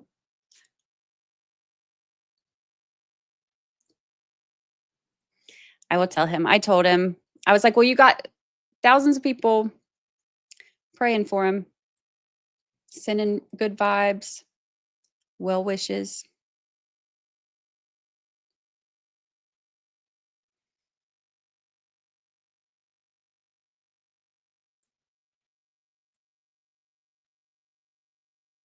I wholeheartedly think that search happened at the later time and did not happen. The browser open state makes complete sense.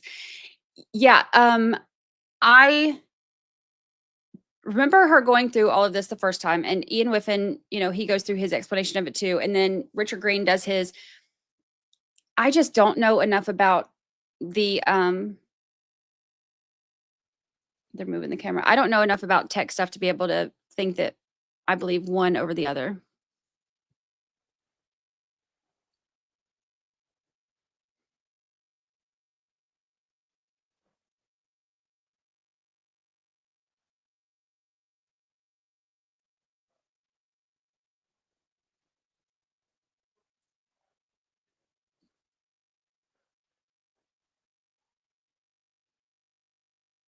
Can't wait to see the demeanor shift in our expert witness on cross. Well, Alessi's crossing her, and Alessi's always really, you know, he's firm, but he's obviously like really respectful and stuff. So.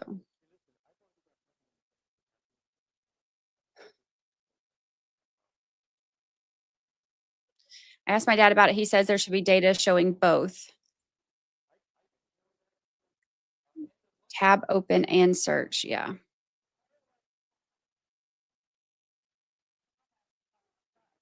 Alessia is very analytical and by the book, which I love. I do love that.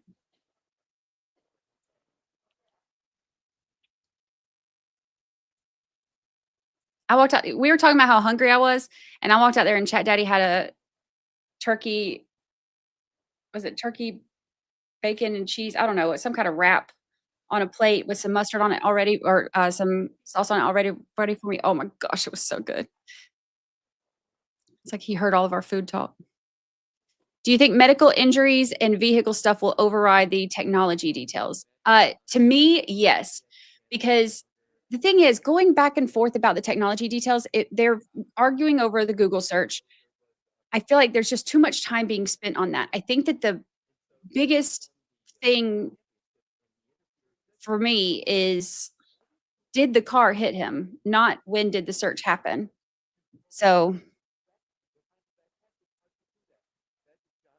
and I get why they're focusing on this because it, supports the defense's theory. I get that. But I said, and I said in one of my episodes, like last year, I think it's the more you focus on it, the more it becomes, is it, is it this theory or that theory, and not focusing on did the car hit him? So the food memes are already out. Oh goodness, I haven't been on social media because I was talking to my kid and eating my lunch. I can't wait to see them. Look, social media does not disappoint when it comes to finding anything to make a meme for and laugh at.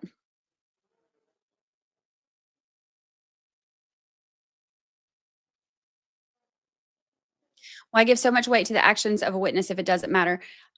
Because me saying that it doesn't matter as much to me doesn't mean that it won't to another juror. That's the thing. It's like when you're, when they're up there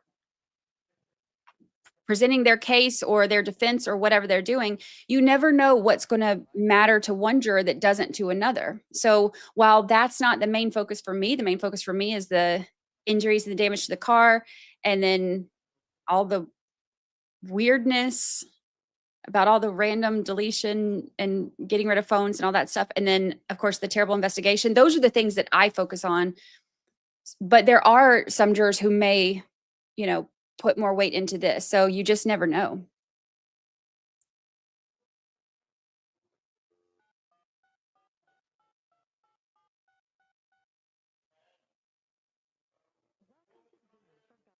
Oh my gosh, Maureen Hancock and her Bev impressions, those are really funny. They are.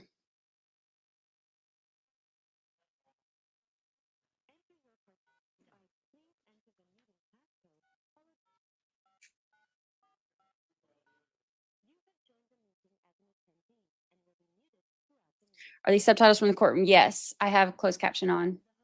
But it picks it up, but it's not always accurate.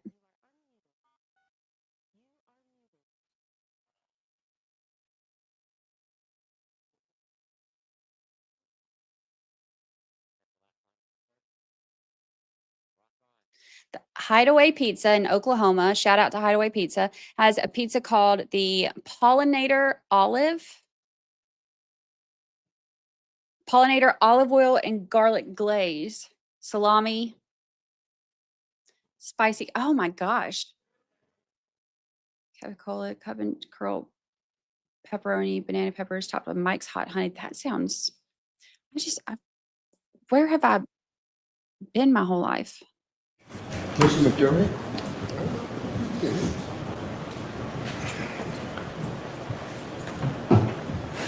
I was told counsel wanted to see me at sidebar. Of course they do.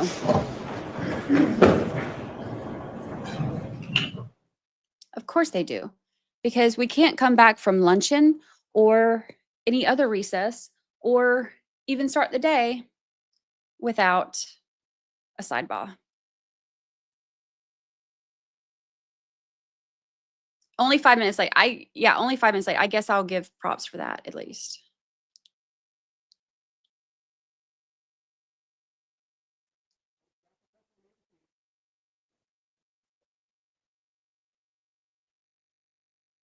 Will this be cross or still direct? This is cross. Brennan finished his questioning right before we went to lunch.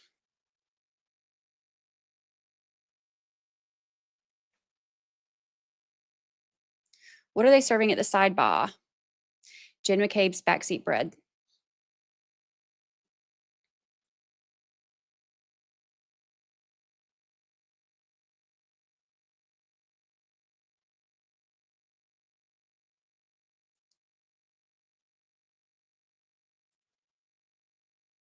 We just go ahead and assume just whatever the time starting is. My hair's like pulling. You know, like you have 1 or 2 hairs pulling and it just, you can feel it all over your head. That's what I feel. Anywho, oh,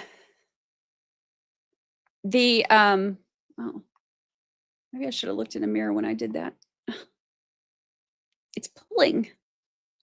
There we go. We should automatically add on extra time for every time, like at least an extra 5 to 7 minutes for every time that they're supposed to be here or supposed to be back.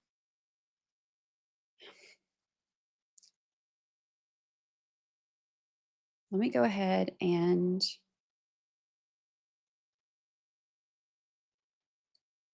join our Zoom meeting. Don't connect to audio.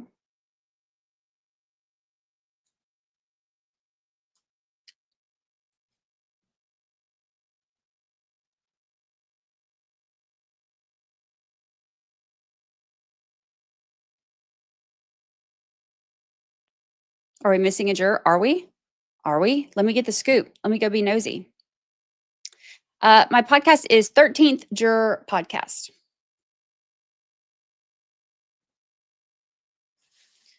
And I've got 50 episodes all about this case. Started on a deep dive way before the last trial. Jurors are back. Canoni's here. She was told there was a request for a sidebar from Alessi. Jurors in the courtroom. It doesn't say anything about missing a juror.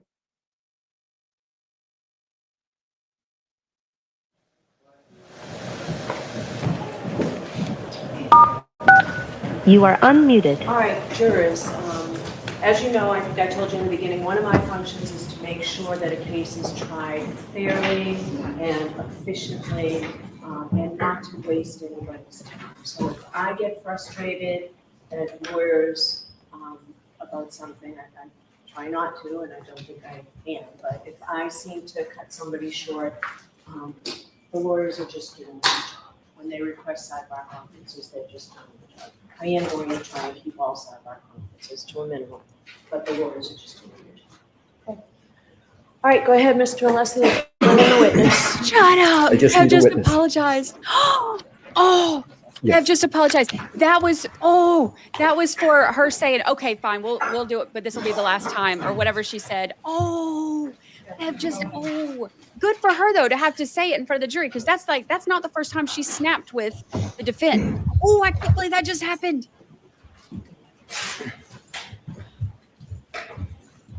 Certainly. Great, good afternoon. Afternoon, Your Honor. May I, Your Honor? Yes. Good afternoon, Ms. Hyde. Good afternoon. I notice you have some documents with you. Could you just state what is in front of you so I know that I might be able to help expedite this if I know what you have in front of you? Absolutely. I have the first digital forensic analysis report I completed for the previous trial. Do you have a date? You have several of them. I do. It's the first one. I apologize. This is the one, I believe it's May. I don't remember the May date of off the top of my head. 2023, May of perhaps? 2023, obviously. Then I have the The second one, this was the one that was used in the pretrial motion? December 2024? December 20, yes, that's correct. Very nice. Then I have the third one. This is the final one regarding the phone that was identified as Ms. McCabe's. Yes. And then I have the fourth one, which is the phone of Mr. O'Keefe. And then I do have the opinion from State versus Huera, but if we don't need that, that's fine. Okay, very well. I appreciate you telling me that. In March, and you recall on your direct examination, Attorney Brennan asked you questions going to your experience and qualifications. Do you recall those questions? Yes, I do.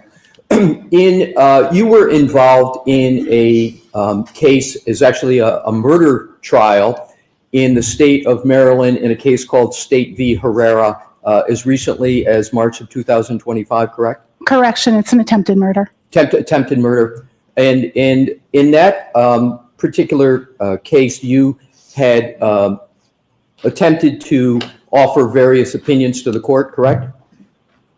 I object.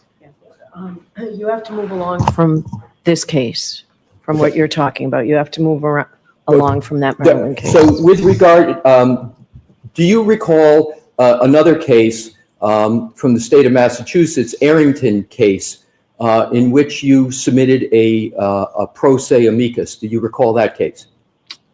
I do. And is it correct that in that case, you submitted arguments on behalf of the prosecution in that case? I submitted an amicus brief, which is not on behalf of anybody. It's as a friend of the court. Right, but the friends of the court, you took a position in that, quote, friends of the court brief, correct? Took a position on the evidence. Right, and the position you took on the evidence was that the frequent location history data is reliable and should be used. Is that correct? The statement is that I do not have that amicus in front of me. It has been a year and a half since I've read it. But that amicus does discuss frequent location history records. And I want to be clear, it speaks to both bias on both sides and negative and positive of submitting it. It was an unbiased writing, and it was not specifically in support of the prosecution. So you are testifying in this case on behalf of the prosecution, correct? In this case, I was hired by the prosecution. Right. That's correct. And the prosecution is paying you for your services in this case, is that correct? Yes. And with regard to this case, you have been paid and have been on this case since May of 2023, correct? That is correct. With regard to the various reports that you have submitted in this case, you have mentioned one, which is a report with regard to the iPhone of John O'Keefe. Is that correct? That is correct. And you have, in that report, you have made a statement, have you not, that from 12:20:50 a.m. on January 29th of 2022 and after, there is no indication of interaction with the device. Is that correct? There is no indication of user interaction with the device. There is all received until about 6:04 a.m. when there is again Apple Health data that picks up. I'll ask it again. And you can feel free to turn to page 1529 in that report. Page 15? Page 15, 1529. The report is. Would you like the 50 page of the pages. report or the page NDA number at the bottom? I can do either Oh, way. I'm sorry. I thought you were saying page 15 in the report. No. It's I NDAO apologize. 1529 or page 7, whatever way. Page 7. Okay, Roger. Okay, so page 7, you see there's a heading, interactive phone activity, correct? Yes. And at the top, it says, using a variety of different artifacts, we can see active interaction with the mobile device up until 12:20. Yeah, you have to Slow down. Okay, sorry about that. I'm just trying to move it along, but I will be slower. I'll repeat, using a variety of different artifacts, we can see active interaction with the mobile device up until 12:20:50 a.m. ET. You see that statement? Yes. And then if you skip down, I'm going to skip a couple sentences to the paragraph under the chart, and this is the key part. Okay. It says, from that point, and I'm understanding that point to be the 12:20:50 a.m., correct? You need to say yes or no, I'm sorry. Yes. There is no indication of interaction with the device. Did I read that correctly? That is correct. So I am going to, and you believe that statement is correct? Until 6 something a.m. No, I'm sorry. I'm just asking if that statement is correct. Not if you have other information, but is that statement correct? I object. Can you answer that? Ms. Hyde, can you answer that, yes or no? Did I read that correctly? You read it correctly, Thank yes. you. If we could, Your Honor, have a document that is put up already in evidence and publish Exhibit 39. Okay. And it will be, thank you. And if we could go to slide 82, please.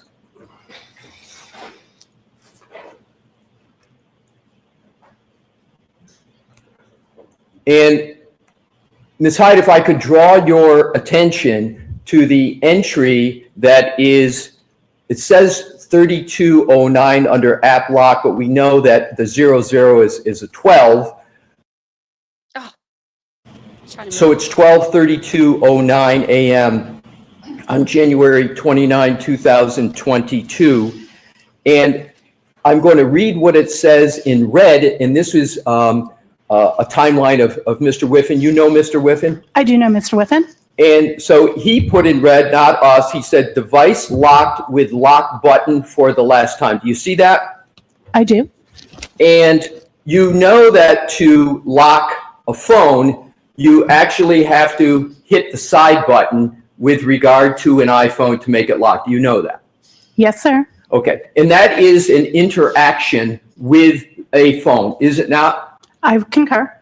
So that means that that interaction with the phone occurred at 12:32:09, correct? I did not review that specific artifact. I cannot attest to Mr. Whiffen's exam, only to my own. So do you have any reason to believe that what is in evidence in this case that Mr. Whiffen has produced, and that do you have any basis to contest the fact that the device was locked with a lock button for the last time on the phone of John O'Keefe at 12:32:09 as you sit here? I cannot contest it because I do not recall looking at that specific artifact. Don't you think it would have been appropriate to be accurate as a digital forensic analyzer on the topic of the last of an indication of interaction with the device? Don't you think it would have been appropriate to look at that 12:32:09 in any of the tools you said you used on direct? I did not correlate that artifact in my timeline. I understand you didn't, and my question is, you make a statement. Well, let me back up. Do you understand that in this case, as in many cases, that matters of seconds in activity can be determinative of a case? Do you understand that from your experience? Absolutely. So it's important, therefore, to get activity right for any data forensic examiner when they're issuing reports about activity, particularly of a decedent. Is that important? Absolutely. So isn't it correct that the statement that you make on page 7 of your report, that from that point, 12:20:50, there is no indication of interaction with the device, is incorrect? I cannot make that without going back and reviewing and validating the artifact you just produced from Mr. Whiffen. I would need to validate that in order to respond to that. But as you sit here, you have no basis to contest what Mr. Whiffen has stated, that there was a lock button on the side of the phone of Mr. O'Keefe a full 12 minutes after you say there was no interaction with the device. Is that correct? I don't. I would have to review that portion. Is there anything that had prevented you from reviewing that in that data before you wrote this report? Not that I can think of. I would have to go and re-review that. My question is, I don't know if that artifact, I have not reviewed that artifact, so I cannot speak to an artifact I have not reviewed. And I did not, that is not my report, that's Mr. Withen's report. So I cannot speak to that without going back and reviewing that evidence. Isn't the interaction with the device, a lock button, readily available to you in the data that you have and had in your possession when you wrote this report? Yes. Thank you. Oh, boy.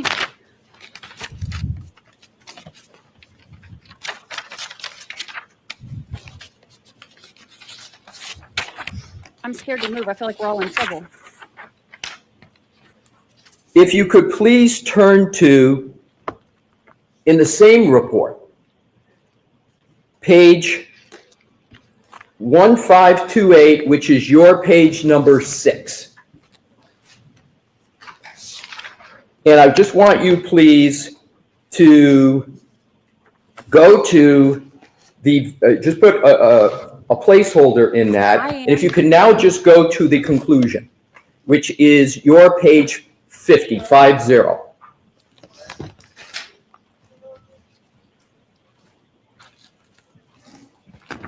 like Alessi's like the cool, nerdy uncle who just got mad. Let me know when you're there. I'm there.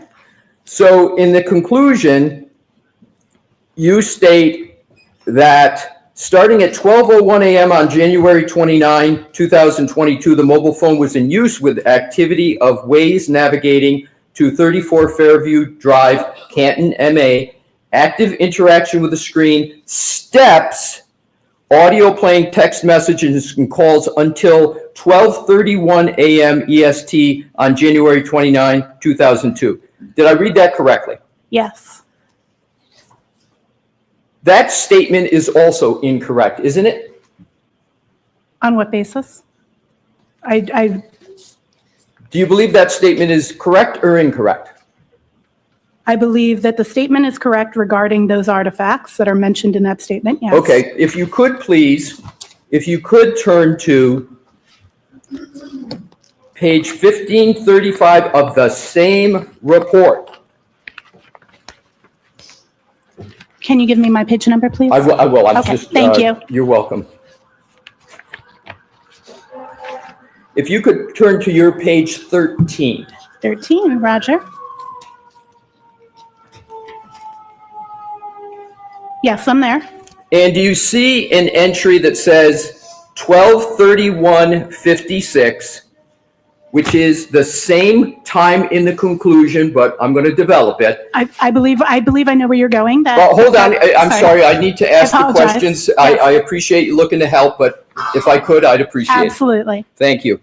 So it's got health steps, and it has steps 36, duration 20.9 or 20.398 seconds. Did I read that correctly? That is absolutely correct. So if you look at this data point in your report on page 13, the steps began at 12:31:56, but they ended 20.39 seconds later at 12:32:16. Is that correct? That is correct. So therefore, your statement in your conclusion, if you could go back to 50, and this is in your conclusion, your statement there is that the steps, the mobile phone is used with activity, including steps, until 12:31 a.m. EST. That should read until 12:32:16, correct? It depends on your interpretation of interaction. As a user is walking, they're not actively interacting with their device. It's their movement that is. It's not direct interaction with the screen. But I would agree to your view that that could be interpreted as needing an additional 20 seconds. Isn't the more correct way to state the conclusion that the active interaction when it comes to steps is not calibrating using the screen, but the phone is calculating steps taken? Isn't that correct? That is correct, but that's not interactivity with the device. I understand, Yes. but the sentence reads, includes steps And the more accurate way to have stated that would have been to put 12:32:16 instead of 12:31 a.m., correct? I'm sorry, you just said 12:30. I did this to the minute, not to the second. Could you rephrase what you were stating? Well, I'll state it again. I appreciate that. You're welcome. So isn't the more correct way to state this important data point in your conclusion, instead of saying active interaction with the screen in steps, etc., until 12:31 a.m. EST, the 12:31 should be 12:32 because the steps that you have on your page 13, by what you concede, is the duration of 20 would have brought it to 12:32:16, correct? I would state that depends. I believe either is a correct way to state that. Based on interactivity, based on your interpretation, your definition is more correct. Okay, thank you. And it's not my interpretation. I'm reading from your report, correct? Your interpretation that 12:32 is a more correct representation of interaction is based on your theory that interaction concludes when the steps end.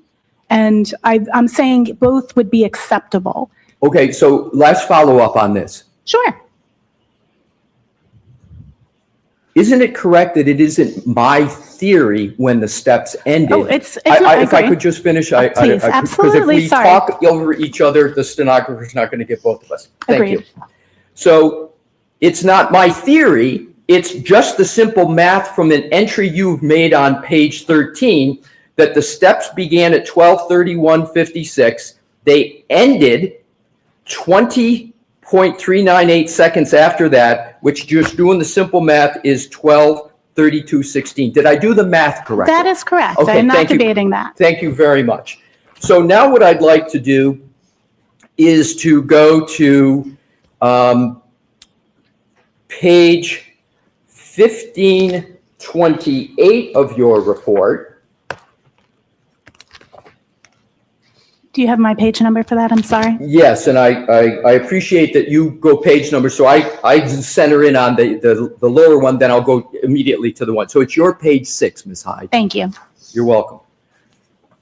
Just let me know when you're there. I'm there. If you could please go to Apple Health Data Steps. Mm-hmm. And we've been talking about steps because they're important enough that you put them in a report, correct? That is correct. So let's go to an important data point, therefore, in your report, in the chart, which is the second entry, which is, as you've stated, 12:21:10 a.m. Do you see that? I do. And you note under the data that John O'Keefe's phone registered 80 steps at 12:21:10. Did I read that correctly? You did read that correctly. And those 80 steps constituted 191.253 seconds, as you state, correct? That is what is stored in that database, correct? And is my math correct, so that the jury understands this perhaps a little better? Sure. That 191.253 seconds equals 3.2 minutes? Approximately, yes. Approximately. I'm doing the math in my head, so that's why I said approximately. Right. Understood. So am I reading this entry correct, that you're stating what the data shows, that 80 steps were taken by the phone of whomever had the phone of Mr. O'Keefe?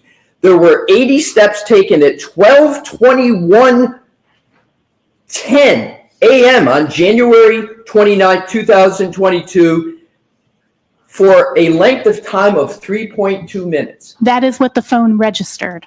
That's what the phone registered. Very well. Now what I'd like to do is to turn to the phone of Jennifer McCabe. Oh, boy. Okay. And that is, for your reports, you don't date your reports, so I can't give you a date, but it says... It's report 3, I believe, is what you're looking at. Exactly. Yep. It's 3. And there is bear with me, I'm accommodating your page reference, and I'll have it soon for you. It is your page 7, and let me know when you are there. I am there. Are you aware of an issue regarding the time of an interactive phone activity on Jennifer McCabe's phone at 5:07 a.m.? Are you aware of that issue, and particularly a communication to a person named Coco? Are you aware of that? I would need to check in my report. May I turn to the page for Absolutely. that time? And I if do it see is- an outgoing call to someone labeled Coco at 5:07:21 a.m. And you can tell that because in your report on page 11, you list a 5:07:21 a.m. call to a Coco as outgoing, correct? Correct. Have you discussed that call with any member of the Commonwealth? No. And again, this call is at 5:07 a.m. on January 29th of 2022, correct? That is correct. There is no duration listed for that call. And if you just follow my questions, if you can, yes or no, is that correct? There's no duration yet listed. Correct. So what I want to do is to also note that that omission is not the only omission of durations from this report, or I'll state it differently, let me withdraw that. There is no population of the duration column for any call from 12:14:30 a.m. on January 29, 2022, all the way through this 5:07:21 call, and you don't start listing durations until 8:59:34 a.m. Is that correct? Yes, and explainable. The artifact. I understand Yes, Mr. okay. Brennan can Sure. handle those on his redirect. Absolutely. So there's not a population of duration of calls after numerous early calls and phone, as you call it, interactive phone activity. Nothing populated in this report until 8:59:34. That's correct? Yes. All right.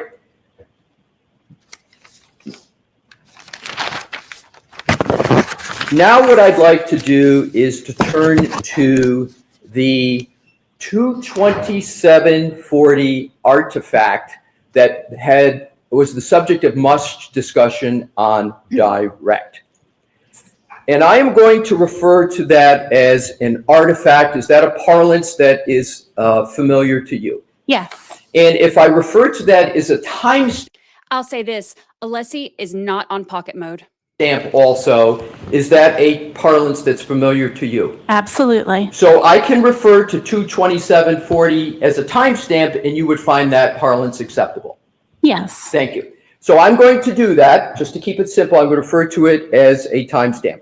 Now, you've been on this case working for the Commonwealth since May of 2023, correct? May 4th, 2023. That is correct. So you've been on this case for 2 years, correct? Not actively the entire time. But you started on this case in May feel like I'm in 2023. You issued a report in May Correct.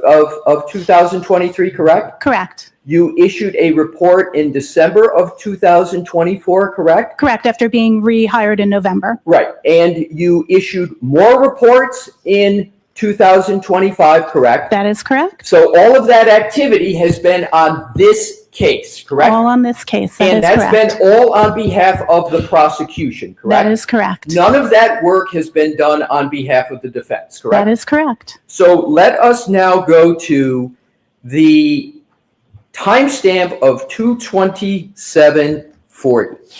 Your opinions on what is the meaning of that timestamp have varied from May of 2023 until today. Is that correct? No, that is incorrect. Let's cover that issue. Sure.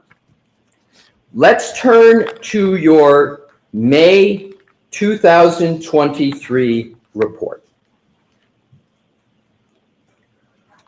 I'm so sorry. Isn't it correct that Hold on. I just need a 4-second break.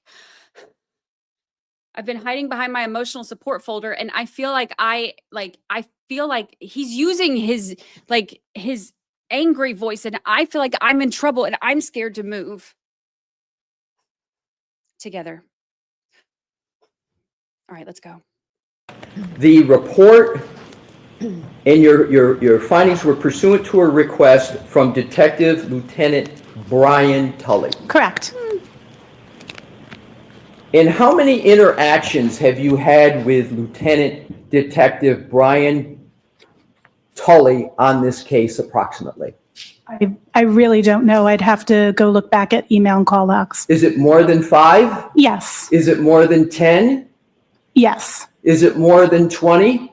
I don't know. So somewhere between 10 and 20, would that be fair? Again, I'd have to review my call logs. I'm not But it going to was more test. than 10. More than 10, I'm sure.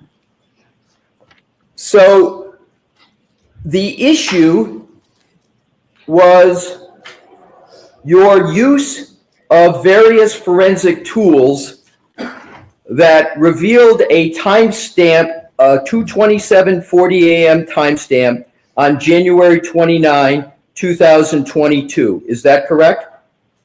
Is that a fair characterization of an issue you looked at? Correct. So if you could go to page 5 of that report. And I would ask that you go to the last paragraph that starts with "in the instance of the Google search," and let me know when you're there. I'm there. So it reads, "In the instance of the Google search, house long to die in cold, that was recovered from the write-ahead log associated with the X browser state DB SQLite database with the timestamp of 2:27:40 a.m. was marked by Celebrite as having this timestamp and being deleted." Did I read that correctly? Fair.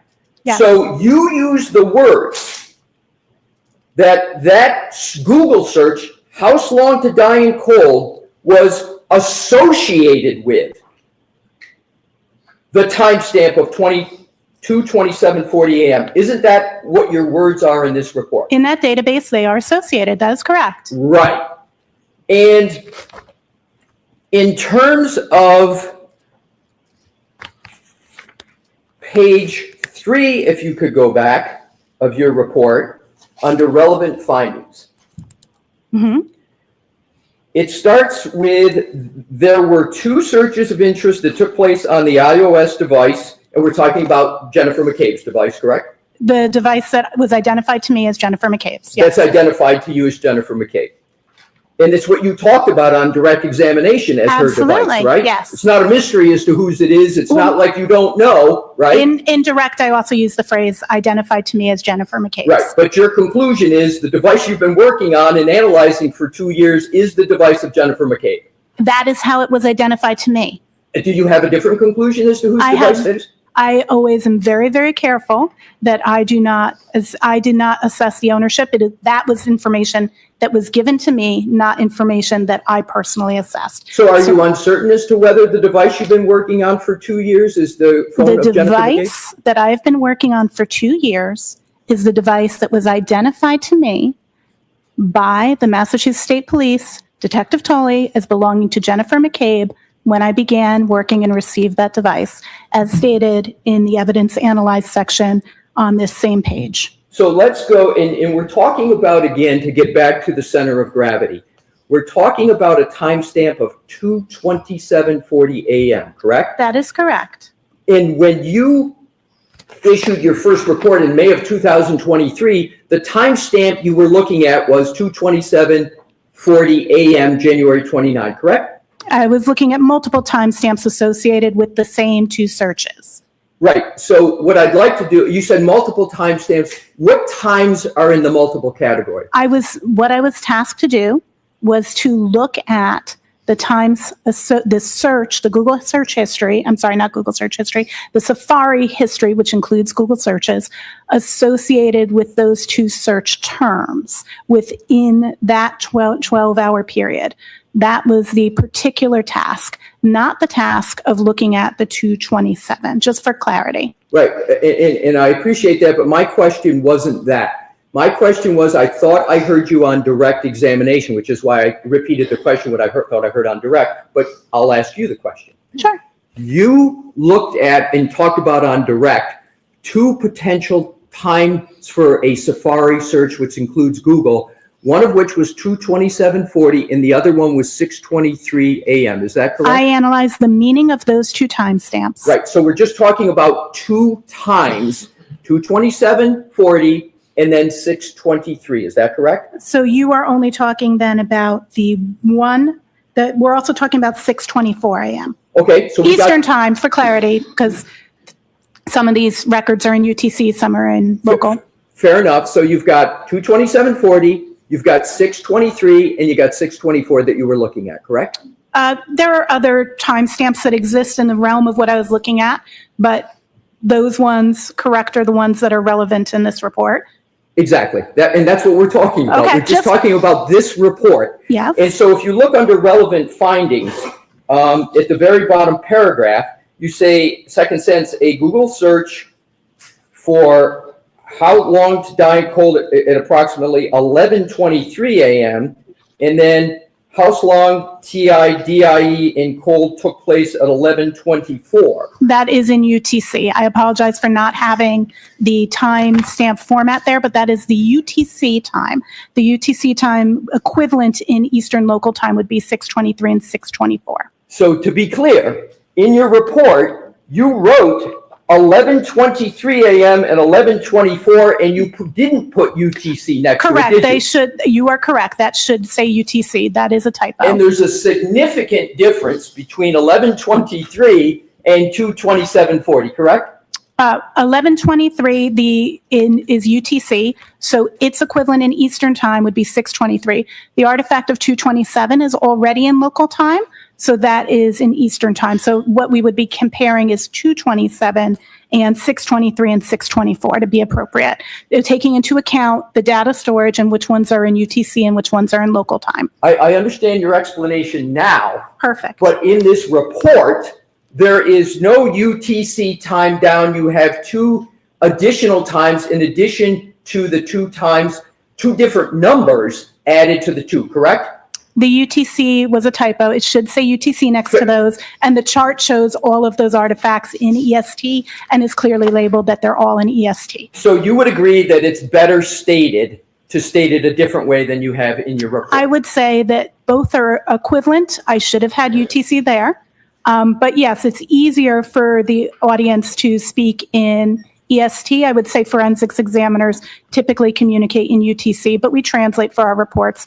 And I should have either communicated that in EST or included UTC. I will definitely contend that. So in terms of your May 2023 report, your first report in this matter, Yes.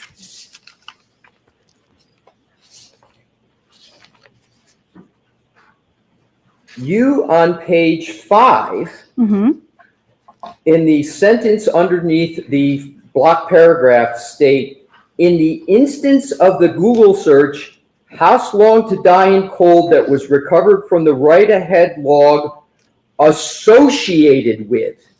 That's correct. The X browser state with a timestamp of 2027:40 a.m. was marked by Celebrite as having this timestamp and being deleted. Did I read that correctly? You read that correctly. Now let's move ahead to page 7 of your report.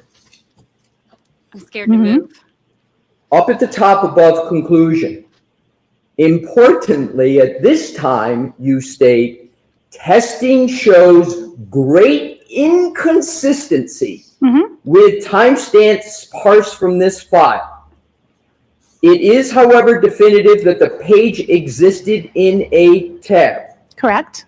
While a definitive reason as to why the timestamp is listing the time of 2:27:40 is unknown, the time is inconsistent with the timestamps associated with the same search.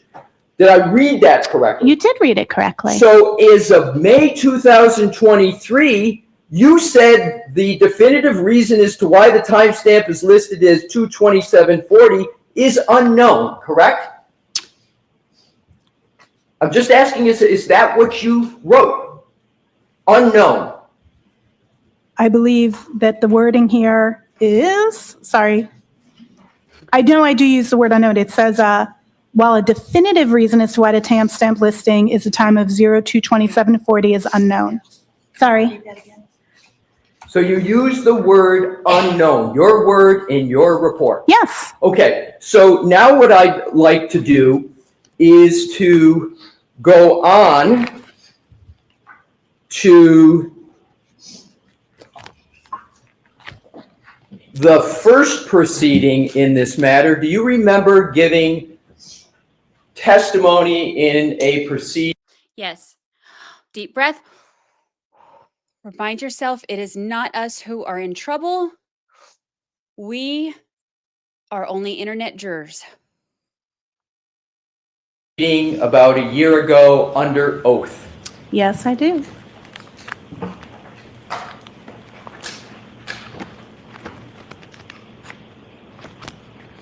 I am now going to go to that testimony, and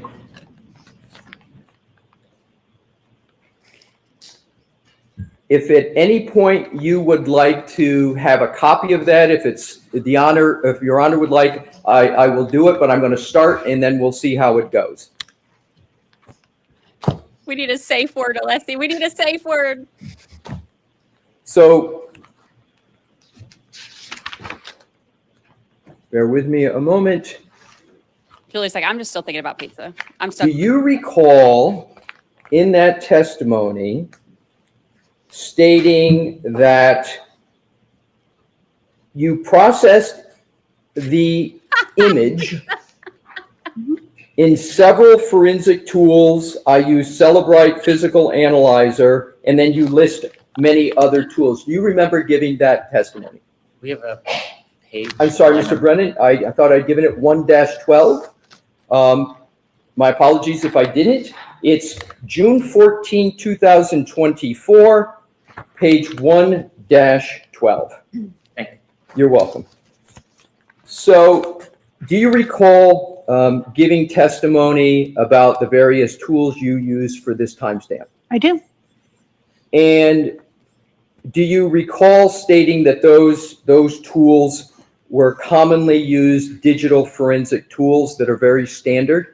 Do you recall that? I'd have to see the wording that I used at that exact time. Would it be helpful to refresh your recollection if I showed you that? It would be great. I would greatly appreciate that because I do not recall the precise wording, but I know that I Fair spoke to the enough. I'll tools get I that for used. you. May I approach, Your Honor? Yes, Mr. Alessi, you offered a transcript. Do you have the whole I have transcript? the whole transcript if that helps. It might speed things along. Agreed. Okay. We have one out provided. Ms. Hyde, I'm going to give you a transcript. Thank you. I appreciate it. I'm turning red because I feel like I'm in trouble. And my mom's in chat, so I know may I I'm approach, Your not. Honor? Yes. Thank you. Brennan. Hey, Mama. 112. Thank you. You are. That's, let me turn it over to you. It's going to be 112. Okay. Yep. You're welcome. Thank you so much. And you said we're on 112? Yes, please.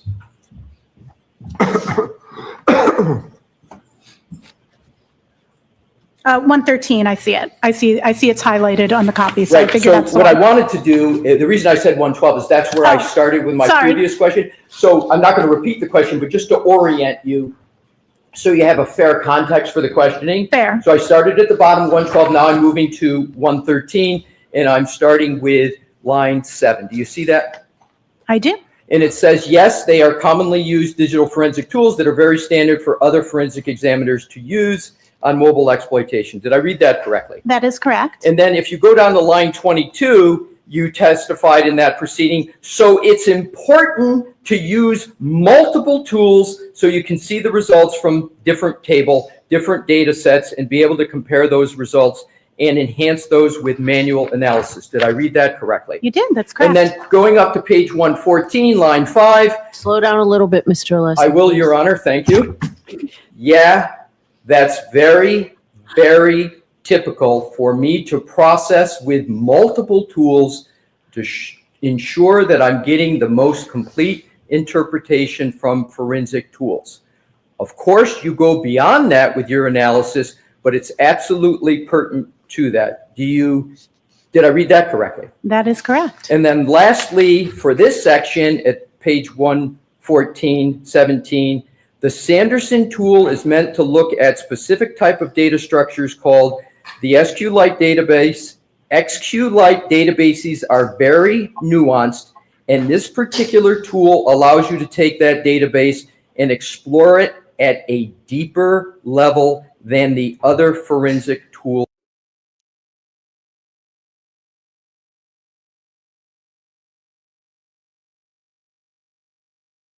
allow. Did I read that correctly? Yes, you did. Thank you. Now if we can go to page 124 of the very same testimony. YouTube needed a break too.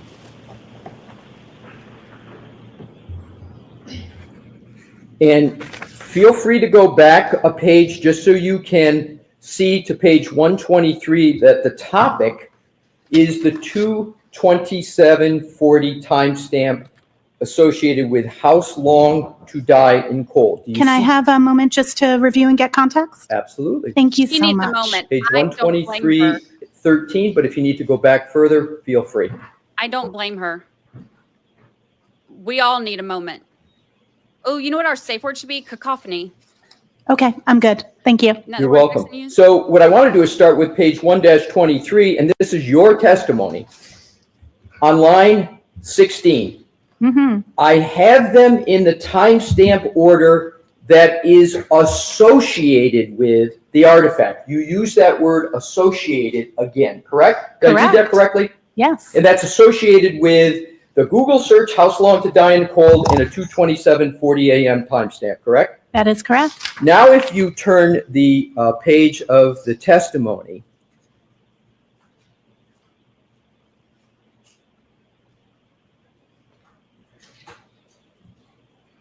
you state back then that on page 124, line 1, the browser state DB is an artifact that speaks to when tabs are moved.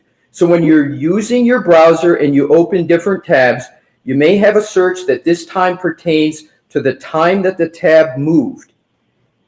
It could be lots of things. Did I read that correctly? You did. Not one thing, you said it could be lots of things, correct? That is correct. And then you go on in line 10, and you talk more, and then you go down to the bottom. You go down to line 20, and you testified, we cannot tell by this particular artifact what time that search occurred. Did Absolutely. I read that correctly? It's specifically pertaining to that particular artifact that in browser state DB that does not tell us what time a search occurred. That is correct. Right. So you stated, and it was your statement then, we cannot tell by this particular artifact what time that search occurred, correct? That particular artifact. Okay, so now let's keep going.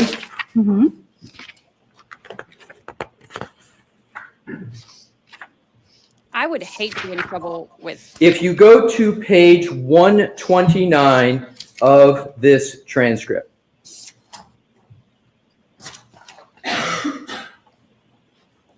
I'm there. At the top. Sure. Line 1. 227 isn't necessarily one time when the tab was closed. That's in my report. I say it's undetermined. Remember, we were just reading your undetermined Absolutely. in your May 23 report? Correct. Because there's a lot of things that can cause that timestamp to be there, including tab being moved, tab being minimized. The next sentence. I don't know exactly what caused the tab to get that particular entry, but it's not, that timestamp is not indicative of the time of the search or any URL that's visited.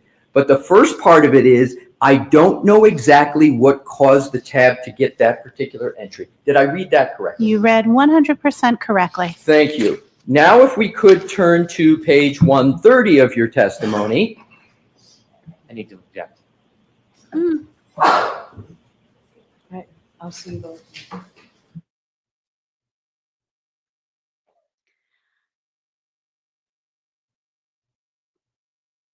I'm scared to talk. Are we allowed to talk? Like, are we allowed to say anything right now?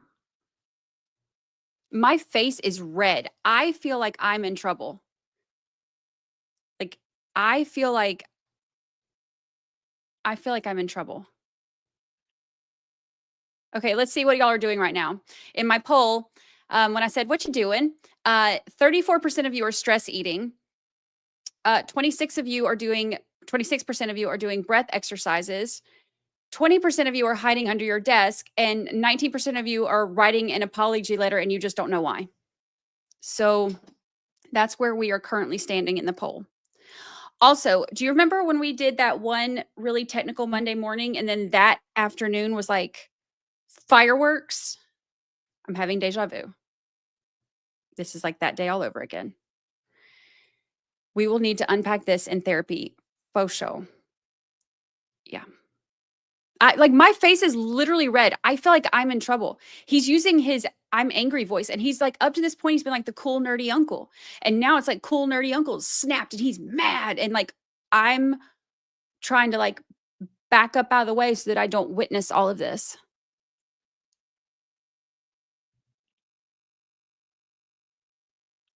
And our safe word isn't working. Anxiety is through the roof. I'd be crying for sure. I would like, yeah, somebody said like, she's going to be up there confessing to everything and like within the next 5 minutes. Yeah, we're caught up to real time. We were about 12 seconds behind. We're caught up to real time now. Somebody's making cupcakes. Somebody's like, you know, my husband's in there writing apology letters. We don't know what's happening right now.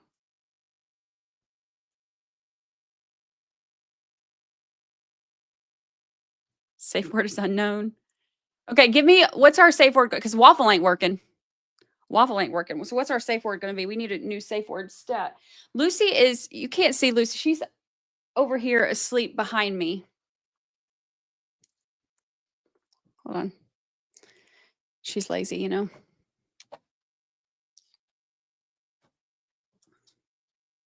She's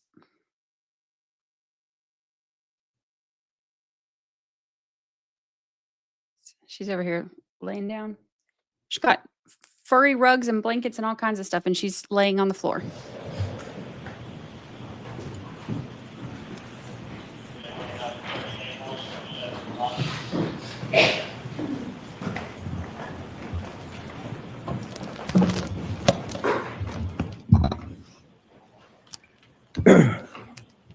Thank you for your patience, Ms. Hyde. Absolutely, sir. What I'd like to do is to go back to your testimony in the first proceeding, and we can go back to page 1-30. I am there. Thank you. So I am going to go back just because there's been some time and give some context. So we're talking about the 2:27:40 a.m. timestamp, correct, at this page location? We've been talking about that for several pages. Yes, that's correct. You're absolutely correct. We've been talking about it for several pages, and bear with me. I think this may be either the second to last or the last. So there you testified with regard, this was when you're referring to an artifact. You've agreed that timestamp is a fair synonym. You say on line 5, That means it wasn't in the regular database, it was in the write-ahead log. And to Celebrite's credit, that tool actually parsed the write-ahead log and displayed it where the other tools did not. So did I read that correctly, number one? You read it correctly. So am I correct that here, what you're stating is Celebrite was actually showing the 2:27:40 a.m. timestamp at that time during your testimony in the first On precinct? that date, that is correct, Okay, yes. so I just wanted to establish that, and you were Absolutely. giving Celebrite credit for actually showing that timestamp at that time of 2:27:40 at the time of your testimony back in June of 2024, correct? That is correct. Okay, so now let's go to page 1-36. 136, you said? 136, yes. Thank you.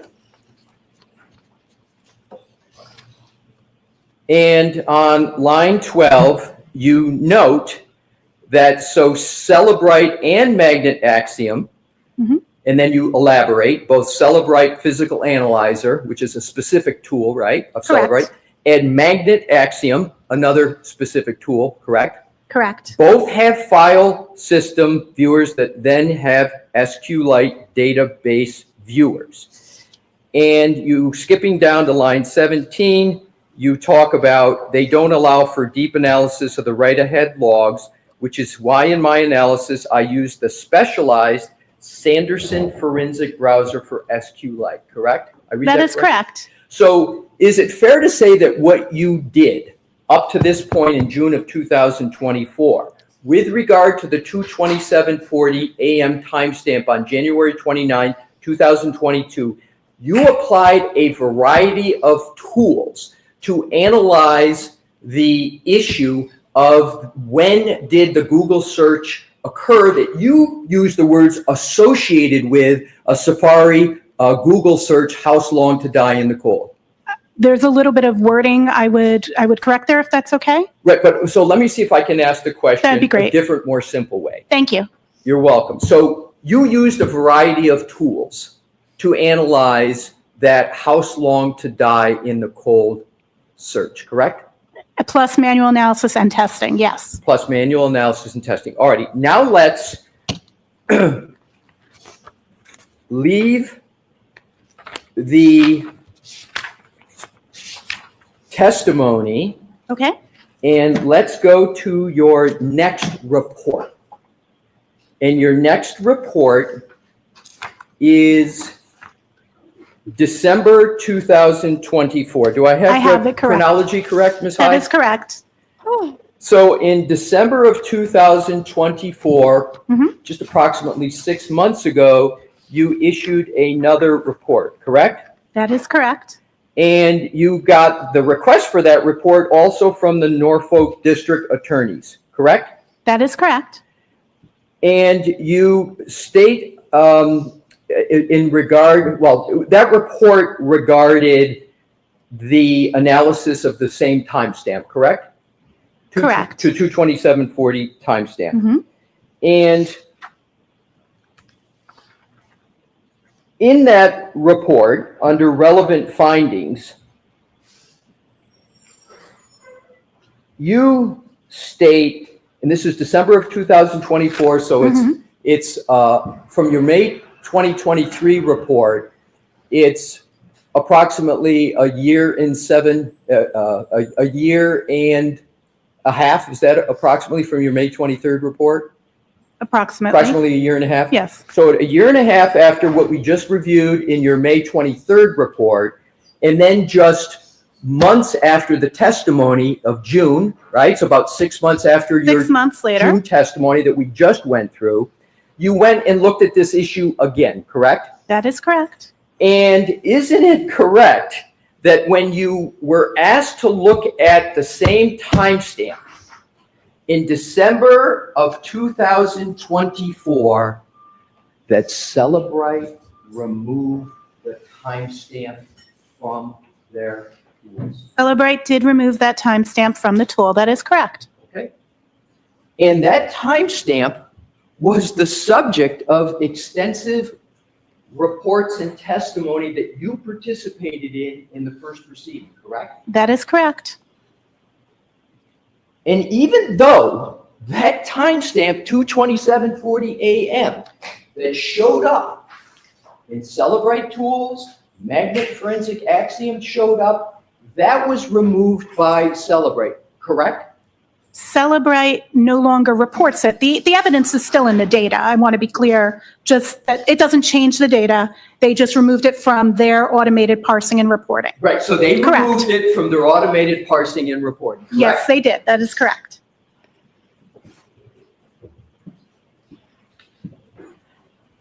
I'm scared to talk. I'm going to get in trouble. I don't want to be on Alessi's bad side. However, your former company, Magnet Forensic Axiom, still shows it, correct? Magnet Axiom Forensics currently shows it as a carved artifact and still shows that and gives a description in their artifact reference guide as to what they believe causes that artifact. I'm going to ask the question. Yes, it does. Magnet Axiom Forensics, where you used to be the director of forensics. That is correct. Still shows that timestamp, right? Yes, yes, But Celebrate doesn't.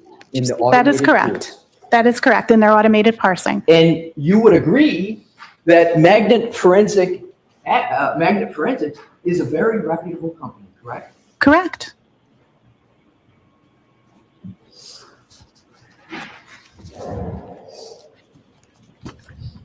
Waffle, waffle. I'm saying our safe word. Let's go back to your December 2024 report. Do you recall just moments ago when we went through your testimony in June of 2024 in the first proceeding where you stated various times how it was, I'll use the term best practices, to use multiple tools to analyze the timestamp? Correct.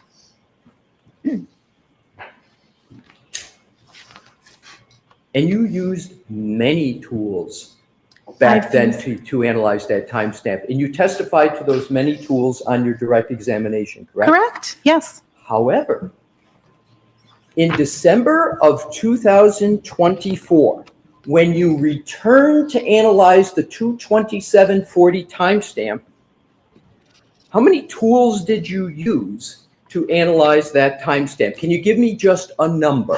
How many tools? At least 4. Well, in your report, let's go to your report, what your report says. Mm-hmm.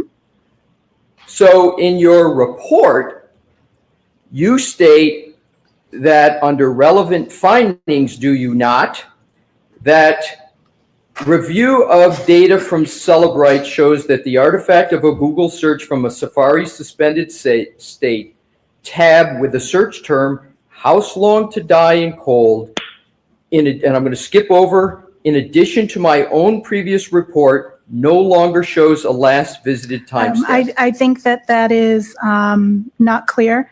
The skipping there makes it sound like my report no longer shows that, and that's not what's being That's a stated. fair statement. That's a fair statement. Let me rephrase it this Thank you. way. You're welcome.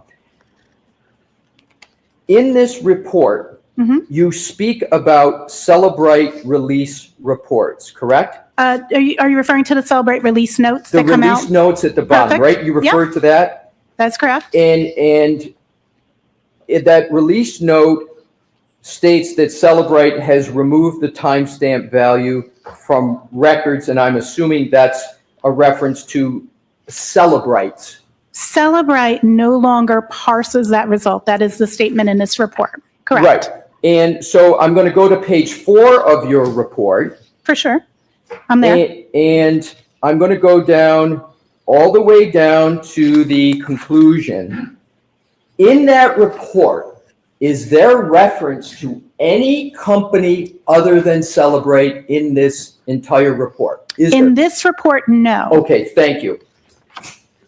She wanted to say more. Now let's go to your prior testimony in the first proceeding where you said that it was important to use multiple tools. Absolutely. Do you still stand by your position that you've given today and that you gave in June, that it's important to use multiple tools? Absolutely. Now, let's go back to the issue of the extraction of Jen McCabe's phone. Oh, boy. And what I want to do is to cover a concept and see if I've got this correctly. Are you familiar with the phrase Apple source codes? I'm sorry, can you please repeat? Absolutely. We have a caller. We have a call. Are you familiar with the phrase Apple source codes? Apple's source code? Absolutely, yes. DoorDash them some And calls. isn't it a fact that Apple keeps its source codes proprietary, meaning very few people have access to it?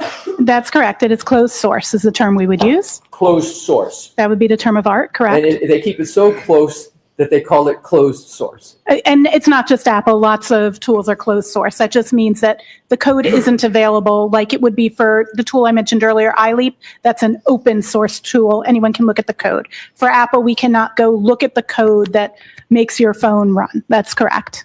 And isn't it the case, and I referred to that as the MB postulate, to shorthand it, but I don't need to have you refer to it that way. I'm sorry, could you repeat that phrase? I was unfamiliar with it. I'm going to skip it. Okay, I'll thank just you. go on. Basically, the concept that Apple has source codes that are closed sources. So I'll just refer to them as Apple's closed sources. Wouldn't the best information about when a search occurred, what it's associated with, wouldn't the best information be in the Apple source code to answer that question? It is acceptable in digital forensic science and in accordance with the NIST Science Foundation papers to conduct testing to determine how the functionality of something works. You do not need access to the source code to be able to speak to an artifact. My question isn't that.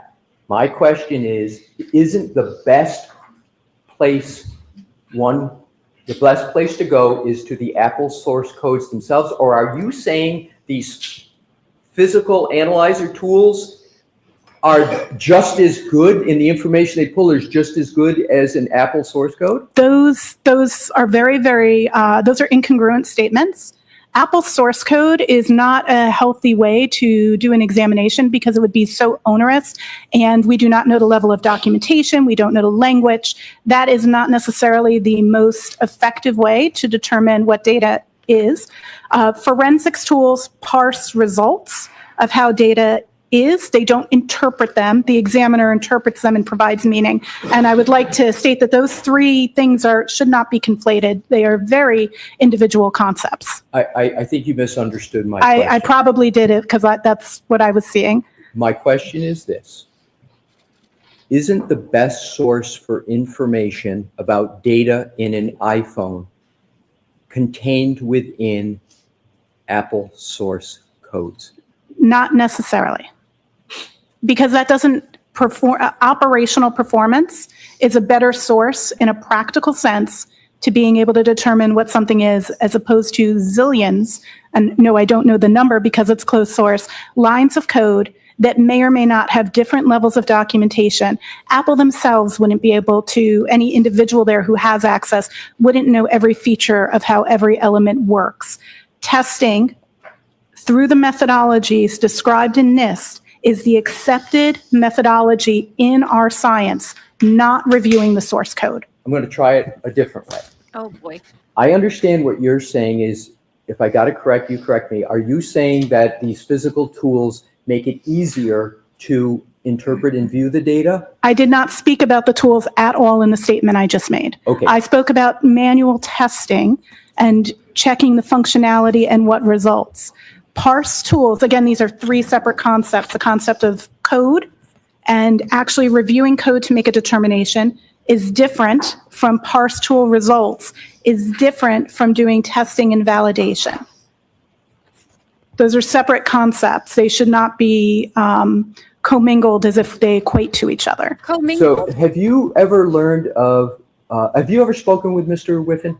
Ian Whiffen? I have spoken with Mr. Whiffen historically, but not since the term of this trial. Okay. Have you ever spoken to Mr. Whiffen about whether the Apple source codes are the best source of information about topics like timestamps? Have you ever spoken? That's just a I have question. not had Have that you ever talked to him? conversation with Mr. Whiffen, no. Okay, already. I want to move on to, It does. That's a good way to say it. It feels like mom and dad are fighting and we're all like hiding in our rooms trying not to hear. and do you regard Mr. Whiffen as a reputable? Mr. Whiffen is a reputable forensics examiner, and I've actually reviewed his work in other instances and peer-reviewed his papers. So you have regard for his I have regard reputation? for his I'm sorry, reputation. we have to wait for each other to Oh, talk. yes, I'm because of the sorry. trend. It's all right, no worries. So you have regard for the opinions of Mr. Whiffen generally, correct? Absolutely, And you yes. believe he has a solid reputation, correct? Absolutely, that is correct. Now let's turn to the History DB database. You are familiar with History DB? History DB, are you familiar with that phrase? I am familiar with that phrase. Okay. Do any of the house-long searches appear in the History DB? In this instance, no, we do not have artifacts in the history DB of either of those two searches. So I want to just repeat that in a different way. So Do y'all want me to read you the real quick while what the jurors' reactions are? So out of the 18, Jessica Machado listed them. Number 1, watching Alessi. 2, watching Alessi. 3, 0 expression. 4 is looking straight ahead. 5 is fidgeting. 6 is sitting straight up, turned toward Alessi. 7 is lost in the crowd. 8 is smirking. 9 is looking interested. 10 is looking at Hyde. 11 is looking out toward the press box. 12 is rubbing their eyes. 13, 14, 15 are writing notes. 16 is looking at Alessi, and 17 looks relaxed, and 18 looks bored. So that's what's happening. Apparently, none of them are crawling under their chair like I have been. So at least they're handling this better than I am. I am stressed. the History DB, is that considered a valid and valuable source of information in an iPhone? That is a valuable artifact for Safari history. That is correct. But the house-long searches we've been discussing do not appear in that History DB, do they? That is correct. You spoke about PYF, PDF on your direct testimony. Do you recall that? I do. It's the Python framework for PDF. It is a GitHub tool, one can download from GitHub to utilize to create PDFs using Python code. So a developer and a tool would integrate that to create a PDF. And the PYF, PDF can have the variables set, correct? Yes, the Python script allows the developer to set things such as their name that they created the document. Yes. I want to go to the extraction of Jen McCabe's phone that you talked about on direct examination. Is the hash value signed or unsigned? A hash value isn't signed. I believe your question you're asking me is if the Adobe document that contained the PDF that contained the hash values, are you asking me if that's signed? Because a hash value is something that matches. A hash value isn't signed. Let me ask it this way. Is there any hash value associated with Jen McCabe's phone that is unsigned? That is not a valid question. I apologize. We don't refer to hash values as being signed or unsigned. We would refer to the PDF that contains that value as being signed or unsigned. Have you ever read a report of Mr. Ian Whiffen in this case? I have, but I have to be clear, I have not read all of Ian's reports. I've only read some, so I don't know if I read some of his earlier reports. Do you recall reading a report of Mr. Whiffen where he references a hash value being unsigned associated with the iPhone of Jennifer McCabe? Can I see said report so I can validate if I did or did not? I'm not sure based on just that, because I wouldn't use the term hash value being signed. I did see a report in which Mr. Whiffen spoke to the PDF not being signed. I just want to try to shortcut this and work off your last statement. You're now saying you do recall seeing a report of Mr. Whiffen where he said a PDF was unsigned? I need to see, I do remember him referencing the PDF. I would need to see the report, especially since the characterization of hash value being unsigned is not a term of art that I am familiar with in our field. Let me ask if you agree or disagree with this statement. Hash browns. This value can be used to compare with the original hash calculated at the time of extraction in order to validate the extraction data. However, this requires authentication of the original hash value, which is not possible with gray key extractions, as the PDF containing the extraction hash value is unsigned. Therefore, this hash value could be used as a suggestion of authentication, but cannot be guaranteed 100%. Do you agree or disagree with His that statement there says the PDF is unsigned, not that the hash value is unsigned. Right, but it's nonetheless unsigned, correct? The PDF is not signed. That is a correct statement. Gray key PDFs that purport that value are not an Adobe signed document. Do you know the history of the extraction of Jen McCabe's phone? It's yes or no. Can you provide more clarity? What do you mean? Do you mean from the time the image was made? Do you mean from the time the device was received? Because I don't know the information pertaining to the receipt of the device into evidence, and then I only have the documentation of the image forward. So I want to be clear about what period we're talking about. It's an excellent point, and I am going to follow up with some questions. Okay. In an extraction, doesn't the extraction from a phone start with the raw data, raw image? You tell me, when someone brings a phone in, what's the first step that gets taken in order to do a full file extraction? What's the first step? It depends. There's got to be steps with regard to network isolation. I need to know if the device is AFU or BFU at that point. So I don't have that information from this case, if that is the question. I get from the image forward. So what I'd like to do, and this may be my last section of questioning, I'd like you to describe the ideal situation as to getting the most reliable data from an iPhone from the start. What's the most reliable way to do it?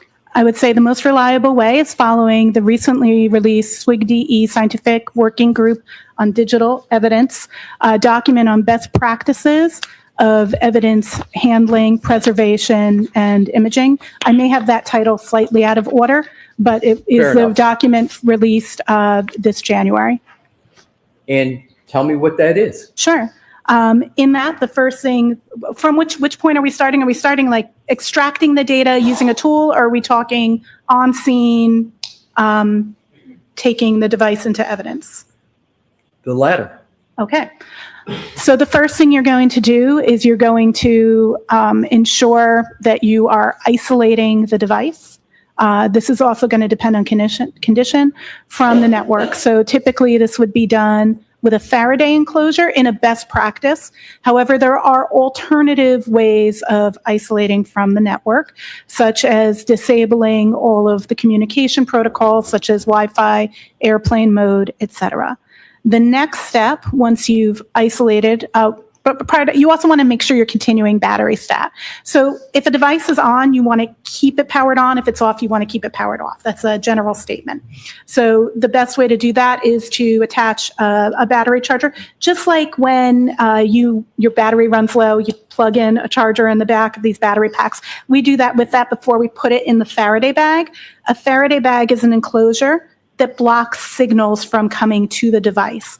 This is so a remote wipe command couldn't be sent, or so that more data isn't received to the phone, because phones are live and constantly obtaining data. So we're going to have it with a battery pack in the Faraday, presuming it was on. Again, I don't know the status of this device. The next steps are going to depend on what state that device is, and what make and model that device is, and what the current support for that device is. There are multiple types of extraction methods of phones. In the modern day on iOS, a full file system image, what we had on the devices in question in this case, is considered the gold standard because it has the most robust information. So at this point, the next question is what's the best image type? And that's going to depend on if we have a passcode or if we don't have a passcode. If I could, Please. and I'm going to allow you to continue. Yeah, please. I want to break it down for the jury. Break it down. So what I now want to do, you've stopped at a certain point, but you've talked about securing, what I would call securing the phone, right? And then making sure that there's no data swiped. You talked about airplane mode, Faraday bag, Faraday box, right? Do you know whether any of those protocols were? But I also want to be clear, I don't know when, I don't have information outside of the digital forensics realm about this case, so I don't know precisely when the phone was taken into custody by law enforcement. Fair enough. So assume that Mr. O'Keefe was deceased around the latest 9 a.m. on January 29th, 2022. Isn't there activity on that phone, health data activity, up to around noon of January 29th? Health data activity would continue to be reported regardless of if the device was isolated from the network or not. Health data has to do with the movement of the device. So if the device was being moved even within a Faraday bag, that data would still be populated. How about location data? Location data is unlikely to be reported in a device that is Faraday enclosed, but I do not know what location data you're referring to, so I cannot speak in absolutes without having a better reference to the artifacts in question. If you're saying it's in my report, I'll look at it, but again, I never knew when the phone was seized, so it was not part of my initial analysis. Do I have permission to look at that time, Nick? Yes. Thank you, Your Honor. Oh, boy. So bear with me. It's a big report, as you know. It is a big report. And it was at the bottom of my stack. Pardon me? All right. It was at the bottom of my stack. I had to lift up the other ones to find it. All right. So, Your Honor, may I assist and point her to a page? That'd be Thank great. you. If you could turn to that report on your page 47 and continue on to page 50. I do see incoming data that is consistent with the device not being Faradayed, such as the receipt of SMS messages, notifications from Ring, etc. So, the iPhone of Mr. O'Keefe was not secured in the manner you described before we got to this, as would be the best practice with regard to getting the most accurate data from a phone. That is, once it comes in, that it's to either be put in airplane mode, Faraday bag, or Faraday box. That's correct. By your own report, you see activity. I do see activity. It was not Faradayed. Faraday prevents wiping of the device and additional data. So actually, in this instance, it doesn't appear that the device was at risk of wipe because it was not wiped. And we actually have more data because we get to see the data that continue to come into the device. I'm not saying that's in accordance with best practice. I'm saying that that's what I see based off of what you just had me review in the data.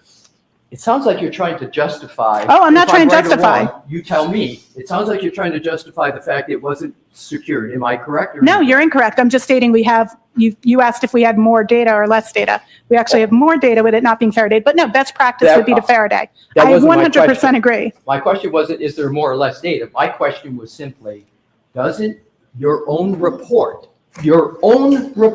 Sure. show activity up until noon on January 29, 2022? Correct. And for clarity, my scope was till noon, so I don't know if there was activity beyond that. Right, but as far as your scope goes, I want to be clear. Yep. There is activity on Absolutely. this phone, Absolutely. The which phone, shows that it was not put in airplane mode, it was not put in a Faraday bag, and it was not put in a Faraday box, and that failure is not best practice. correct. It is not in accordance Thank with the best practices. I agree.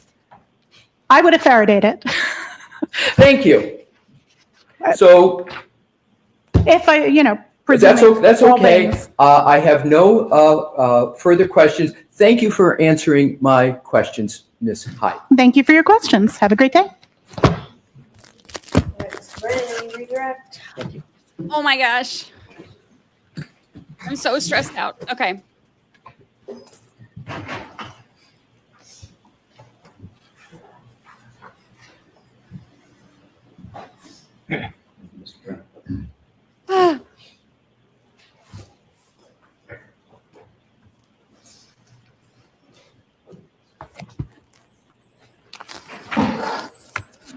Of course.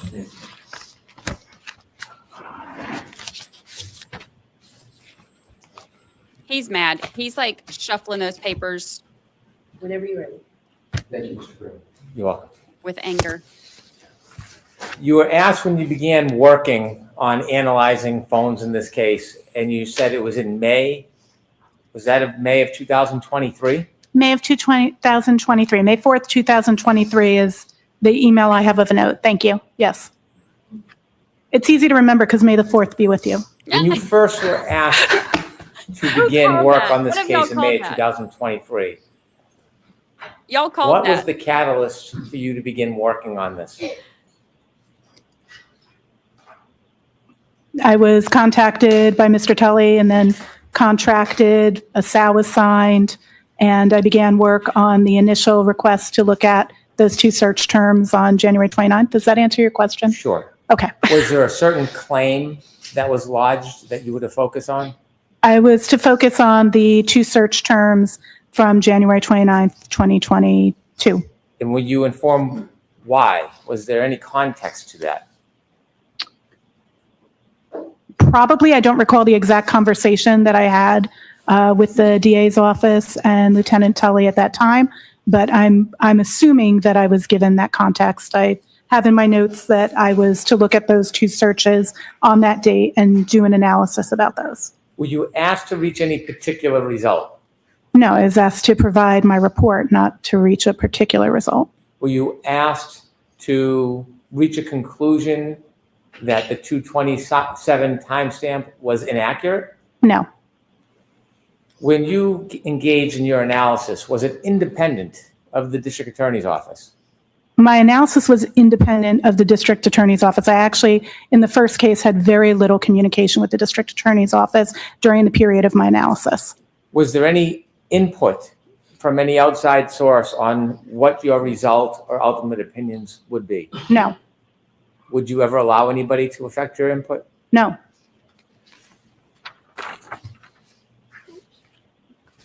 Throughout the course of your Independent efforts with contest. this phone, have there been changes to software? Absolutely. As mentioned on direct, software updates are near monthly. I want to ask you about changes to the Celebrite software. You were asked about certain reports you wrote. Were the reports that you wrote relative to different requests for analysis? Yes, The report regarding, report number 3, regarding changes to Celebrite software, was that report limited to the timestamp change, or was it to include other efforts? the scope of that report, may I review what I have documented as the Please. scope? I believe we're talking about report 2. That's the one about the Celebrate change. Yes. And I have the request was to understand changes made in the newer version of Celebrate Physical Analyzer to artifacts pertaining to the timeline of a particular Google search on January 29, 2022, namely how's long to die in cold. When you looked at the Celebrate software and report, was the timestamp characterization changed or removed? Yes, it was removed. That timestamp in the version starting in May of 2024, Celebrate actually removed that, and they put a release note stating that it was due to the ambiguity and potential for misconstruing the meaning of that data. Was there any other releases informing other reasons why that was changed other than the potential that somebody could misconstrue, misinterpret, or distort the information? Can I read Celebrate's own statement? Please. Celebrate's statement in... To yourself. To myself? Okay, roger that. Thank you. I appreciate that.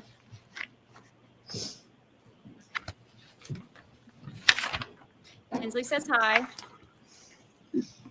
Can you repeat the share with question? us, was there any reason other than the concern about misinterpreting or They distorting? said that So what's your understanding? my understanding is that it is not a reliable timestamp, and that is why Celebrate removed it. You were asked about Axiom. Axiom, is it the same or different? Magnet, Axiom, and Celebrate Physical Analyzer are two different tools that both do forensic analysis of mobile phones.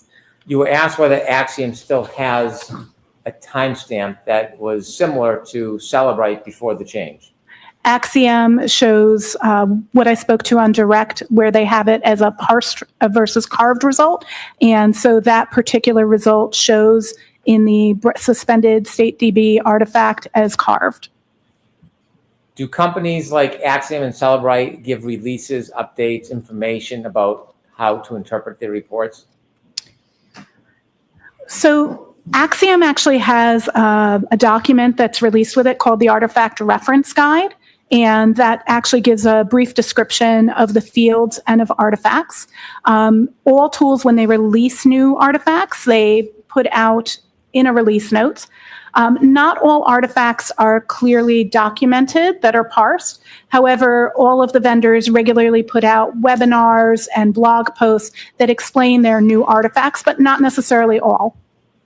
Is there any releases or cautions from Axiom on the same issue about misinterpreting a timestamp?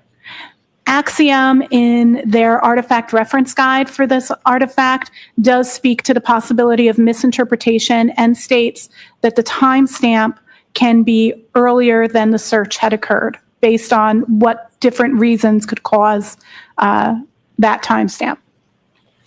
Let me ask you about a Faraday bag. You said that best practices is to isolate an item in a Faraday bag.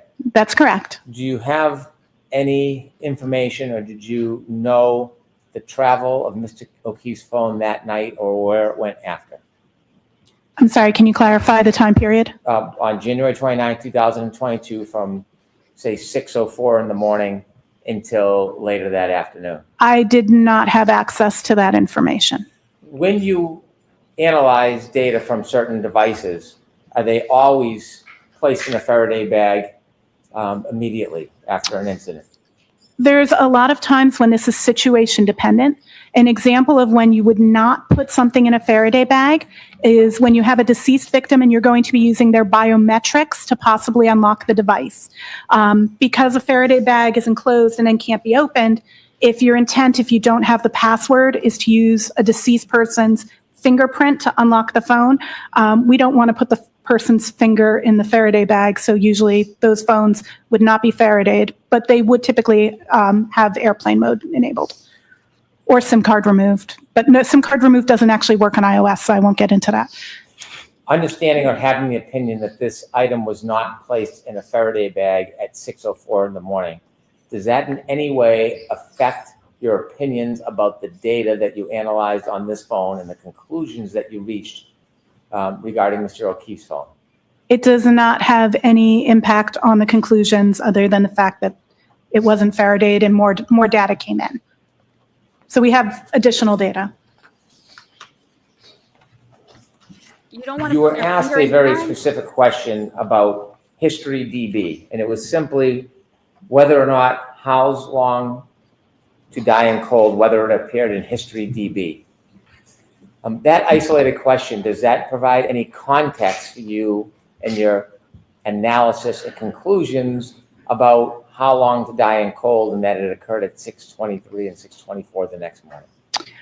The absence of the history DB artifact doesn't mean that that search didn't occur at that time. We have multiple corroborating artifacts, which is usually what we look for, 2 artifacts that demonstrate is like very good. You don't necessarily need that, but in this instance, we have both from the Mobile Safari PLIS, which tracks the history, as well as the Knowledge C DB. So we do have 2 artifacts showing that those searches were done at that time. Of course, 6 seconds apart for the difference between the Knowledge C and the Mobile Safari PLIS. On direct examination, you were not asked questions about Mr. O'Keefe's phone. That is but correct. You were on cross-examination, so let me follow up. You have a report that you authored regarding Mr. O'Keefe's phone, That is correct.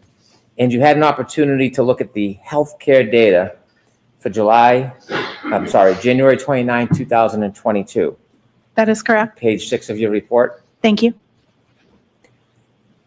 You noted that there were steps that began at 12:11:09 a.m. Is that accurate? That is accurate. And the way healthcare data works, do you have an understanding whether steps means a person actually took a number of steps, or does it mean something else? Steps doesn't necessarily mean that you took a number of steps. It's based on the motion of the device. So it could be steps. It could be you're carrying it. It could be that you're in some other kind of motion. You could be on a bicycle. You could, any number of things. And the number of steps is based on the presumed gait, based on the input into the Apple Health app in terms of gender and height.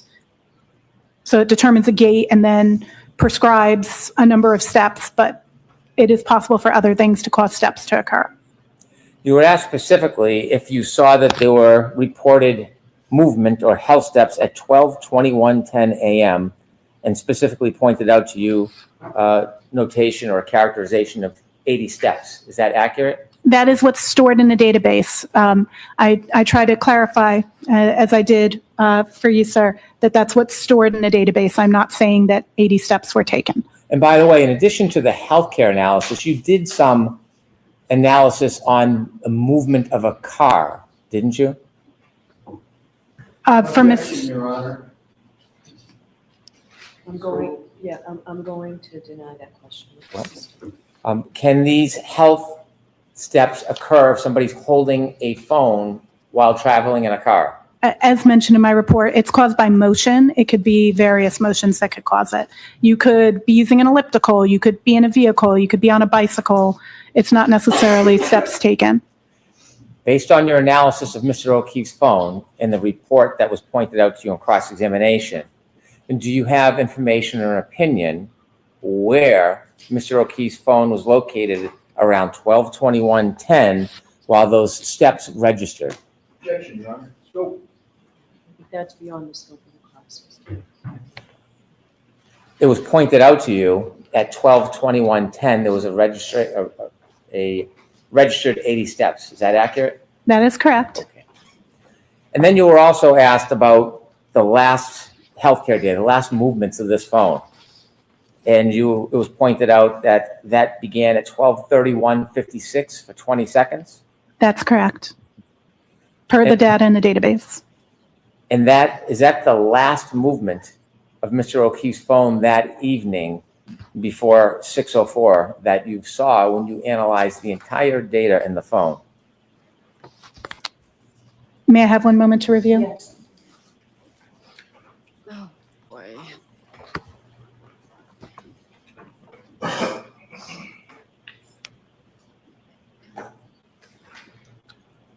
Tinsley is all of us right now. That appears to be the last before the 6 a.m. hour. So that 20 seconds if it began at 12:31:56, what was the last movement in seconds in time at that time of Mr. O'Keefe's phone? I'm sorry, can you repeat?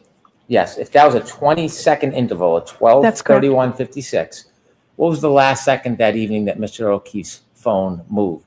12:32:16.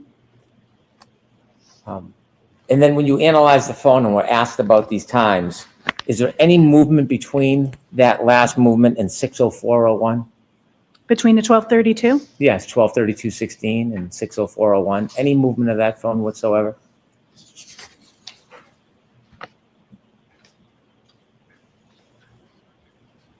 I do not have anything supporting that in my report.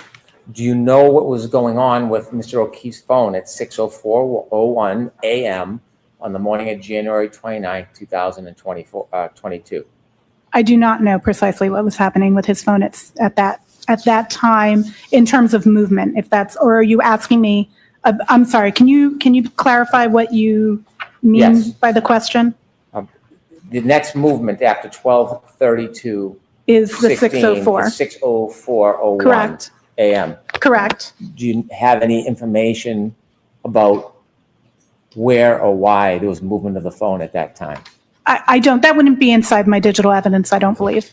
And the last question is, the next movement at 6:15:14, do you know if that phone was being moved by somebody or somebody else than Mr. The O'Keefe? phone was in motion. I do not know if it could be by a person, it could be on a rail car. I don't think it was on a rail car for clarity, but I don't know what is causing that motion at that time. Thank you very much. Any follow-up, Mr. Yes, please, Your Honor.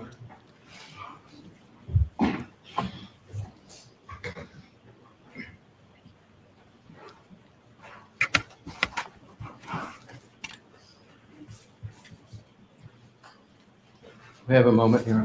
Yes. Excuse me. Good. There you go. Thank you.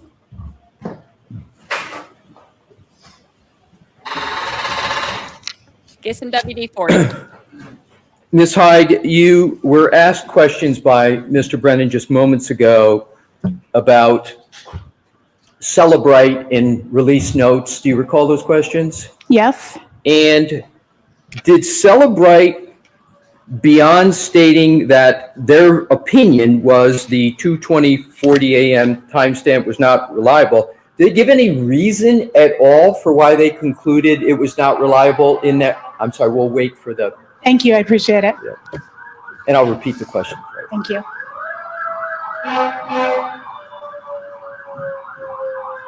We'll just wait here. Don't mind us. Don't mind us. No biggie. Just wait here.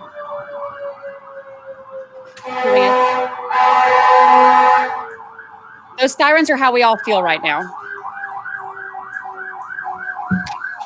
This is representative of our emotional state at this point. Carry on. May I, Your Honor? Thank you.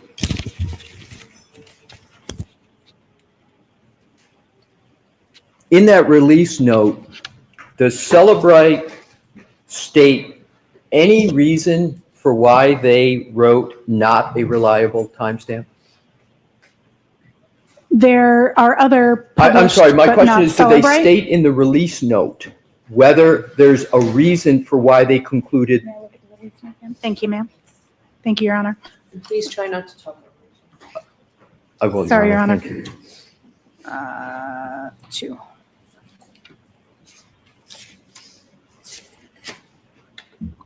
Not asking you to read it, just asking whether or not they give any reason for the conclusion, not a reliable timestamp. One moment, I'd like to review what they wrote. Thank Absolutely. you. You're welcome. We'll just wait here. Just let us know when you're ready. Yes, they do. They state that further research since is the reason that they're doing it, that there is further research. Did they state what that research is? They don't, but All right, but they don't state what the further research is. that is correct. They All right, state now what that I'd like it's to do is- unreliable. Move on to Axiom. Mhm. You were asked questions by Attorney Brennan, and you referred to Axiom is using a different parlance with the timestamp of carved, correct? Celebrate uses this deleted demarcation or recovered demarcation. Axiom does not do that at all. They speak to how they recovered the artifact, be it that it was parsed. When I say parsed, I mean the item was where it was expected to be in the algorithm, found it, located it, and said it's here, versus carved, which is when they have to go into an unexpected area, such as slack space, which would be the areas that are not yet used or were previously used to extract the data from that.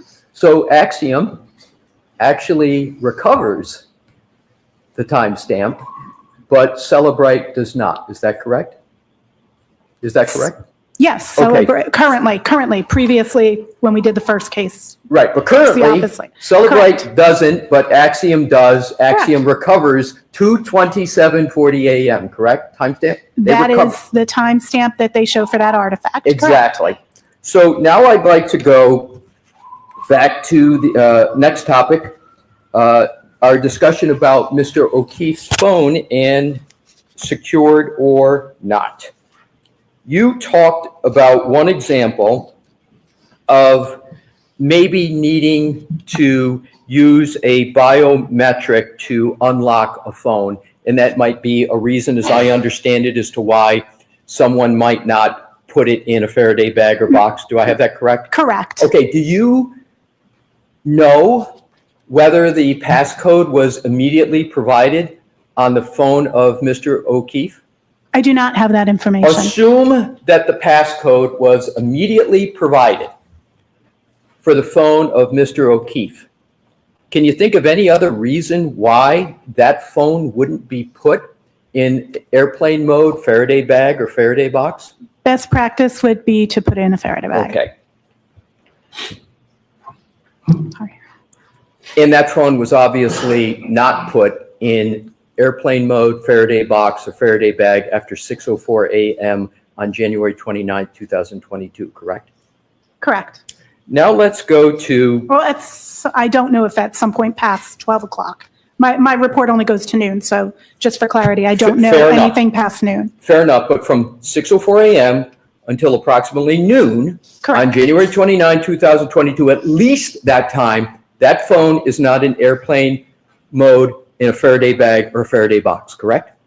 It would appear such. Because I didn't analyze past that, I don't know if it had been potentially Faradayed and then it broke Faraday and got data, but I don't suspect that based on this. It appears that that data was live. But I just have to speak to the fact that I just don't know because I didn't go past noon. But you're going past noon. Right. I'm not. Okay. My yeah. question, 6 and a.m. to I'm- noon, it does not appear to be Faraday. So to be clear, from 6:04 a.m. on January 29, 2022 until at least noon of January 29, 2022, the iPhone of Mr. O'Keefe is not in airplane mode, it's not in a Faraday bag, and it's not a Faraday box, correct? Unless it was in a broken Faraday bag, like they put it and it was failing. But it does not appear to have been placed in Faraday bag. All right. So I'm just being honest. You should test your Faraday bags. They go bad. I use Dr. Katz's testing methodology, but 100%, it appears to have been receiving signal for that entire period and not in a Faraday bag, which would be best practice unless biometrics were needed. So let's now go to, I love the name Snarka. That's hopefully, what are the last two categories of questions? With regard to the iPhone of Jen McCabe,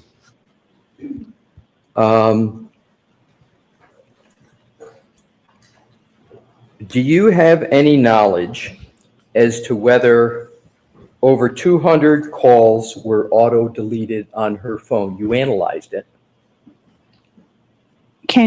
We can see that calls were auto-deleted. You're asking me if the number of, I just want to make sure I understand the question. If the number of calls that were auto-deleted, if that exceeded 200? My question is, do you know whether there was auto-deletions on Jen McCabe's phone?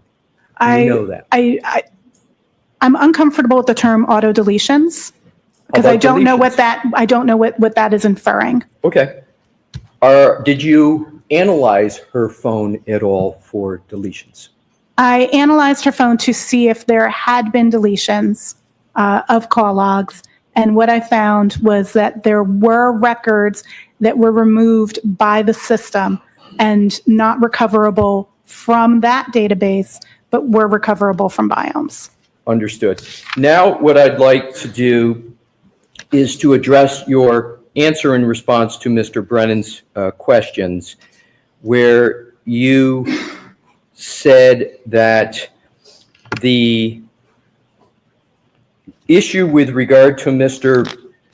O'Keefe's, or just generally your proposition, that there was no impact on your conclusion because more data had been obtained. Did I get that correct? I believe my statement was there was no impact on my conclusion with the fact that it had not been in a Faraday.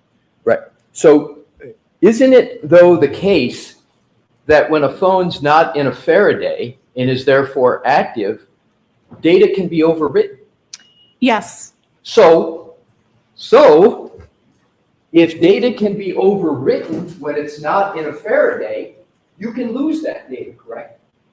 Is there data that we're concerned? Yes, theoretically. Right. Yes.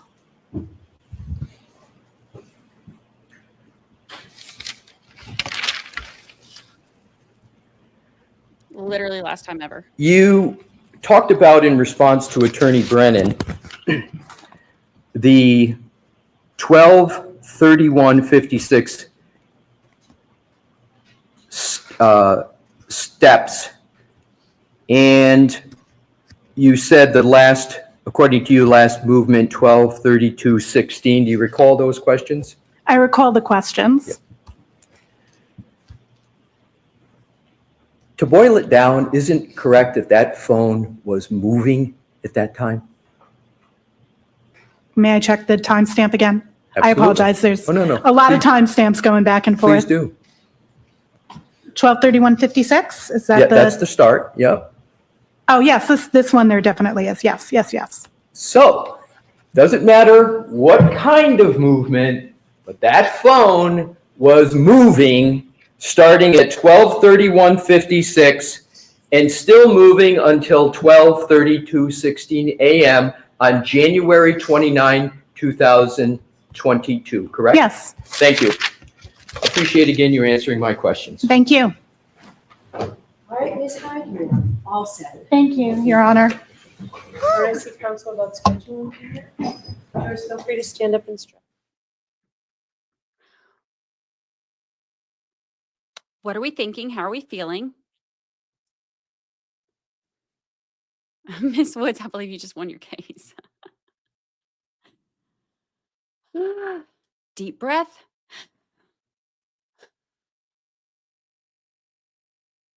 Deep breath. Do I think she'll end today? Yes.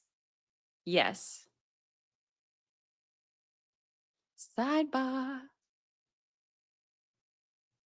That was intense. Yeah, I was saying the same thing. Like, I don't never have in my life, but maybe it's a good day to start. I'm just joking. It's never a good day to start that. Just joking. Just kidding. Just kidding. I'm emotionally, what? Emotionally spent. I'm in a glass case of emotion. What is that? No, sir. He is not about to call somebody else. No. May I? Yes. No. I would like to play clip 15, please. Oh, okay.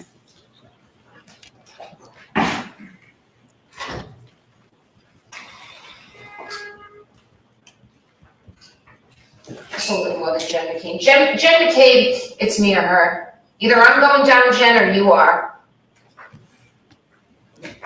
That's so out of context. All right, so folks, I talked to the lawyers briefly about scheduling at sidebar, and I'm told we're actually ahead of schedule. So with that, rather than beginning a witness who's probably going to take a while, we may as well let you go and enjoy the rest of this beautiful activity. So We're on schedule, ahead of schedule. We'll reevaluate that tomorrow. Now, you will see the lawyers and sidebar as the jurors will have to talk a little bit about scheduling. So same cautions, please. Do not discuss this case with anyone. Don't do any independent research or investigation into this case.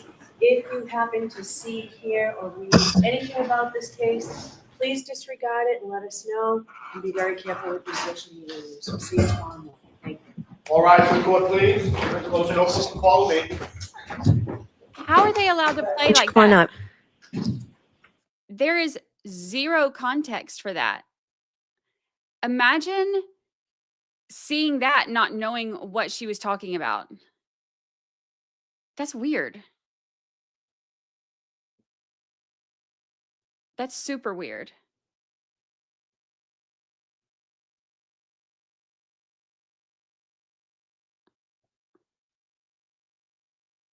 I don't know how that's in that clip. She was talking about the Google search, and she's like saying how like she doesn't even want to breathe more life into it. She doesn't, want to spend too much time on it because then it becomes like, having to choose like either me or Jen McCabe. Like it's either me or you, Jen. One's going down. That's what that was. That was so out of context. That's wild. That's wild.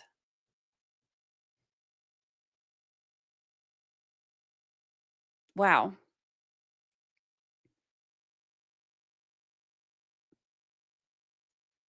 That kind of confuses me, honestly. I don't know how that's so out of context. That's crazy. But, can't be cantoning. I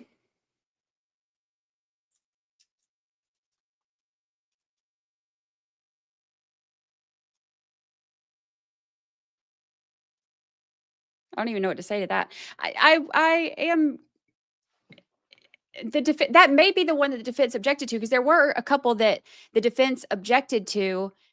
I do think 15 was one of them. I have to go back and look because I remember they were wanting to introduce 15,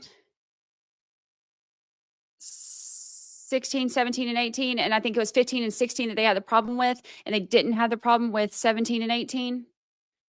Is that right? I don't know. Don't quote me on that. There were a couple that they said they were out of context. So that's definitely one of them.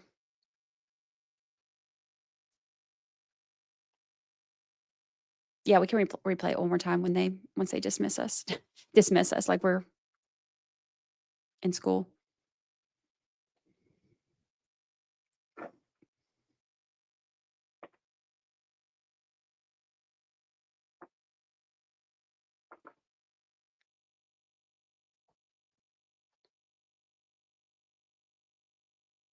Tinsley's getting antsy.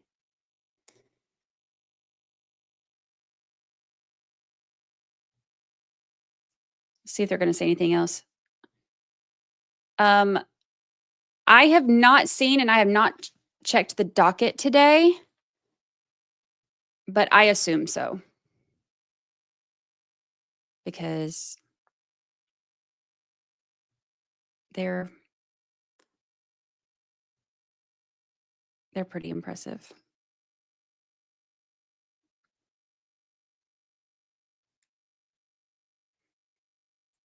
No, jurors are not off tomorrow.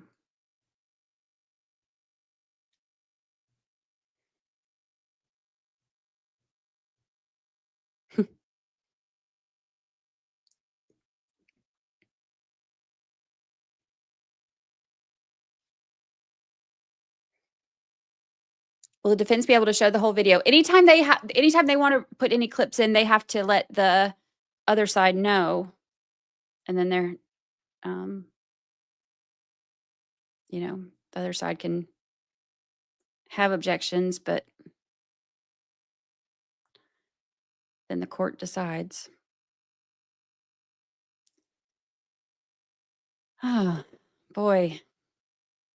That stressed me out. I really did feel like we were all in trouble.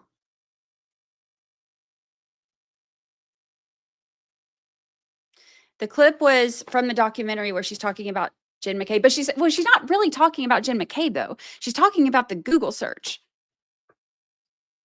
So it's wild to me that that's what that's the part that they play. That's crazy.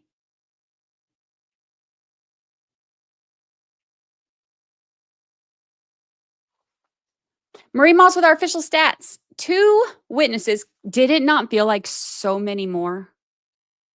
It's really only been Trooper Connor Keefe and Jessica Hyde, and it feels like we have gone through 75 witnesses today. 10 sidebars, 16 objections, and the high of the day, Bev apologized.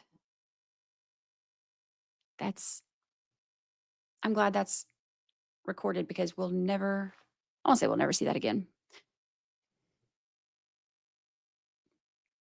Shocked me though.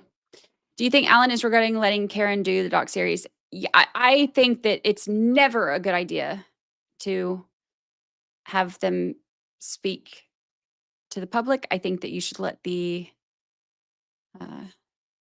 evidence or lack of do the talking, but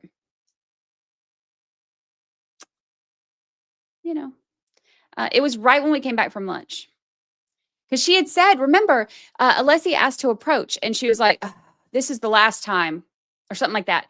And so then she came back, and they asked to go to sidebar. I'm wondering if that's what the sidebar was. I'm wondering if they said something to her, and they're like, look, you keep treating us like crap in front of the jury, and they're going to start thinking about this some type of way. Because that's not the first time she's done stuff like that, So we do not know if Karen will be testifying. They will ask her after the state's case has been presented, and she'll have the opportunity to testify or not. Thank you, Marie Moss, for our official stats.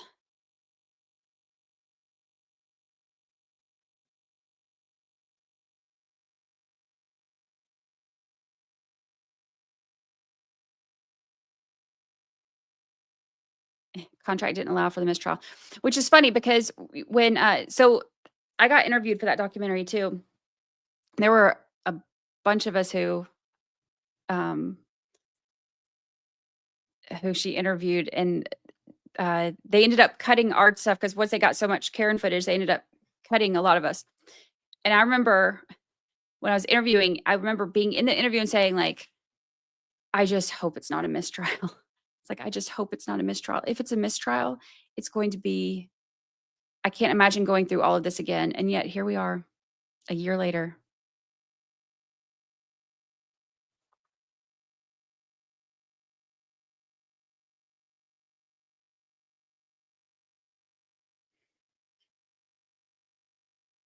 The timestamp for the apology, it was 4 hours and 43 minutes in.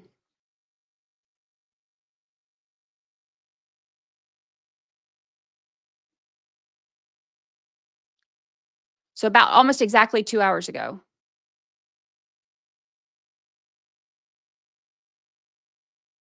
I don't think she'll testify either.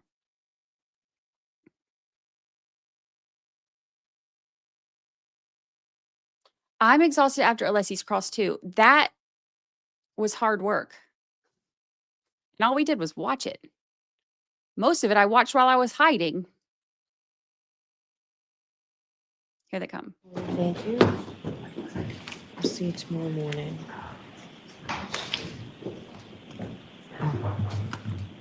Do you have to sign my signature? That's it. That's it. All right. I will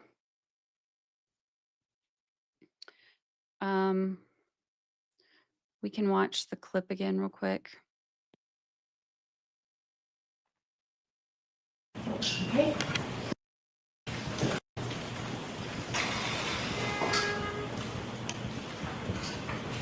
Absolutely more than Jen McCabe. Jen McCabe, it's me or her. Either I'm going down, Jen, or you are. Okay. All right, so folks, I talked to the lawyers briefly about scheduling at sidebar, and I'm told we're actually ahead of schedule. So with that, rather than beginning a witness who's probably going to take a while, we may as well let you go and enjoy the rest of this beautiful afternoon. So we're on schedule, ahead of schedule. We'll reevaluate that tomorrow, and I will see the lawyer. That's it.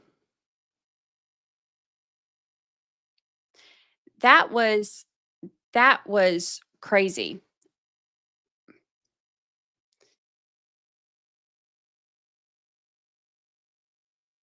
I'm just hitting all the wrong buttons. Stop hitting buttons, Brandi. Stop hitting buttons, Brandi. That's what I do. I just hit buttons and see how it goes.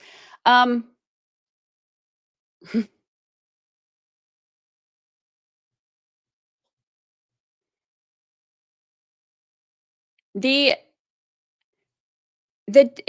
wasn't about that. It was about it wasn't like it's me or you, we're going down. It was she's talking about how she doesn't want to breathe any more life into the Google search thing because at some point it becomes either they're,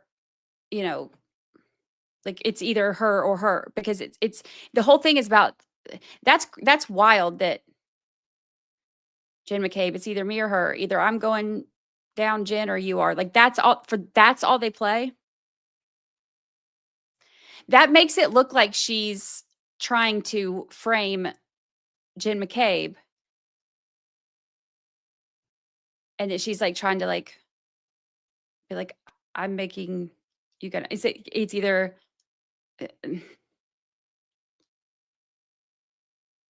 wild.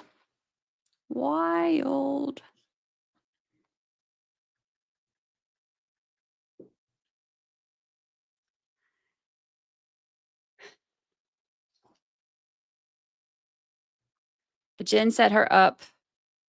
The opening cleared it up, but no worries. Well, see, I think that remember I said that I believe, hi Tinsley, I know. Remember I said I think that the whole thing he's doing with this is trying to make everybody hate her. I was like, that's how he's going to try to do this whole thing, is just by making everybody hate her. And okay, look at the witnesses he's called and the witnesses he hasn't called, right? And they're like in a really random order because there's so many people that we haven't heard from. But also, I don't think he's going to call some of the people that we want to hear from. I think, like, okay, the very first one he called, Timothy Nuttall, right? That was like the hero in his openings. Like Timothy Nuttall, took a deep breath and, gathered his thoughts and opened the ambulance doors and the cold wind hit his face. It was very dramatic, right? Like the whole like dramatic moment. And that was like the hero in his opening statements. So that's the first one we heard from, right? The hero. The hero comes in and says, I heard Karen say, I hit him. I hit him. I hit him. 2 times last year, 3 times this year. Katie McLaughlin says 4 times, whatever. That's what he heard. So that was like the hero, right? That's the very first one he starts with.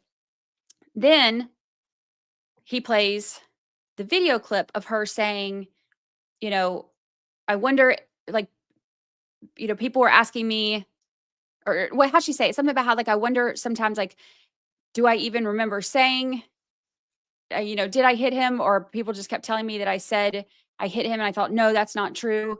It must have been that, which that's wrong. Cause it was actually in Jen's statement that she said, Jen was the one who said that Karen was saying, did I hit him? Could I have hit him? She changed it later to saying I hit him, but they've all changed their stories. But anyway, so he sets that up, right? With his hero and then the I hit him thing. And then she brings out Carrie Roberts. And Carrie Roberts is like, yeah, she had a cracked taillight and she was acting crazy. And I told her to shut up. And then there's the video clip of the cracked taillight. So it's like, I hit him. and then the cracked taillight. And then you bring in Mrs. O'Keefe, John's mom. So of course everybody is going to every juror is going to sit there and like feel terrible for John's mom, you know? And then right after that, the clip of her like mocking the tone of her when she said she was like accusing her and she thought she did it or whatever, or she thought she was, you know, responsible or whatever, however she worded it.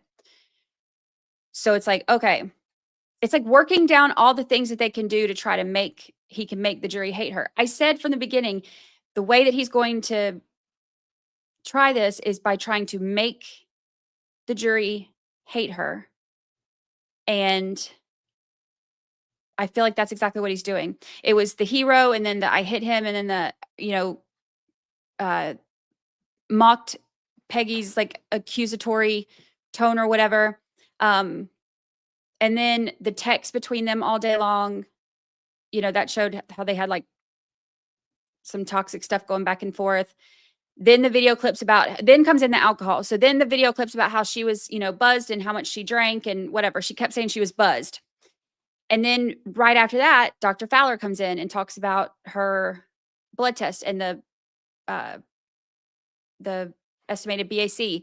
And then you have the guys come in and talk about the section 12. Like, you know, Whitley came in and he was like, well, her behavior was bizarre. She was giving the nurses a hard time. So it's more people that come in, you know, talking about the kids and stuff. And then you have more people coming in.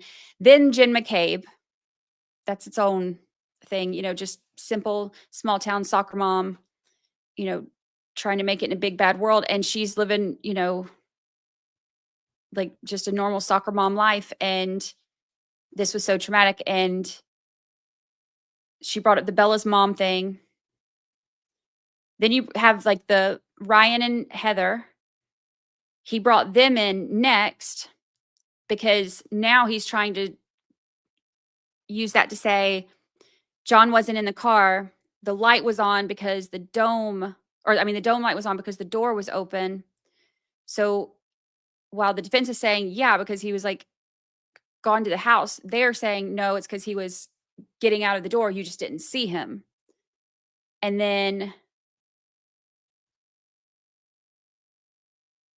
Katie McLaughlin, who knows about her? And then you have Gallagher come in. So now now he's kind of covered all the stuff where he's trying to paint her in a bad light, right? So what's he got to do next? He's made them dislike her. Now he has to try to excuse away the investigation. So what does he do? He brings in Gallagher, who last year did not use the term medical in his testimony one time. Not one time did he say anything about medical. And he referred to this as a medical event 5 times this year. Why? Because he needs a reason to explain why he didn't think it was necessary to go into the house. So now Brennan is trying to work through the investigation issues so that he's basically trying to convince the jury by leaving out all the bad stuff so that he can make them hate her, explain away the bad investigation, and then be like, oh yeah, and then here's all this other stuff like state troopers and all these problems. Yeah, but remember how you don't like her? Remember how she mocked the tone of Mrs. O'Keefe? And remember how that one guy said, you know, she was acting bizarre? And that's what I think. I could be wrong, but I'm not. Makes sense, right? Because I was thinking about that a lot last night when I was working on the podcast episode. I was like, this order is so bizarre, to use Whitley's word. And then I started putting it together. I was like, I know exactly what he's doing. Making them hate her and then walking him through with just a few witnesses, not all the witnesses. Some of those you can't bring in because they, you know, hurt the case. Brady, you're never. I'm just going to leave that on here so that my husband sees it. He's watching in the living room, so I'm just going to leave that there for a moment.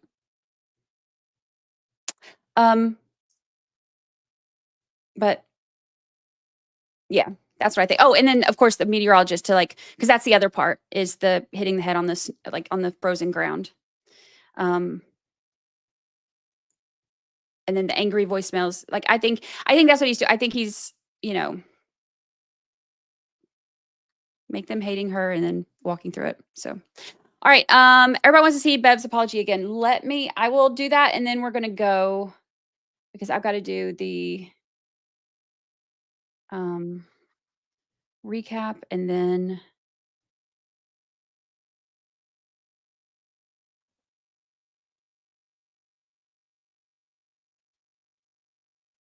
wait, is this?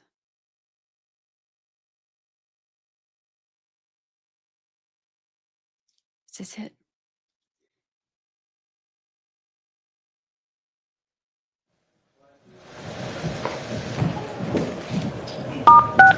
You are unmuted. All right, jurors, as you know, I think I told you in the beginning, one of my functions is to make sure that a case is tried fairly and efficiently and not to waste anybody's time. So if I get frustrated at lawyers about something, I try not to, and I don't think I am, but if I seem to cut somebody short, the lawyers are just doing their job. When they request sidebar conferences, they're just doing their job. I am going to try and keep all sidebar conferences to a minimum, but the lawyers are just doing their job.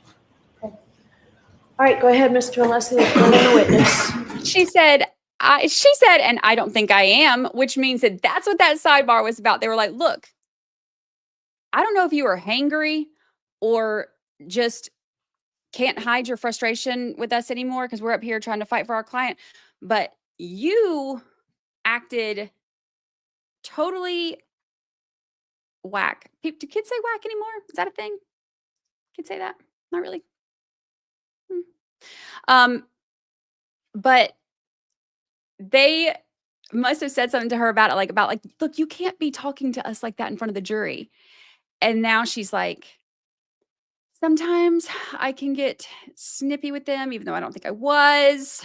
But if I do, bless it. Oh, bless it.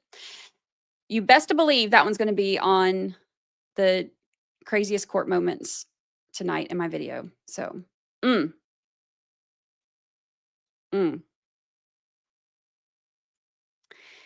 Can't barely hear her apology. That's because, well, number one, because she's not at a microphone, but also because the apologies are never as loud as the disrespect is.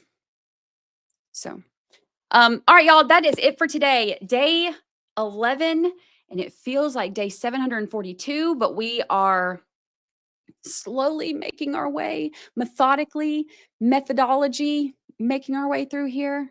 We have a new safe word. Waffle is our safe word. Didn't work today. We'll try it again tomorrow. I am not in trouble. You are not in trouble. We are going to make it through here. I'm still going to write an apology letter. Alessi has me feeling like I'm all up in my feelings right now. I'm a little bit stressed out. Going to do some heavy breathing exercises before I make the video.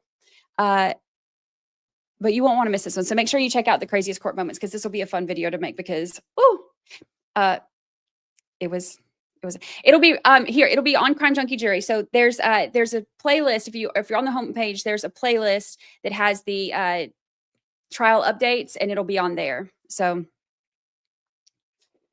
all right, y'all. What a day. What a day. What a day. I appreciate all of y'all hanging out. I will see you bright and early for jury duty in the morning.